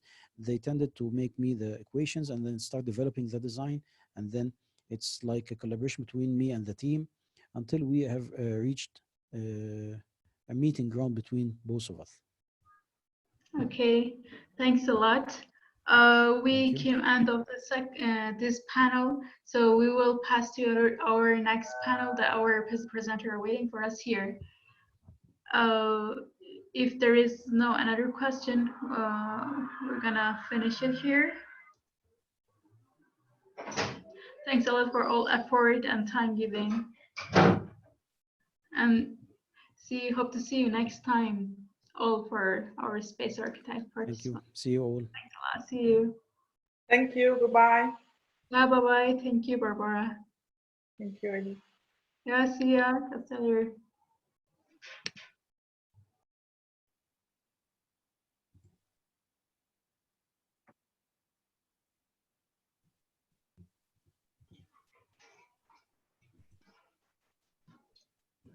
Is it okay to, okay. Hello, everyone. We have finished our space architecture session. It took a little more time. We are really sorry for the time we are run of time. And the next panel is about the space and science for youth people, and our panelists are here. I think they can open their cameras, or I can open it. Okay, yeah, everyone, and yeah, hello, welcome, and Belly, welcome, and Zahra, and Julia, and Ali Khorshidi. We don't see, where are you? Are you at ISS? Look at him. And our moderator is Gülşah today. And the last is Harris. Harris, are you there? Not. Harris, do you hear us? No? Okay, then. If you hear us, you can just join. Just jump into the panel. Okay, I can start with a brief introduction of our team. We are Stardust Sequoia Science Team. We are with this International Space Science Congress and meeting. This is almost our last panel of this day, and we have created this team in 2018 with graduate and undergraduate students in Turkey. And our purpose is creating our own opportunities for getting science, learning science, and share. And coming up to the introducing myself, I am Elif Keve. I am international coordinator of team, international project coordinator as well. And I am graduate from architecture, hoping to be and willing to be a space architect so soon, maybe later. And I'm leaving the field to our moderator, Gülşah. It's with you. Thanks a lot. Okay. First of all, welcome and thank you for attending our panel. As you know, Stardust team has prepared this panel for us. So we are coming from the different parts of the world, and the thing that brings us together is just science. So we can say that the science is too universal thing that, and anyway, we can say basically this one. I want to introduce the panelists to each other. I want to start with Bailey Burns, I'm sorry. Bailey, I read that you were a system engineer at Paragon Space Development Corporation with a history of working in mechanical engineering in space industry. And also you are the founder of A Space Story. Do you want to talk about it a little bit? Yeah, thank you guys. I'm really excited to be here. That's all correct. I'm a systems engineer working on the life support system for the astronauts for one of the lunar lander proposals for Artemis. So we're keeping the air clean, making sure the pressure is good, making sure the astronauts can breathe, basically. So it's really, really interesting work. And I started A Space Story as a way to kind of counteract all that engineering stuff I'm doing. I like being creative, I like writing, I like having fun and meeting people. So A Space Story is a way to do that all around, you know, learning each other's space story and stuff like that. Okay, thank you so much. Erin Shepard, do I pronounce it true? Erin Yes. Shepard is with us. Yes. Okay, so you're a robotic engineer and you were the founder of Cogito, the company dedicated to inspiring through STEM outreach. And you were building the robots that you can control with your mind. Yep. Am I right? Yep. I thought it. And also, there is another fun fact about you. You have 6 fingers, each of your hands. You wanted me to edit, so I'm sharing it with others. Yes. So, I have a bunch of different experiences. My original background was in biochemistry, and I was in medicine for a little bit, and I decided that I wanted to do space stuff because space is a lot more fun. So I went back to school. I'm currently getting an electrical engineering degree now. In that process, I've actually interned at NASA 3 times, and I worked on 2 different robotics projects. So they were really, really fun.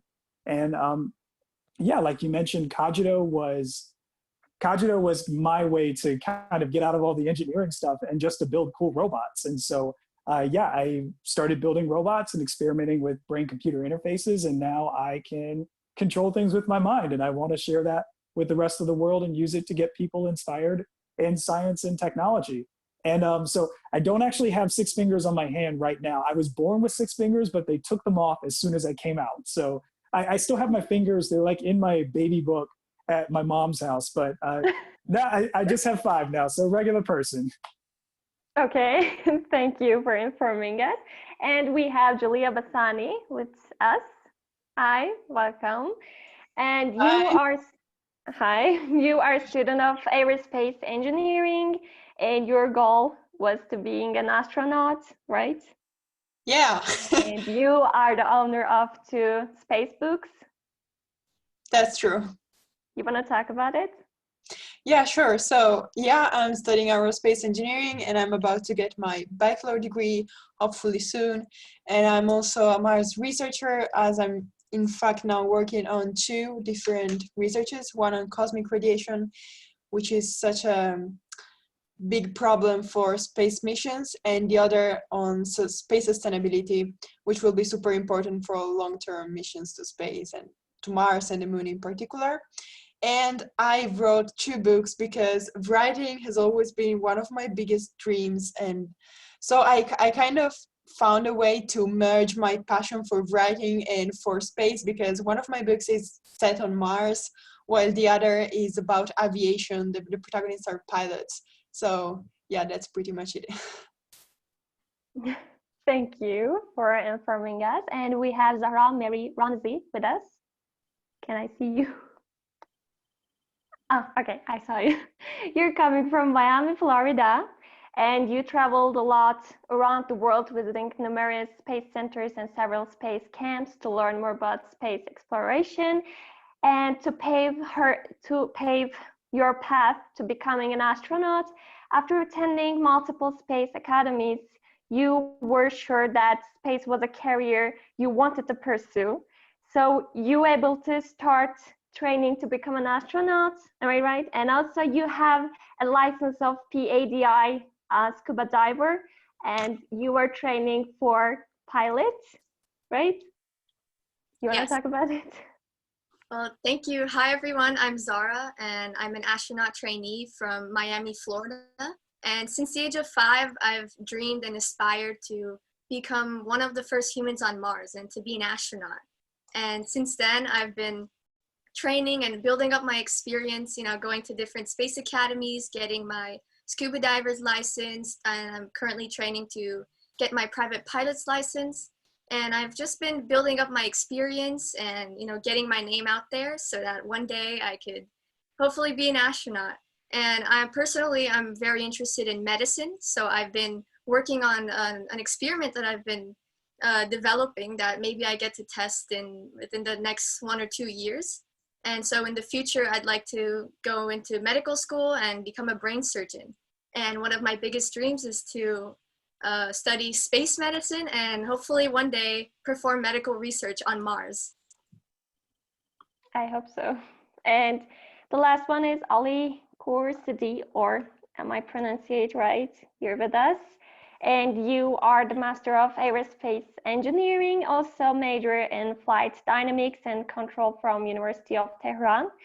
And you are the translating, collecting, and writing scientific articles, right? Yeah. Can you hear me? And I'm sorry? Yeah, I can hear you. Yes, Yeah. I can. And Okay, you are writing some articles, right? Amateur. Yeah, Okay, I'm an you can amateur continue. science journalist. Yeah, let me say hello to you, Gulsha and Elif, and all Stardust Squad. Good night. I'm really happy to be with you guys in this webinar. As you said, yeah, I'm writing some articles since I was 16, and I'm really interested in promoting science, especially for kids, for youth, and this program is about that. Yes, it is. So you want to start with your presentation? Okay. I don't know other guys are ready to start or not, but I'm going to start introducing myself. Hello again, I'm Ali, 26 years old, and I have master's degree in aerospace engineering, measures in flight dynamics and control from University of Tehran. I'm also technical committee member of RoboCup, Asia Pacific competitions and RoboCup Iran Open competitions since 2012. And like all of you, I'm a space lover, and I also in love with space and in love with robotics. I have been very interested in robotics and aerospace since I was a child, just like 7 years old, and I have pursued both until today. I continued one at university and academically, I mean aerospace engineering, and the other experimentally in the form of the job and businesses. Like many of you, I put in a lot of effort because I love it and I want to be successful. And I'm trying to be a successful man. For the last 3 years, I have been working for an active and famous company here in Iran in the field of robotics and industrial automation called Pish Robot. My job and position is head of advanced technologies. Our main focus is in education, robotics education, and STEM, or science, technology, engineering, art, and mathematics, STEAM or STEM. We have various agencies and schools throughout Iran that train students interested in robotics. And my job is to study new methods, new platforms, and directly oversee the R&D unit. Prior to this position, I was in charge of advanced coding department and was responsible for producing and supplying coding training contents for kids and for youth, building the coding platforms like build a coding robot, and working with MIT Scratch software and setting up a coding department in general. Currently, one of my tasks is to developing Scratch3, MIT Scratch3, a software that for kids coding based on MIT's work. And I'm trying to connect virtual world to the real world, to communicating with the real robots. And kids really enjoying to controlling robots via a computer and coding blocks. Okay, in Push-Robot, I'm also in charge of training and training of some special courses like ROS or ROS, Robotic Operating System, and so many other special courses. But let me turn to my curiosities in the world of space technology. From the age of 9, when I fell in love with the space, I saw books, magazines, and various movies, and I tried to learn and learn and learn. In high school, I really wanted to gain some experience in space technology, but one of the problems with the space science and any high technology in general is that that is not easily accessible, especially for a high school student at the time. In my research, I noticed an interesting type of project called near space satellites. There are some pseudo satellites that are taken to the height of 30 kilometers by the weather balloons and fall with some parachutes, and we will recover them and gain some and collecting some data from the micro SD card or other platforms. At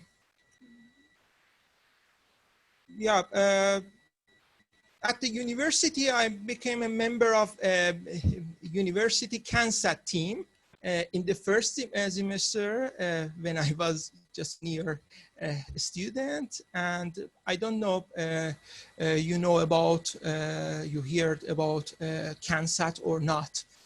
But CANSATs are the satellites are same with the near space satellite that I mentioned before. And people launch them via a parachute, via weather balloons, or via sounding rockets to lower altitude, and we will recover them, and we will read the sensors, some weather sounding, and etc. And the CANSAT should transmit us some data to the ground station. It is in my opinion, if you are young and if you are a student, be sure to go for making some CANSAT, and I can help you too. I will tell that in the next. And besides robotics, I was still active in the field of space, and with the CubeSats project, everything became much more serious for me. And I don't know if you heard about CubeSats or not, but remember I said that every advanced technology is usually not readily available or accessible for us, for the public or the normal people. But CubeSat are one of the best projects that make space accessible for us, for the students, for the youth, and young people. And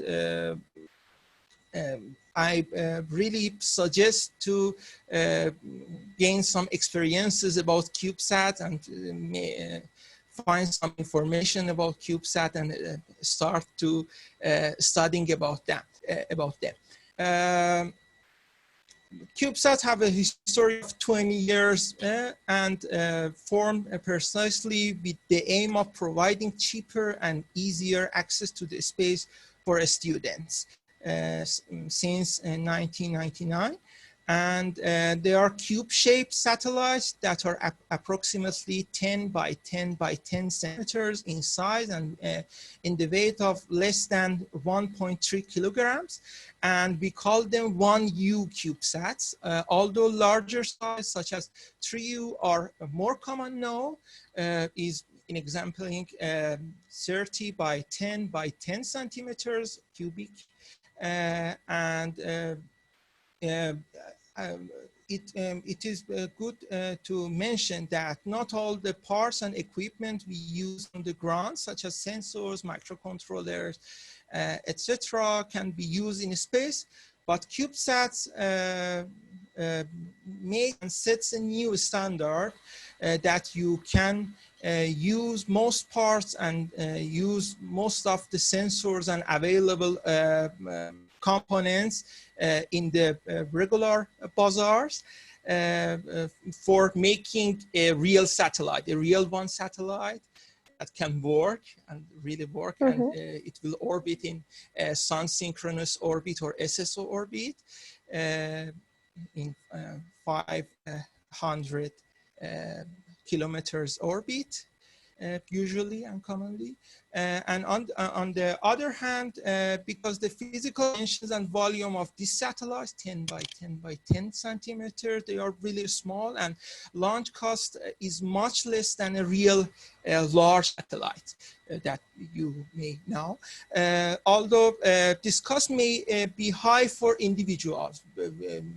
It may be too high for me as a aerospace engineer, as an aerospace student, but it is very affordable for research and academic plexes, for the universities, for bringing valuable experiences. Also, I should mention that CubeSats are requiring electronic knowledge, programming, mechanics, thermodynamics, physics, and other fields. And of course, aerospace engineering, and you can build a team and make a team in your university with these aspects and with these experiences. But if you are new, I have a better suggestion. I have a more affordable suggestion, and we call pocket cubes. Pocket cubes are a smaller version of CubeSat in the size of just 5 by 5 by 5 centimeters in cubic shape.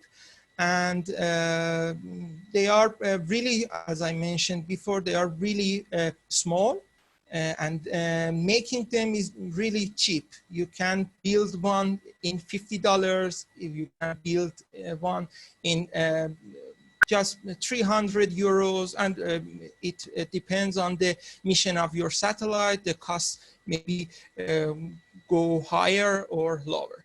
Their standards and rules are much simpler than CubeSats, and this is a good news for newcomers and newbie people to experience this space more simpler, more and more simpler. In Iran, I and one of my colleagues held some online classes and workshops in space engineering, space system engineering, satellite engineering, and space orbital mechanics based on SDK software, AGI SDK software. And due to Corona pandemic, we held them online in my website.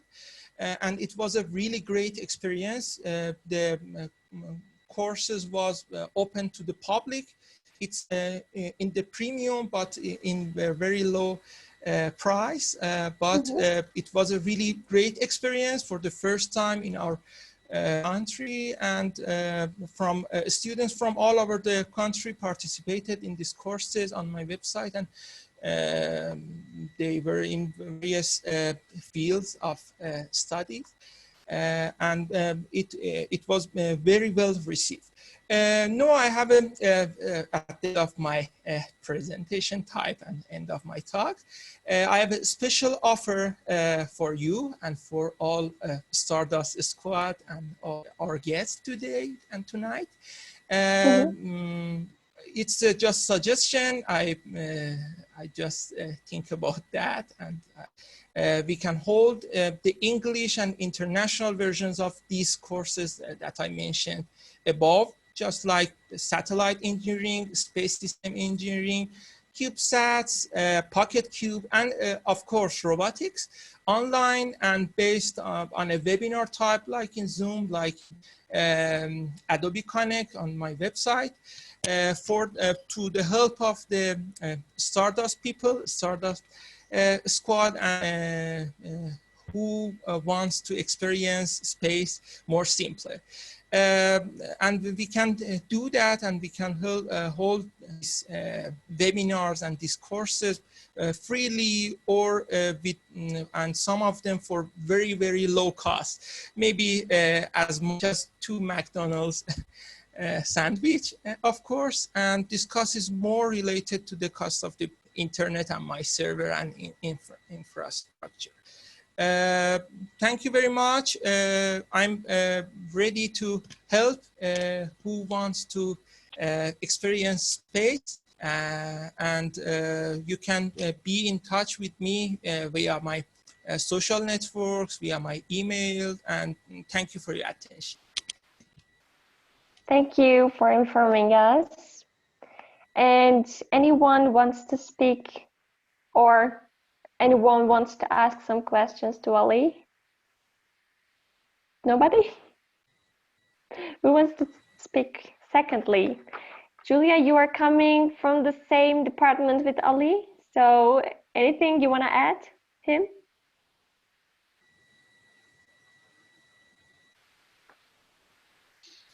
Okay, you can hear me now. He mentioned about CubeSats, and in my university, which is the Polytechnic University of Turin, there is a CubeSat team that I think it's pretty known. Yeah, and they are working on several missions related to, please ignore my cat on the background. Okay. It's really cute. No, he's really annoying. And I know that they're working on several missions. I think they also were planning on sending the CubeSats to Mars, which was pretty impressive. And also, since we are on the theme, in case any of you is interested in studying abroad, do come to the Polytechnic University of Turin, because it's so cool and it's open to international students. And if you want to join the CubeSat team, also you're welcome. So yeah. Okay, thank you. And as you can see, it is my CubeSat on my hand. It's my master thesis project. I don't know if you can maximize my image or not. But it is a ADCS subsystem, or attitude determination and control system of a CubeSat. The CubeSat that I mentioned in 10 by 10 by 10 centimeters in 1U CubeSat, and it's an engineering model, not a flight model, of course. And I'm gonna testing it for verifications, and I will. And next, I will design it and build it for a real flight model. But it's truly working, and it can control the satellite attitude by this magnetic coils. You can see here 2 in X and Y axis and 1 in Z axis, hide by the power subsystem. And you can not so easily, but you can experience it in university by a team. But I built this individually because of some of my experiences in electronics. I can build this satellite alone and individual, but you can experience and enjoy to build a satellite with your friends, with your colleagues in the university and in the college. Thank you. Sorry. Okay, thank you. And there is another founder of Cogito. I want to talk to you. What about your robots? I saw them and these seems really successful. Like, do you want to see a robot, or are you just asking about them? I'm a little confused.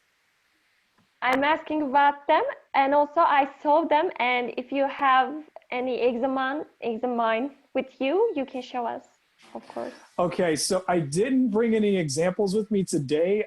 They're actually sitting in the lab, which is my garage. But if you go on my social media, I post about them all the time, and they're really, really cool. So just to give you guys a brief background, like I mentioned earlier, I'm really into robotics. I have always been into robots and intelligent machines ever since I was a little kid. I wanted to build robots specifically to explore space. And I was really, really passionate about watching the astronauts launch up and watching them go to the International Space Station and all, and off in the shuttle and all that cool stuff. So my freshman year of high school was in 2004. And that's when they announced that they were going to cancel the shuttle program. So that meant that there were no astronauts that were going to launch from the United States ever again. And at the time, a lot of people thought that that was the end of NASA, that was the end of space flight, that was the end of the space age. And for me, that was really, really devastating because I was like, oh my gosh, what am I going to do with my life? I want to work in space, but by the time I finish university, space flight won't exist anymore. So a big lesson that I always like to tell people is don't trust everything that you hear word of mouth. A lot of times, and especially when it comes to aerospace, there's just the industry works in its own unique way. And a lot of times the everyday person doesn't really know what's going on with NASA. They don't know what's going on with the European Space Agency or JAXA. It's all speculation. And so just because you hear somebody say, oh, well, the space industry isn't going to exist or it's not going to be successful, don't listen to them. Find out for yourself. Because what I ended up doing was I ended up saying, okay, well, let me go become a doctor. And then I studied, I got a degree in biochemistry. I actually got into medical school. I was sitting in class and I watched the European Space Agency land on a comet. And as I was watching them land on a comet, I was like, oh my gosh, people are totally still sending stuff to space. Like, why can't that be me? And so after thinking about it and after doing a little bit of soul searching, I left medicine. I said, I don't want to do medicine. I want to do engineering. And I want to do, just like when I was a kid, I wanted to go back and do space robotics. And so in that process, I started my engineering degree. I'm still going at it now. I will finish eventually. It's a little hard. I forgot how hard math was, but as I was doing my engineering degree, I actually got involved with a research team at my university that designed tentacle robots. And my project was to design a tentacle robot that could wrap around satellites and CubeSats and other objects in space. So that way we can bring them back to for repair or to deorbit them. So I don't know if you guys know this, but there's a really big problem right now in that there's a lot of debris that's stuck in orbit around the planet from when we were launching stuff back in the 60s, 70s until now. And that debris is traveling super fast. Then it's 17,500 miles per hour. I can't remember what that is in kilometers per hour, but it's something like what? Maybe like almost something crazy, like almost 30,000 kilometers an hour, which is really fast. And if it hits the International Space Station or if it hits an astronaut, that's going to be a very, very bad day. So my robotics project, or my project, was to design a robot that could catch all of that debris and keep the astronauts on the ISS safe. And from there, I ended up getting multiple offers to work at NASA designing different robots for them. So I designed robots that would work together to build habitats on the moon. So for all of you space architecture people that are in the audience, like I got to get involved with something like that, and it was really cool. I also designed robots that would work together to help build solar panels on the moon, so that way astronauts can have power to whatever habitat gets built. So, and in taking all of that experience and that passion for robotics, I just began experimenting with my own designs. And I got really interested in a thing called a BCI, or a brain-computer interface. And essentially what that does is it's a little headset that you can wear, and it measures the electrical activity that is in your brain. So if you've ever had like a sleep study done, or if you've ever had to get like it's an ECG, I think. It's the thing that they put on your heads, and you see the graph, and it's all the waves. And those waves are actually representing what's going on in your brain. And so you can get a BCI for really cheap. I found some as cheap as $20, 20 American dollars. So I can't translate that into Turkish currency, but they're not expensive at all. And so with that, I began experimenting, and I learned, I made some modifications to the BCI, and I was able to actually take the data that it was reading, and I was able to pipe it out to whatever system I wanted to. And with that, I started using my brain data to control robot motors. And so I had the robot that my company designed, the first robot that we designed, actually, if you make yourself focus really hard, the robot moves itself forwards. And if you, get relaxed and all zen-like, then the robot will make itself go backwards. So just by changing the way that you thought, you could actually change the direction that the robot is heading in. And an interesting thing with that is, at first when I made the robot, and again, so one thing I really want to express to the audience is that with science, it is such a beautiful thing, especially if you love it, because in a lot of cases, something that you're just making or designing because it's fun can actually be used to help solve a greater problem for the rest of society. And in my case, I didn't think about this at the time. I was just building robots that I could drive with my brain. And I was like, oh, this is cool. But people told me, especially students that suffered with attention deficit disorder, attention hyperactive deficit disorder, they said that working with the robots really helped them.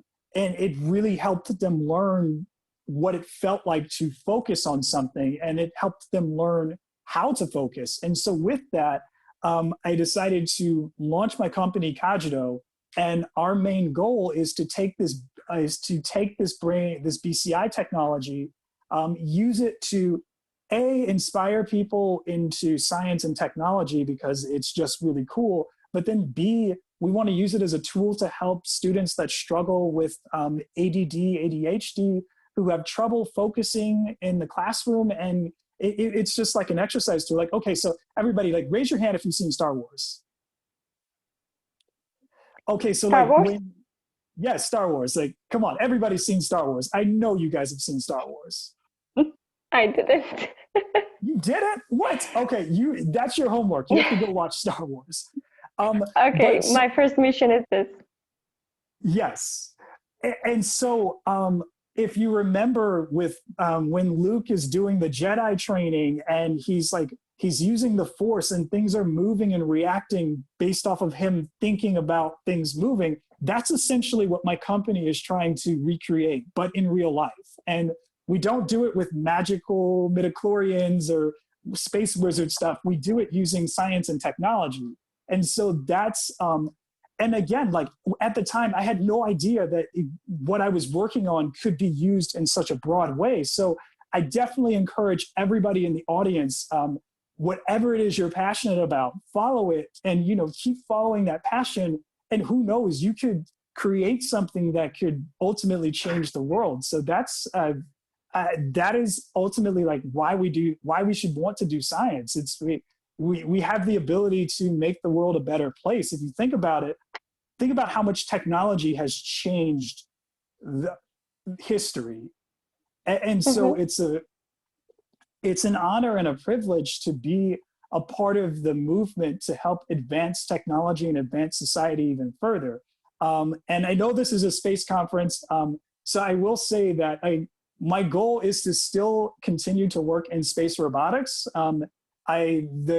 My company, I would love to see this. I would love to get this technology in space with the astronauts. I think that there are a lot of applications from actually helping the astronauts while they're out doing their EVAs or their extra vehicular activities in space. And also, even if they're just sitting in the station and they want something to do, moving things with their mind sounds like a great way to keep them entertained. So yeah, that is all about my company, all about the robots, the story of how we got there, and some of the lessons that I learned along the way. So yeah, that's all I have. That is so great. And Zahra, do you want to talk about, you are probably going to be the first Mars walker. What do you feel about it? Well, I might not be the first, but I've been training and working to, hopefully be on that first mission and maybe the first human on Mars. We never know. But so what I wanted to talk about was medicine, because space medicine, because, growing up, it's clear I've been talking about it, that I've been like a freak about space, and I've been so obsessed with the stars and becoming an astronaut. However, at the same time that I was, dreaming to be an astronaut, I was also dreaming to be a doctor and medicine, and was always, something that I studied. I always watched videos on medicine and different surgeries. So as I was growing up and I was meeting different people in the space industry, I've seen that almost everybody is studying, aerospace engineering and physics and astrophysics, which I absolutely love. But at the same time, I was a bit confused about how could I do medicine and astronautics at the same time. I was a bit confused, and I felt like I had to give up one of the two. But as I grew up and I started researching more, I've read the stories about several different astronauts that are also doctors, like astronaut Mae Jemison and Canadian astronaut David Saint-Jacques. And as I met these people and I was, researching what they were doing and what specialty they got into, I really started to see that, wow, actually medicine is really important. Not only, in space, obviously there's so many changes on the human body when astronauts go to space for 6 months at a time, but also the doctors and the people in the medical field that are also training to be astronauts and that have gone to space before. So for me now, what I've been doing is just studying more medicine and trying to see how I can correlate that with my astronaut training. And so, as I mentioned earlier, I've been working on a research project that hopefully I want to publish one day about sutures in space. And what's so important about sutures is that so far when we've gone into space, we've been pretty lucky, with the Apollo missions, the space shuttle missions. We haven't had many injuries, severe injuries in space where, the astronaut's life was in danger. But now that we're preparing to go to Mars, it takes 6 to 8 months just to get to Mars. And then we'd have to live on Mars for a year, maybe 2 years, and then another 6 to 8 months to get back. And this is just for a round trip. If we stay on Mars forever, it's going to be, even worse. So it's going to be pretty impossible that we get to space, we get to Mars, and we live there without having any injuries or any casualties. There could be flying debris that punctures the spacesuit, and we have an open wound, or someone might lose a limb. So I've been researching and working on an experiment about sutures in space, and so far I've been learning how to do sutures, different types of sutures, like stitches. So if there's an open wound, and if an astronaut if they cut their head open, or they have like a wound on their arm, the astronauts can learn to sew and to do sutures. So, with this experiment that I've been doing, hopefully I'd like to maybe go on a microgravity flight and test that in actual microgravity. And so once I publish this, it's really going to relay onto the possibility of doing surgeries in space, which is going to be, it's a really tough job, especially with weightlessness, it's going to be really tough. But so far, I'm starting with baby steps, and maybe one day we could get to doing surgeries in space. And actually, while you guys were talking, while the other panelists were talking, everyone had some sort of an experiment that they were showing, like a CubeSat. So I just did a few sutures here in my suture kit. I'm not sure if you could see. So I've been practicing on this and learning how to do sutures, and then maybe one day on a microgravity flight, I'd be doing the same and see how does being in microgravity affect an astronaut's ability to do sutures. How different would it be than being on gravity on Earth? When we have gravity on Earth, it's way easier than doing it in space. So I've been studying that, and hopefully get to publish something and maybe make a change in space medicine. And another thing really that a challenge that I've been facing, I'm 14 years old. So being so young, there are so many different restrictions, and there's always this saying that, the young people, they're still learning, they still have a long way to go. So, a lot of the opportunities with space and, doing analog missions or about a bunch of training and getting a private license, the age is so important. Just to be a pilot and to get your private pilot's license, you have to be 17 years old. And I'm 14, and I'm turning 15 in 3 weeks.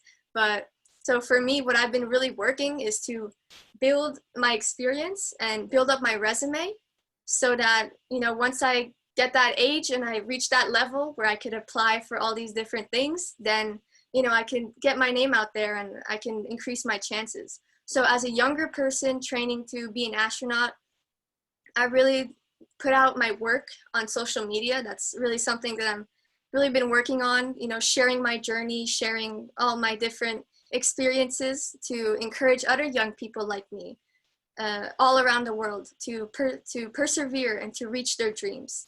So that's been really important for me.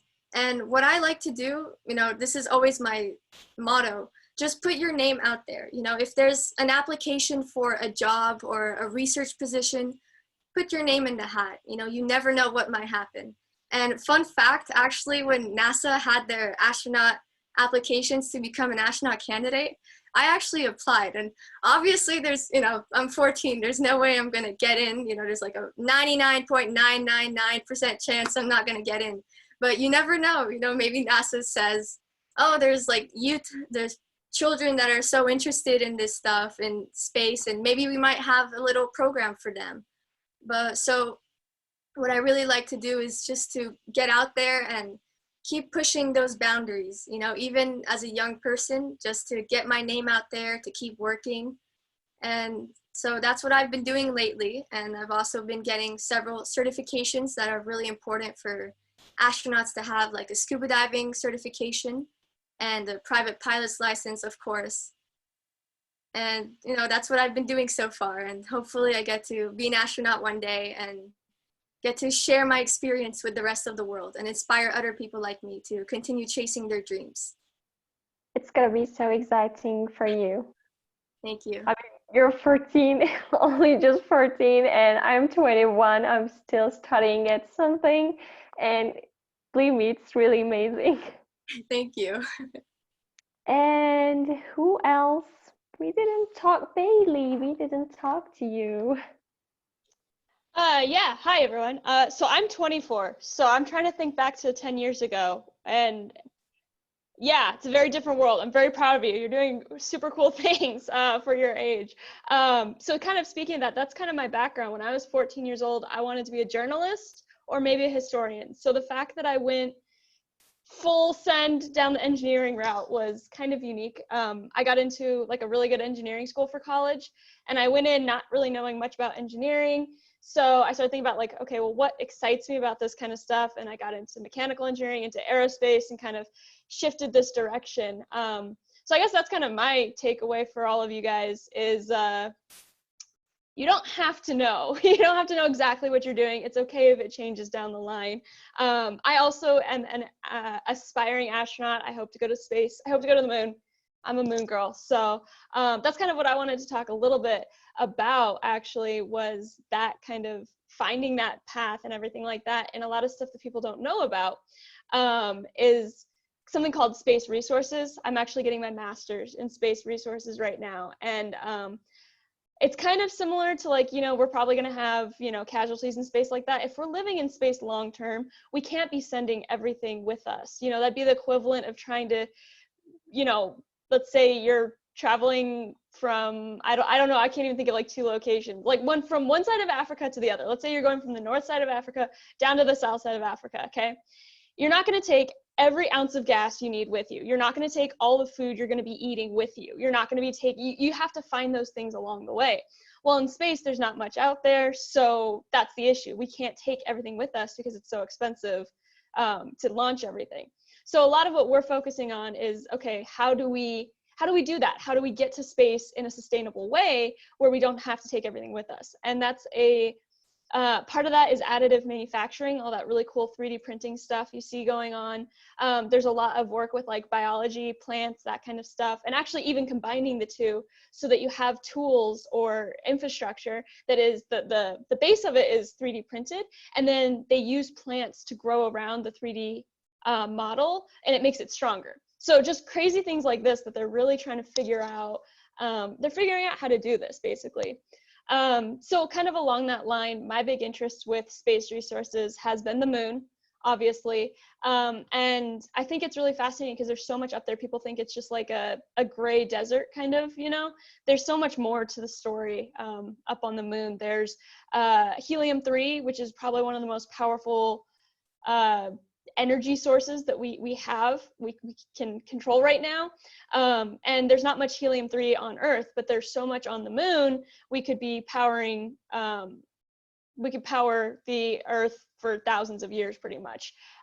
So if we can start figuring out how to use that, we'll be in good shape if we can figure out how to mine it and everything. We also have lunar regolith, which is my favorite thing. That's the moon dust, the moon dirt up there. And it's kind of this like blessing and a curse at the same time, where if you breathe in lunar regolith, it is basically like breathing in tiny little diamond shards, and it like destroys your lungs. If they're small enough pieces, they can actually get into your bloodstream and cause a lot of issues.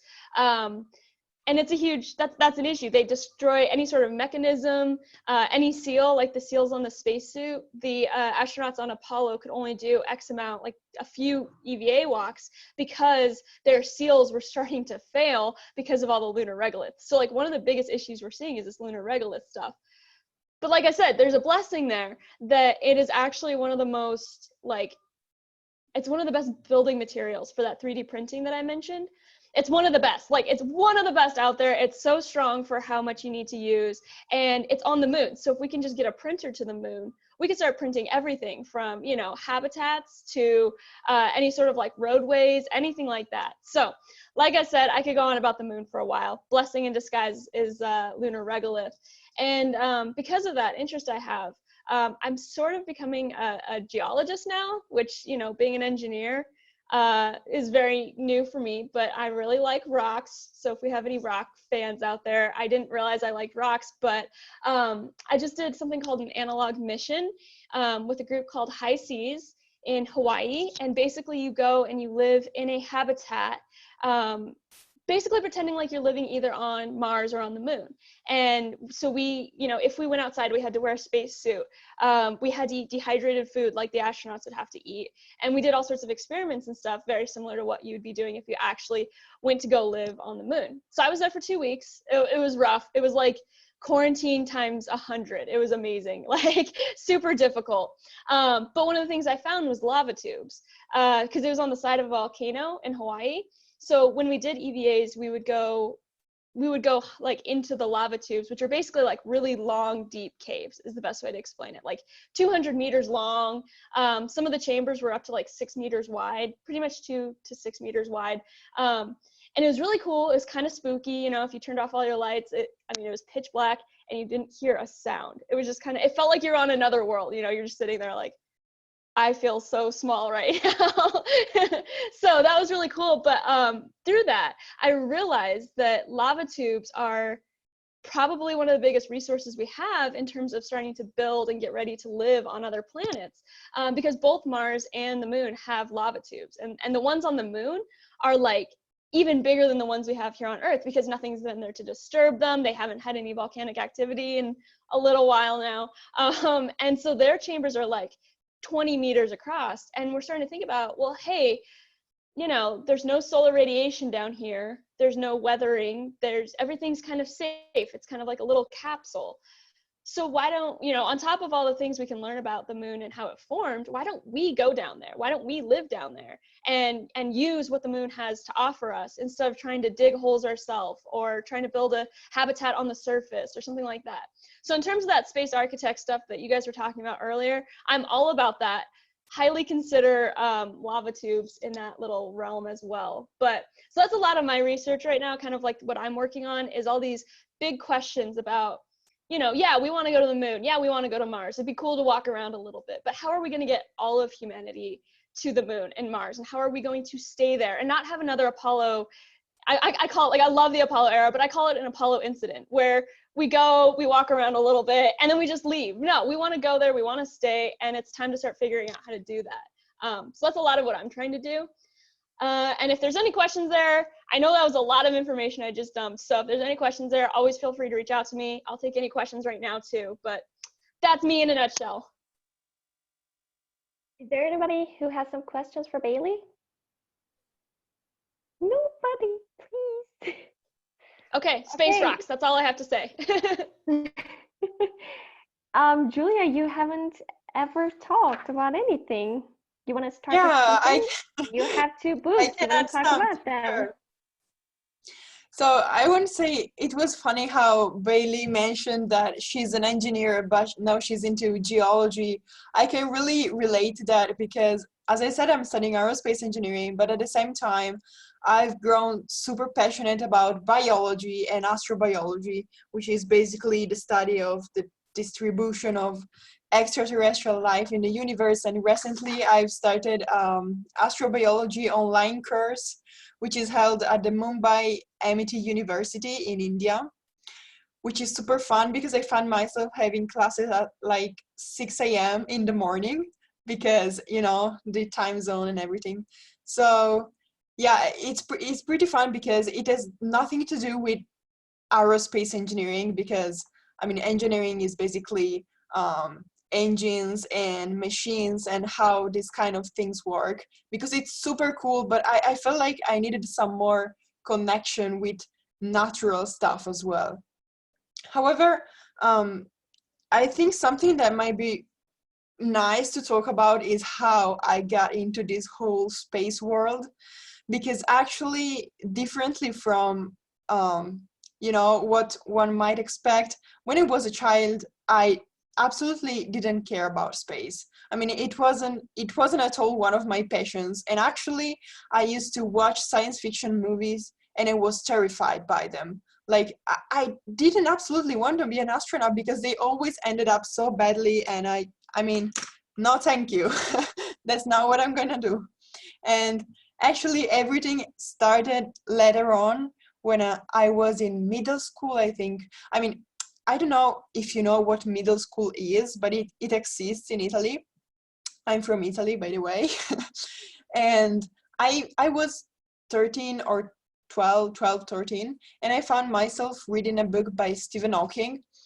And it was so crazy. I remember seeing a picture of the Hubble ultra deep field where every single bright dot was not a star, but it was an entire galaxy, and there were so many. And I remember being incredibly overwhelmed by that picture that I almost found myself crying. It was so crazy. And that was also the moment when I decided that space was going to be part of my life. I still didn't know how, because I knew nothing about space back then, but I just decided that it was going to be.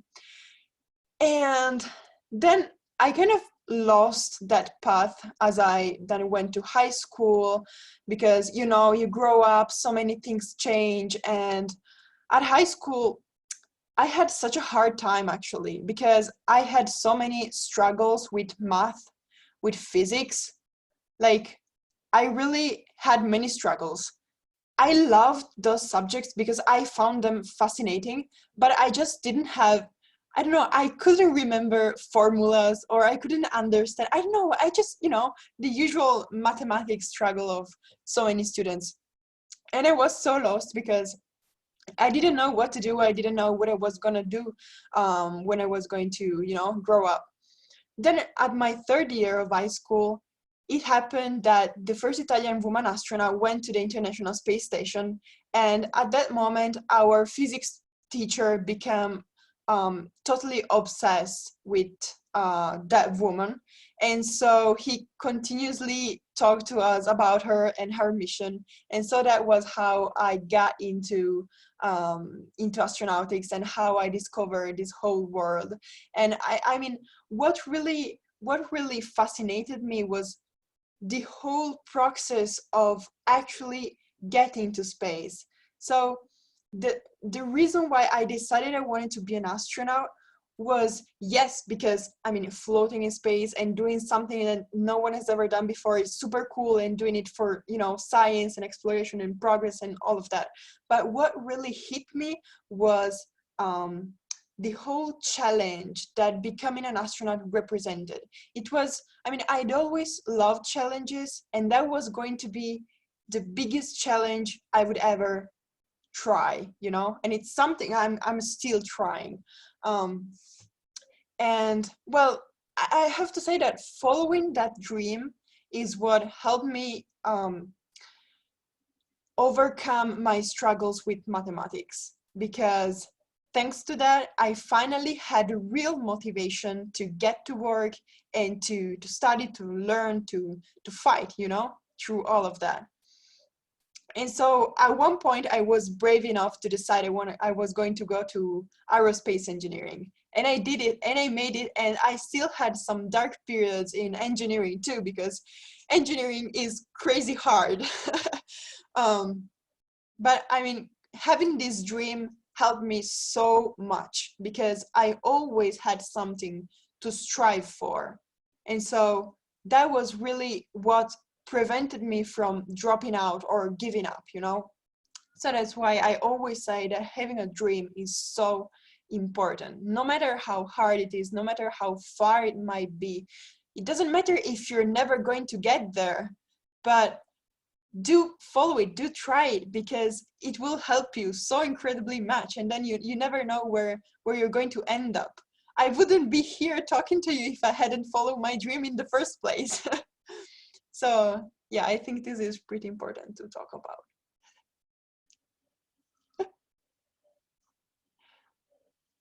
I think you're muted. We can't hear you. Okay, I'm sorry. That's my bad. Okay, you came really beautiful place that you can ever come. So believe me, it's so beautiful to talk to you here about space, and to see that people all around the world is just following their dreams. It's too beautiful for me. And as I can see that youth is really into the space things, it's just so honorable for me. And of course, it's probably honorable for you guys too.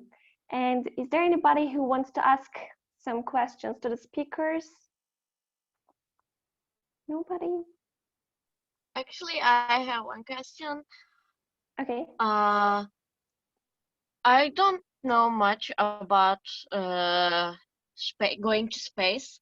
I just sometimes read some articles. So, what is the latest thing you can say?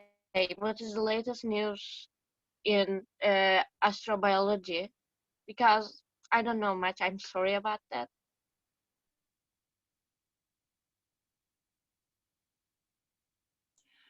That was quite a general question.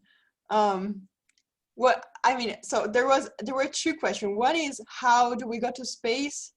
And the other is about something about astrobiology. Is that right? I mean, I don't know much about space, so I just read some articles, but I just want to know about astrobiology. I'm more interested in your area. So I can tell you real quick The Go. reason you don't know much about what's going on is because no one knows about much what's going on. This is like a brand new field. We're all kind of feeling our way around. So don't worry about not knowing what's going on. You can continue. So I was going to go ahead and extend that answer, and that is like it's not just astrobiology, it's the entirety of all spaceflight. Yeah. Like people are just, yeah. We are just improvising all the time. Yep. And we're just being all very optimistic. Okay, I'm just going to say a few words about astrobiology to give you a general idea, I guess. So there are, I would say, two kinds of astrobiology. There is the one that is focusing on trying to look for very simple forms of life in the universe. So something like bacteria, for example, and we are looking for those, let's say, on Mars or on Venus, like we have recently discovered. You've probably heard somewhere, because it's gone pretty viral, that we found a particular substance, this phosphine, in the atmosphere of Venus, which is a biosignature, which means that probably or probably not, there might be some forms of life in the atmosphere of Venus, but we're not sure. So there is this area of astrobiology that is looking for molecules of life, or anyway, very simple life forms. It will be, I mean, it might not sound as exciting as finding E.T., you know? Antennas, green little men, and things like that. But actually, the thing is that to date, we have found no proof of life beyond the Earth, like none at all. So once we make that discovery, it will be absolutely historical and mind-blowing, and also we will probably figure out so much more about how life originated on our planet in the first place, because we have some theories about that too, but we're not sure. So this is one. And also, little parenthesis on this one, for example, you know, there is a moon of Jupiter that is called Europa, and it's probably an ocean world, and probably there are probably there is life. There might be. I mean, I like imagining alien dolphins swimming inside the ocean of Europa. Would be pretty cool. But yeah, that's also astrobiology. The other part of astrobiology is it's more close to science fiction, I would say, and it's searching for intelligent alien civilizations, which obviously we haven't yet found. There is program that is called the SETI program. I don't know the English pronunciation of that. SETI, I guess. That is it has a huge radio telescopes, and it's trying to capture signals, radio signals coming from space, in case some alien civilizations are trying to communicate with us. And we have also sent some messages into space in case there's anyone who's listening. But yeah, nothing has been found so far. So yeah, this is pretty much what astrobiology does. If anyone wants to add anything, just go ahead, I guess. Now I just have one more question. I know I'm Sure. asking a bit much, but I want to ask which theory that sounds more scientifically accurate to you about the beginning of life, about how did we came to Earth? I mean, it's just something personal, but yeah, I just want to know your idea. It's not like I have a personal idea. I mean, if we talk about how life first formed on planet Earth, like there are some theories talking about hydrothermal vents on the ocean floor, or some I don't remember exactly, but something related to oxygen or hydrogen and some chemical reactions that started in the very beginning. Things like that anyway. We're all By the the way, result thank of you some. for answering my questions. You're welcome. Anyone else? For Ali Khorshidi Benam. Do you hear me?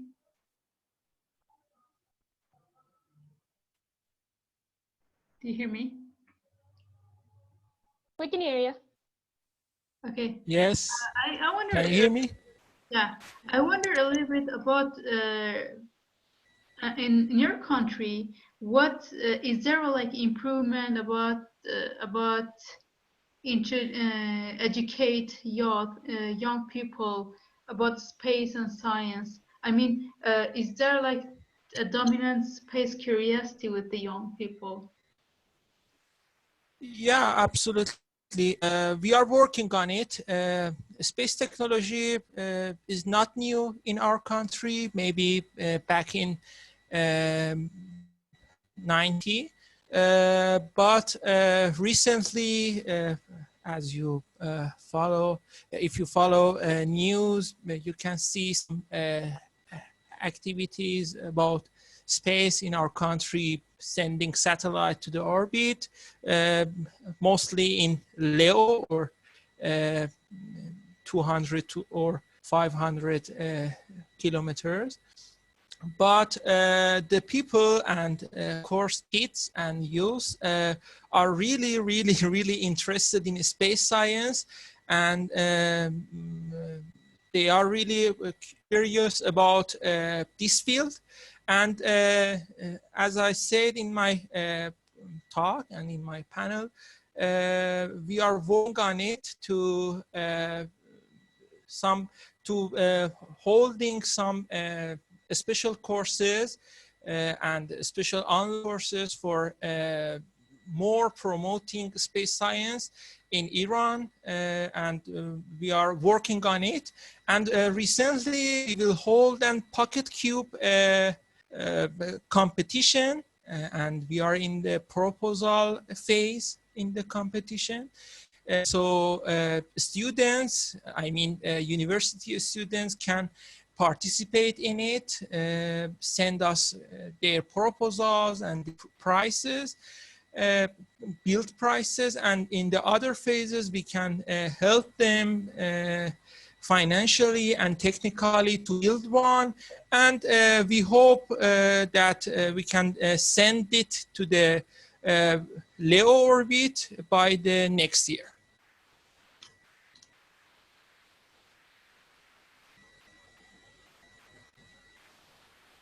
Thanks a lot for answering my question.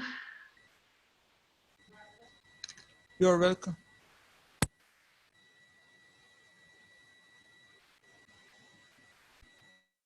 Gülşah, do you have other questions, or we can end the section here?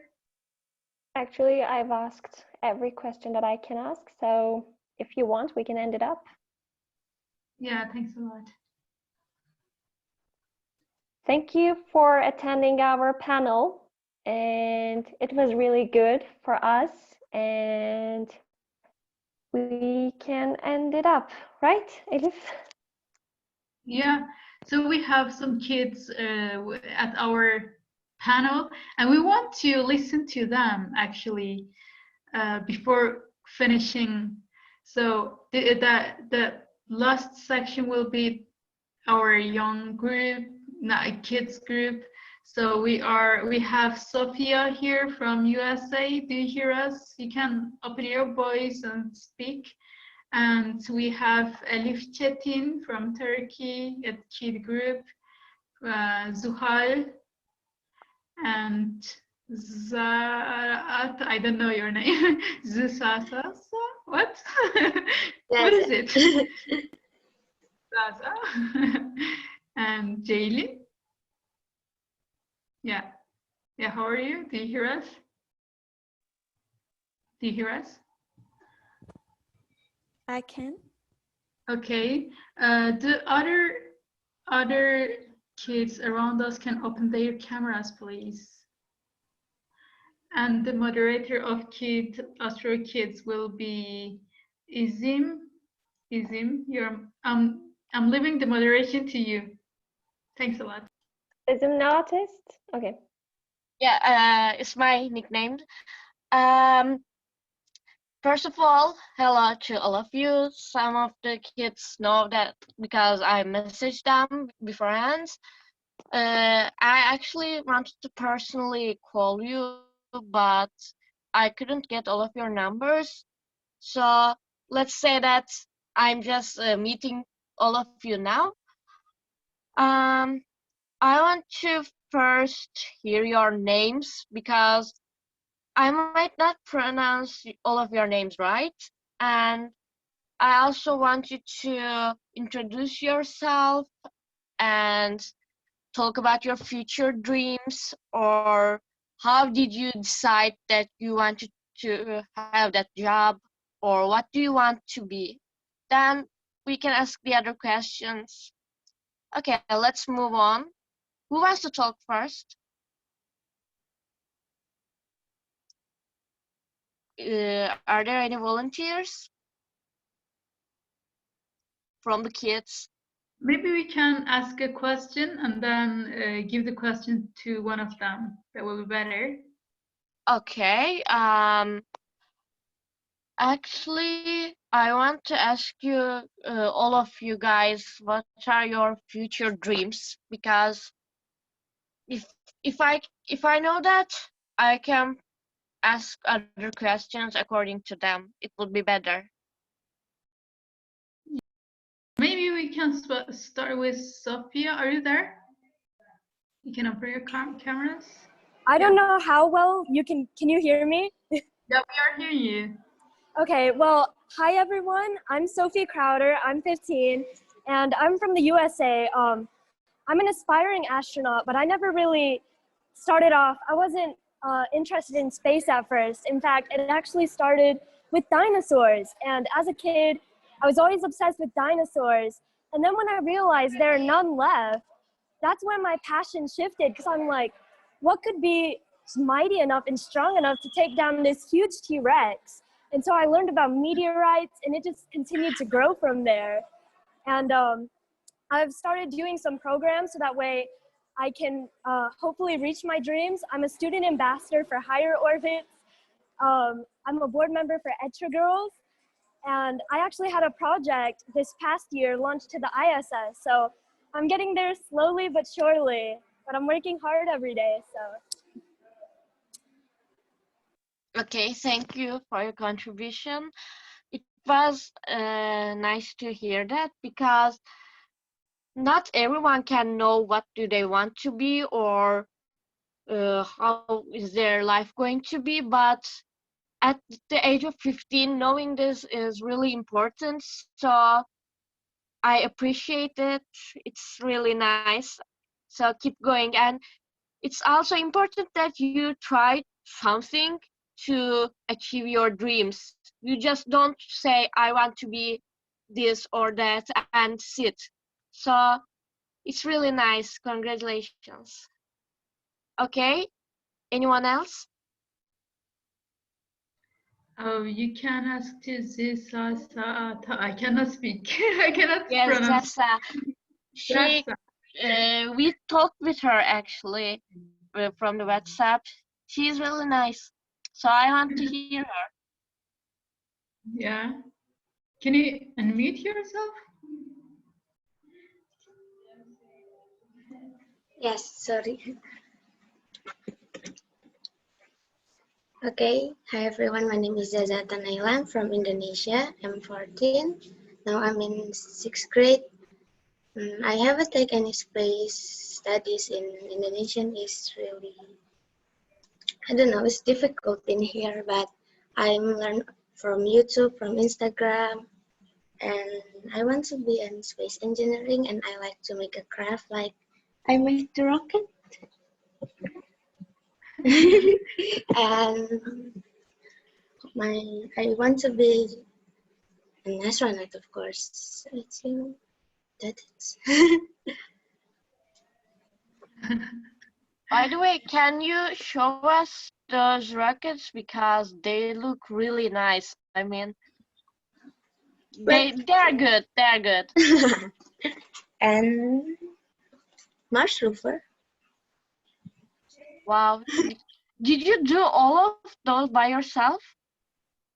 Yes, I very like crafting, like from Wow. everything.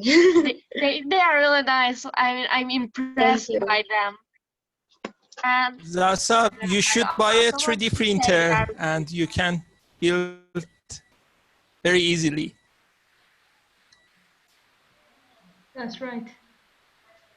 Thank you. And Jaylene, what is your dream? You want to listen? Hello. I want to be an astronaut in the future. This is my dream, biggest dream. And I'm confused now because I'm thinking being an astrophysician or something other. I don't know, but it was my dream when I was younger. So yeah, I'm joining this meeting. Oh, sorry. You can unmute yourself, I think, because of me. Yes. Yeah, you can continue. And I'm from Turkey. I'm 14. So yeah. Thank you. okay. By the way, don't worry that you are not sure what you want to be, because every children has been at the state at a time. I mean, because for example, I wanted to be a fashion designer, and I was so sure I was gonna be a one. So it was a drastic change for my family when I said to them that I want to be a physicist. They were like, "What? What happened to the fashion?" So it's normal for everyone. So I hope you can be an astrophysicist if you really want to be, and it's a really nice job, and you wanting that as a woman is really important, I think. Yes. So thank you for your contribution. Yeah, I would like Anyone to else? thank for Jaylene for her decision. That happened to every human, I think. In the beginning, I wanted to be a doctor, and then finally I saw I'm going to be an architect. But after that, I changed my plan. I tried for being a pilot, but finally I ended up for being a space architect again. So I don't think worry. the funniest one is mine, I guess, because at a point I wanted to be an agent.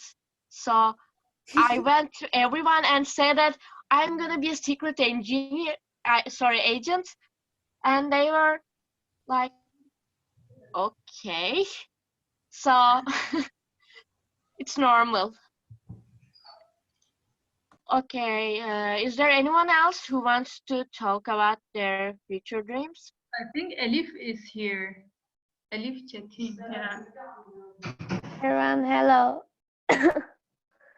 I am very excited. I want to be an astronaut since I was a little child. I know I love the universe. It's so hard to define my feeling of dreaming it. It's special for me.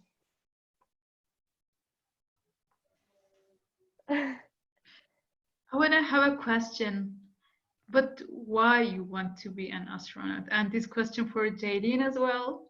I think for Sophia as well. What is the reason I behind it? don't know. I love the universe. I love the space. It's so fascinating for me. Don't you afraid of space? Yeah. Are you afraid? I don't know. I want to eat. Yeah. Okay, maybe you can listen to Sophia. The question was why I'd want to be an astronaut, right? Yeah. Yeah. Well, I think space, there's a lot to explore out there. There's a lot of unknown, and it's really taking that great leap into the unknown. I think that there's a lot of potential out there, especially for new research, and to just, further our, how would I put this? I guess further our knowledge. There's not a lot out there, and there's a lot we don't know. So I guess it's just for the opportunity and promise out there is why I'd want to be an astronaut. Yeah. So Jaylin can answer the same question.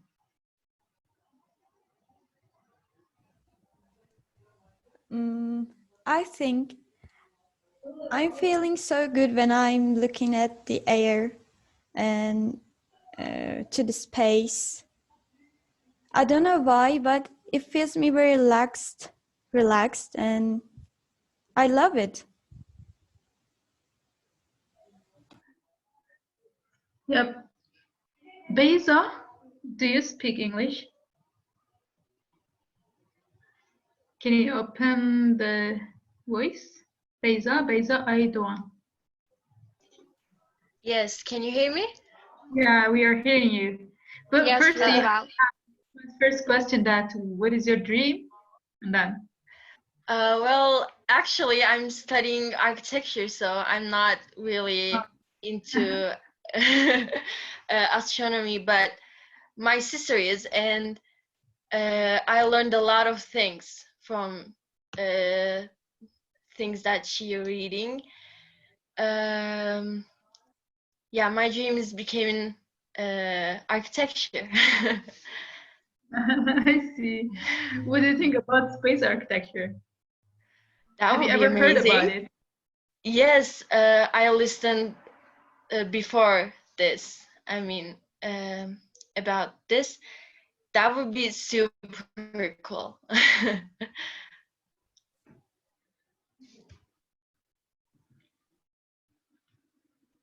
Okay. Is there anyone else who wants to share their future dreams? I don't know how many of you are left. I just wanted to add something. Just listening to you guys, the Astro Kids.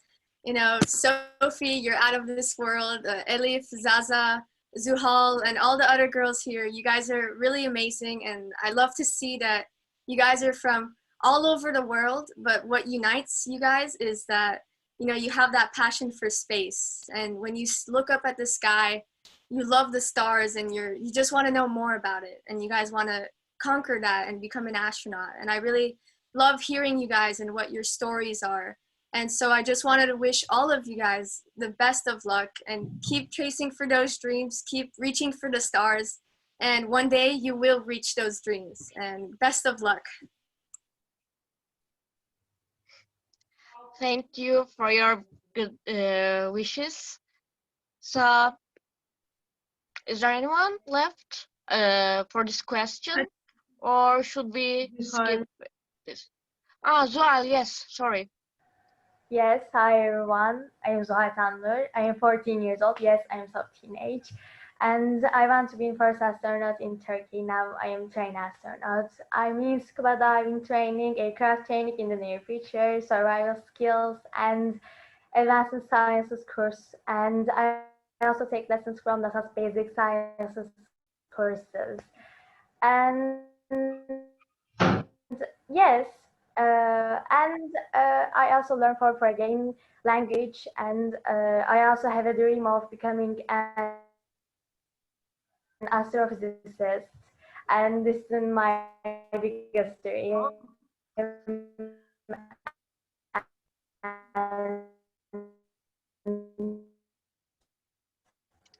Yes, yeah. Okay.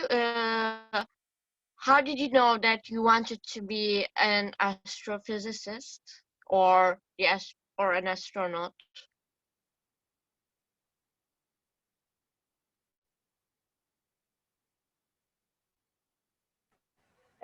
Because I love galaxies. I love it. Okay. It's really nice that you know what you like and what you want to be. Let's skip to the other questions.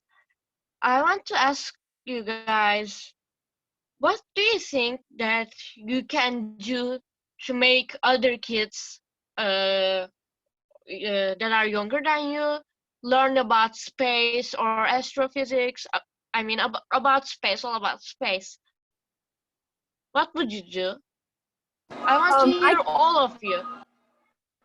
Yeah, I can take this question. I was actually at our local library. I actually have a program called STEM Squad with Sophie, where it's K through 6, and we take all of these kids together, and we pretty much take all of these advanced concepts of science and put them into these fun little experiments and do it with them. Last time we were together, we made Lego cars and we did engineering together.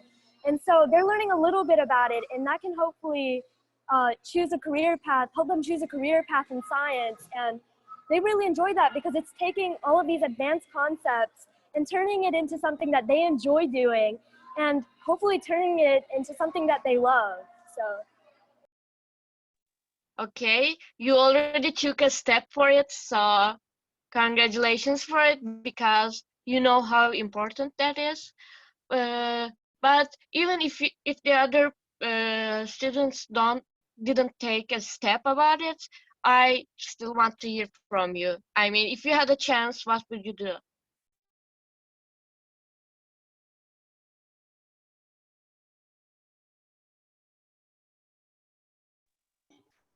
Is there any volunteer, guys? You can maybe give the names and then ask question and then give the names who wants to. Okay, for example, Jaylin, what do you think? I couldn't hear you very well. Sorry, my internet connection may be bad because my brother was playing games, so sorry. I want to ask, what would you do to make the kids that are younger than you to learn about space? Did you get the question? Yes, I understood. I don't know. Maybe I will suggest them books that I loved and teach them the space and the I don't know. I think I will teach them the things that I love about space, and they will love it too, I think, and they will continue to research about it, and they will love it more. Okay, thank you. Elif Çetin, what do you think? I don't know. I think the child learn the space of I don't know. My English is bad, so no, don't worry, I because yeah. You can say whatever you want. We will try hard to understand you, so don't worry. Okay. Even if your English is bad, it's okay. Okay.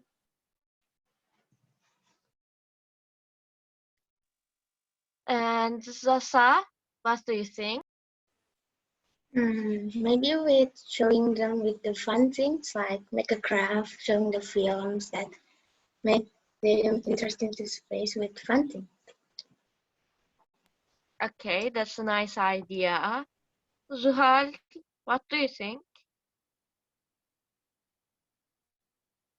I think study hard, and I think never. Yes, I think this is enough. Okay, thank you. And who is left? I think Beyza. No, Yeah, so first, she was the first one to talk. I think Beyza didn't talk about this. Wait, so do you hear us? Do you guys hear us? Yes, I can hear you. Sorry. I think about like if those things. Sorry, my English not very good, so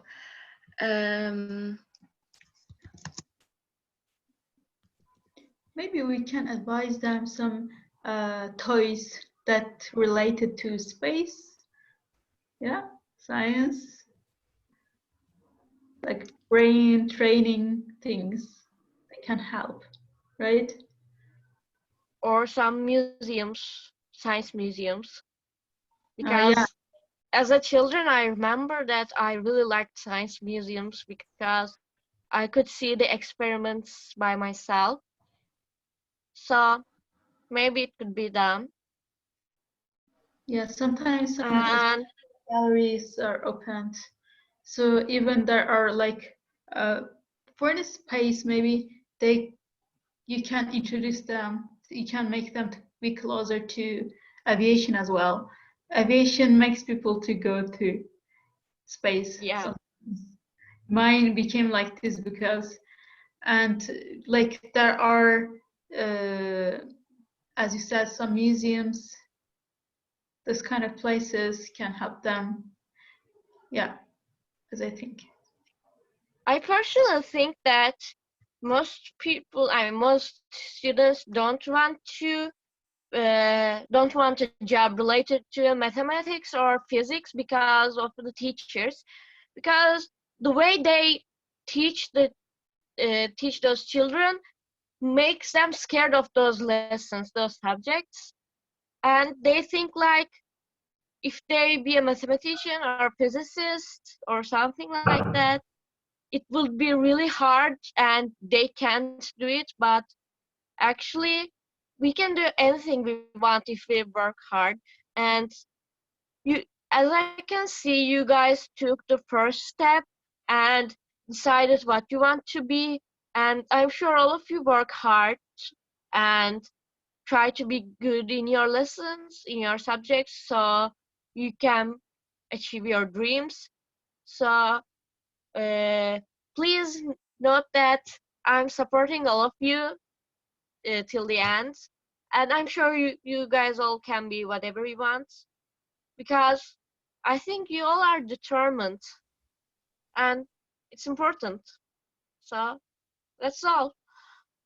I don't have any more questions, but let's take a look at the chat.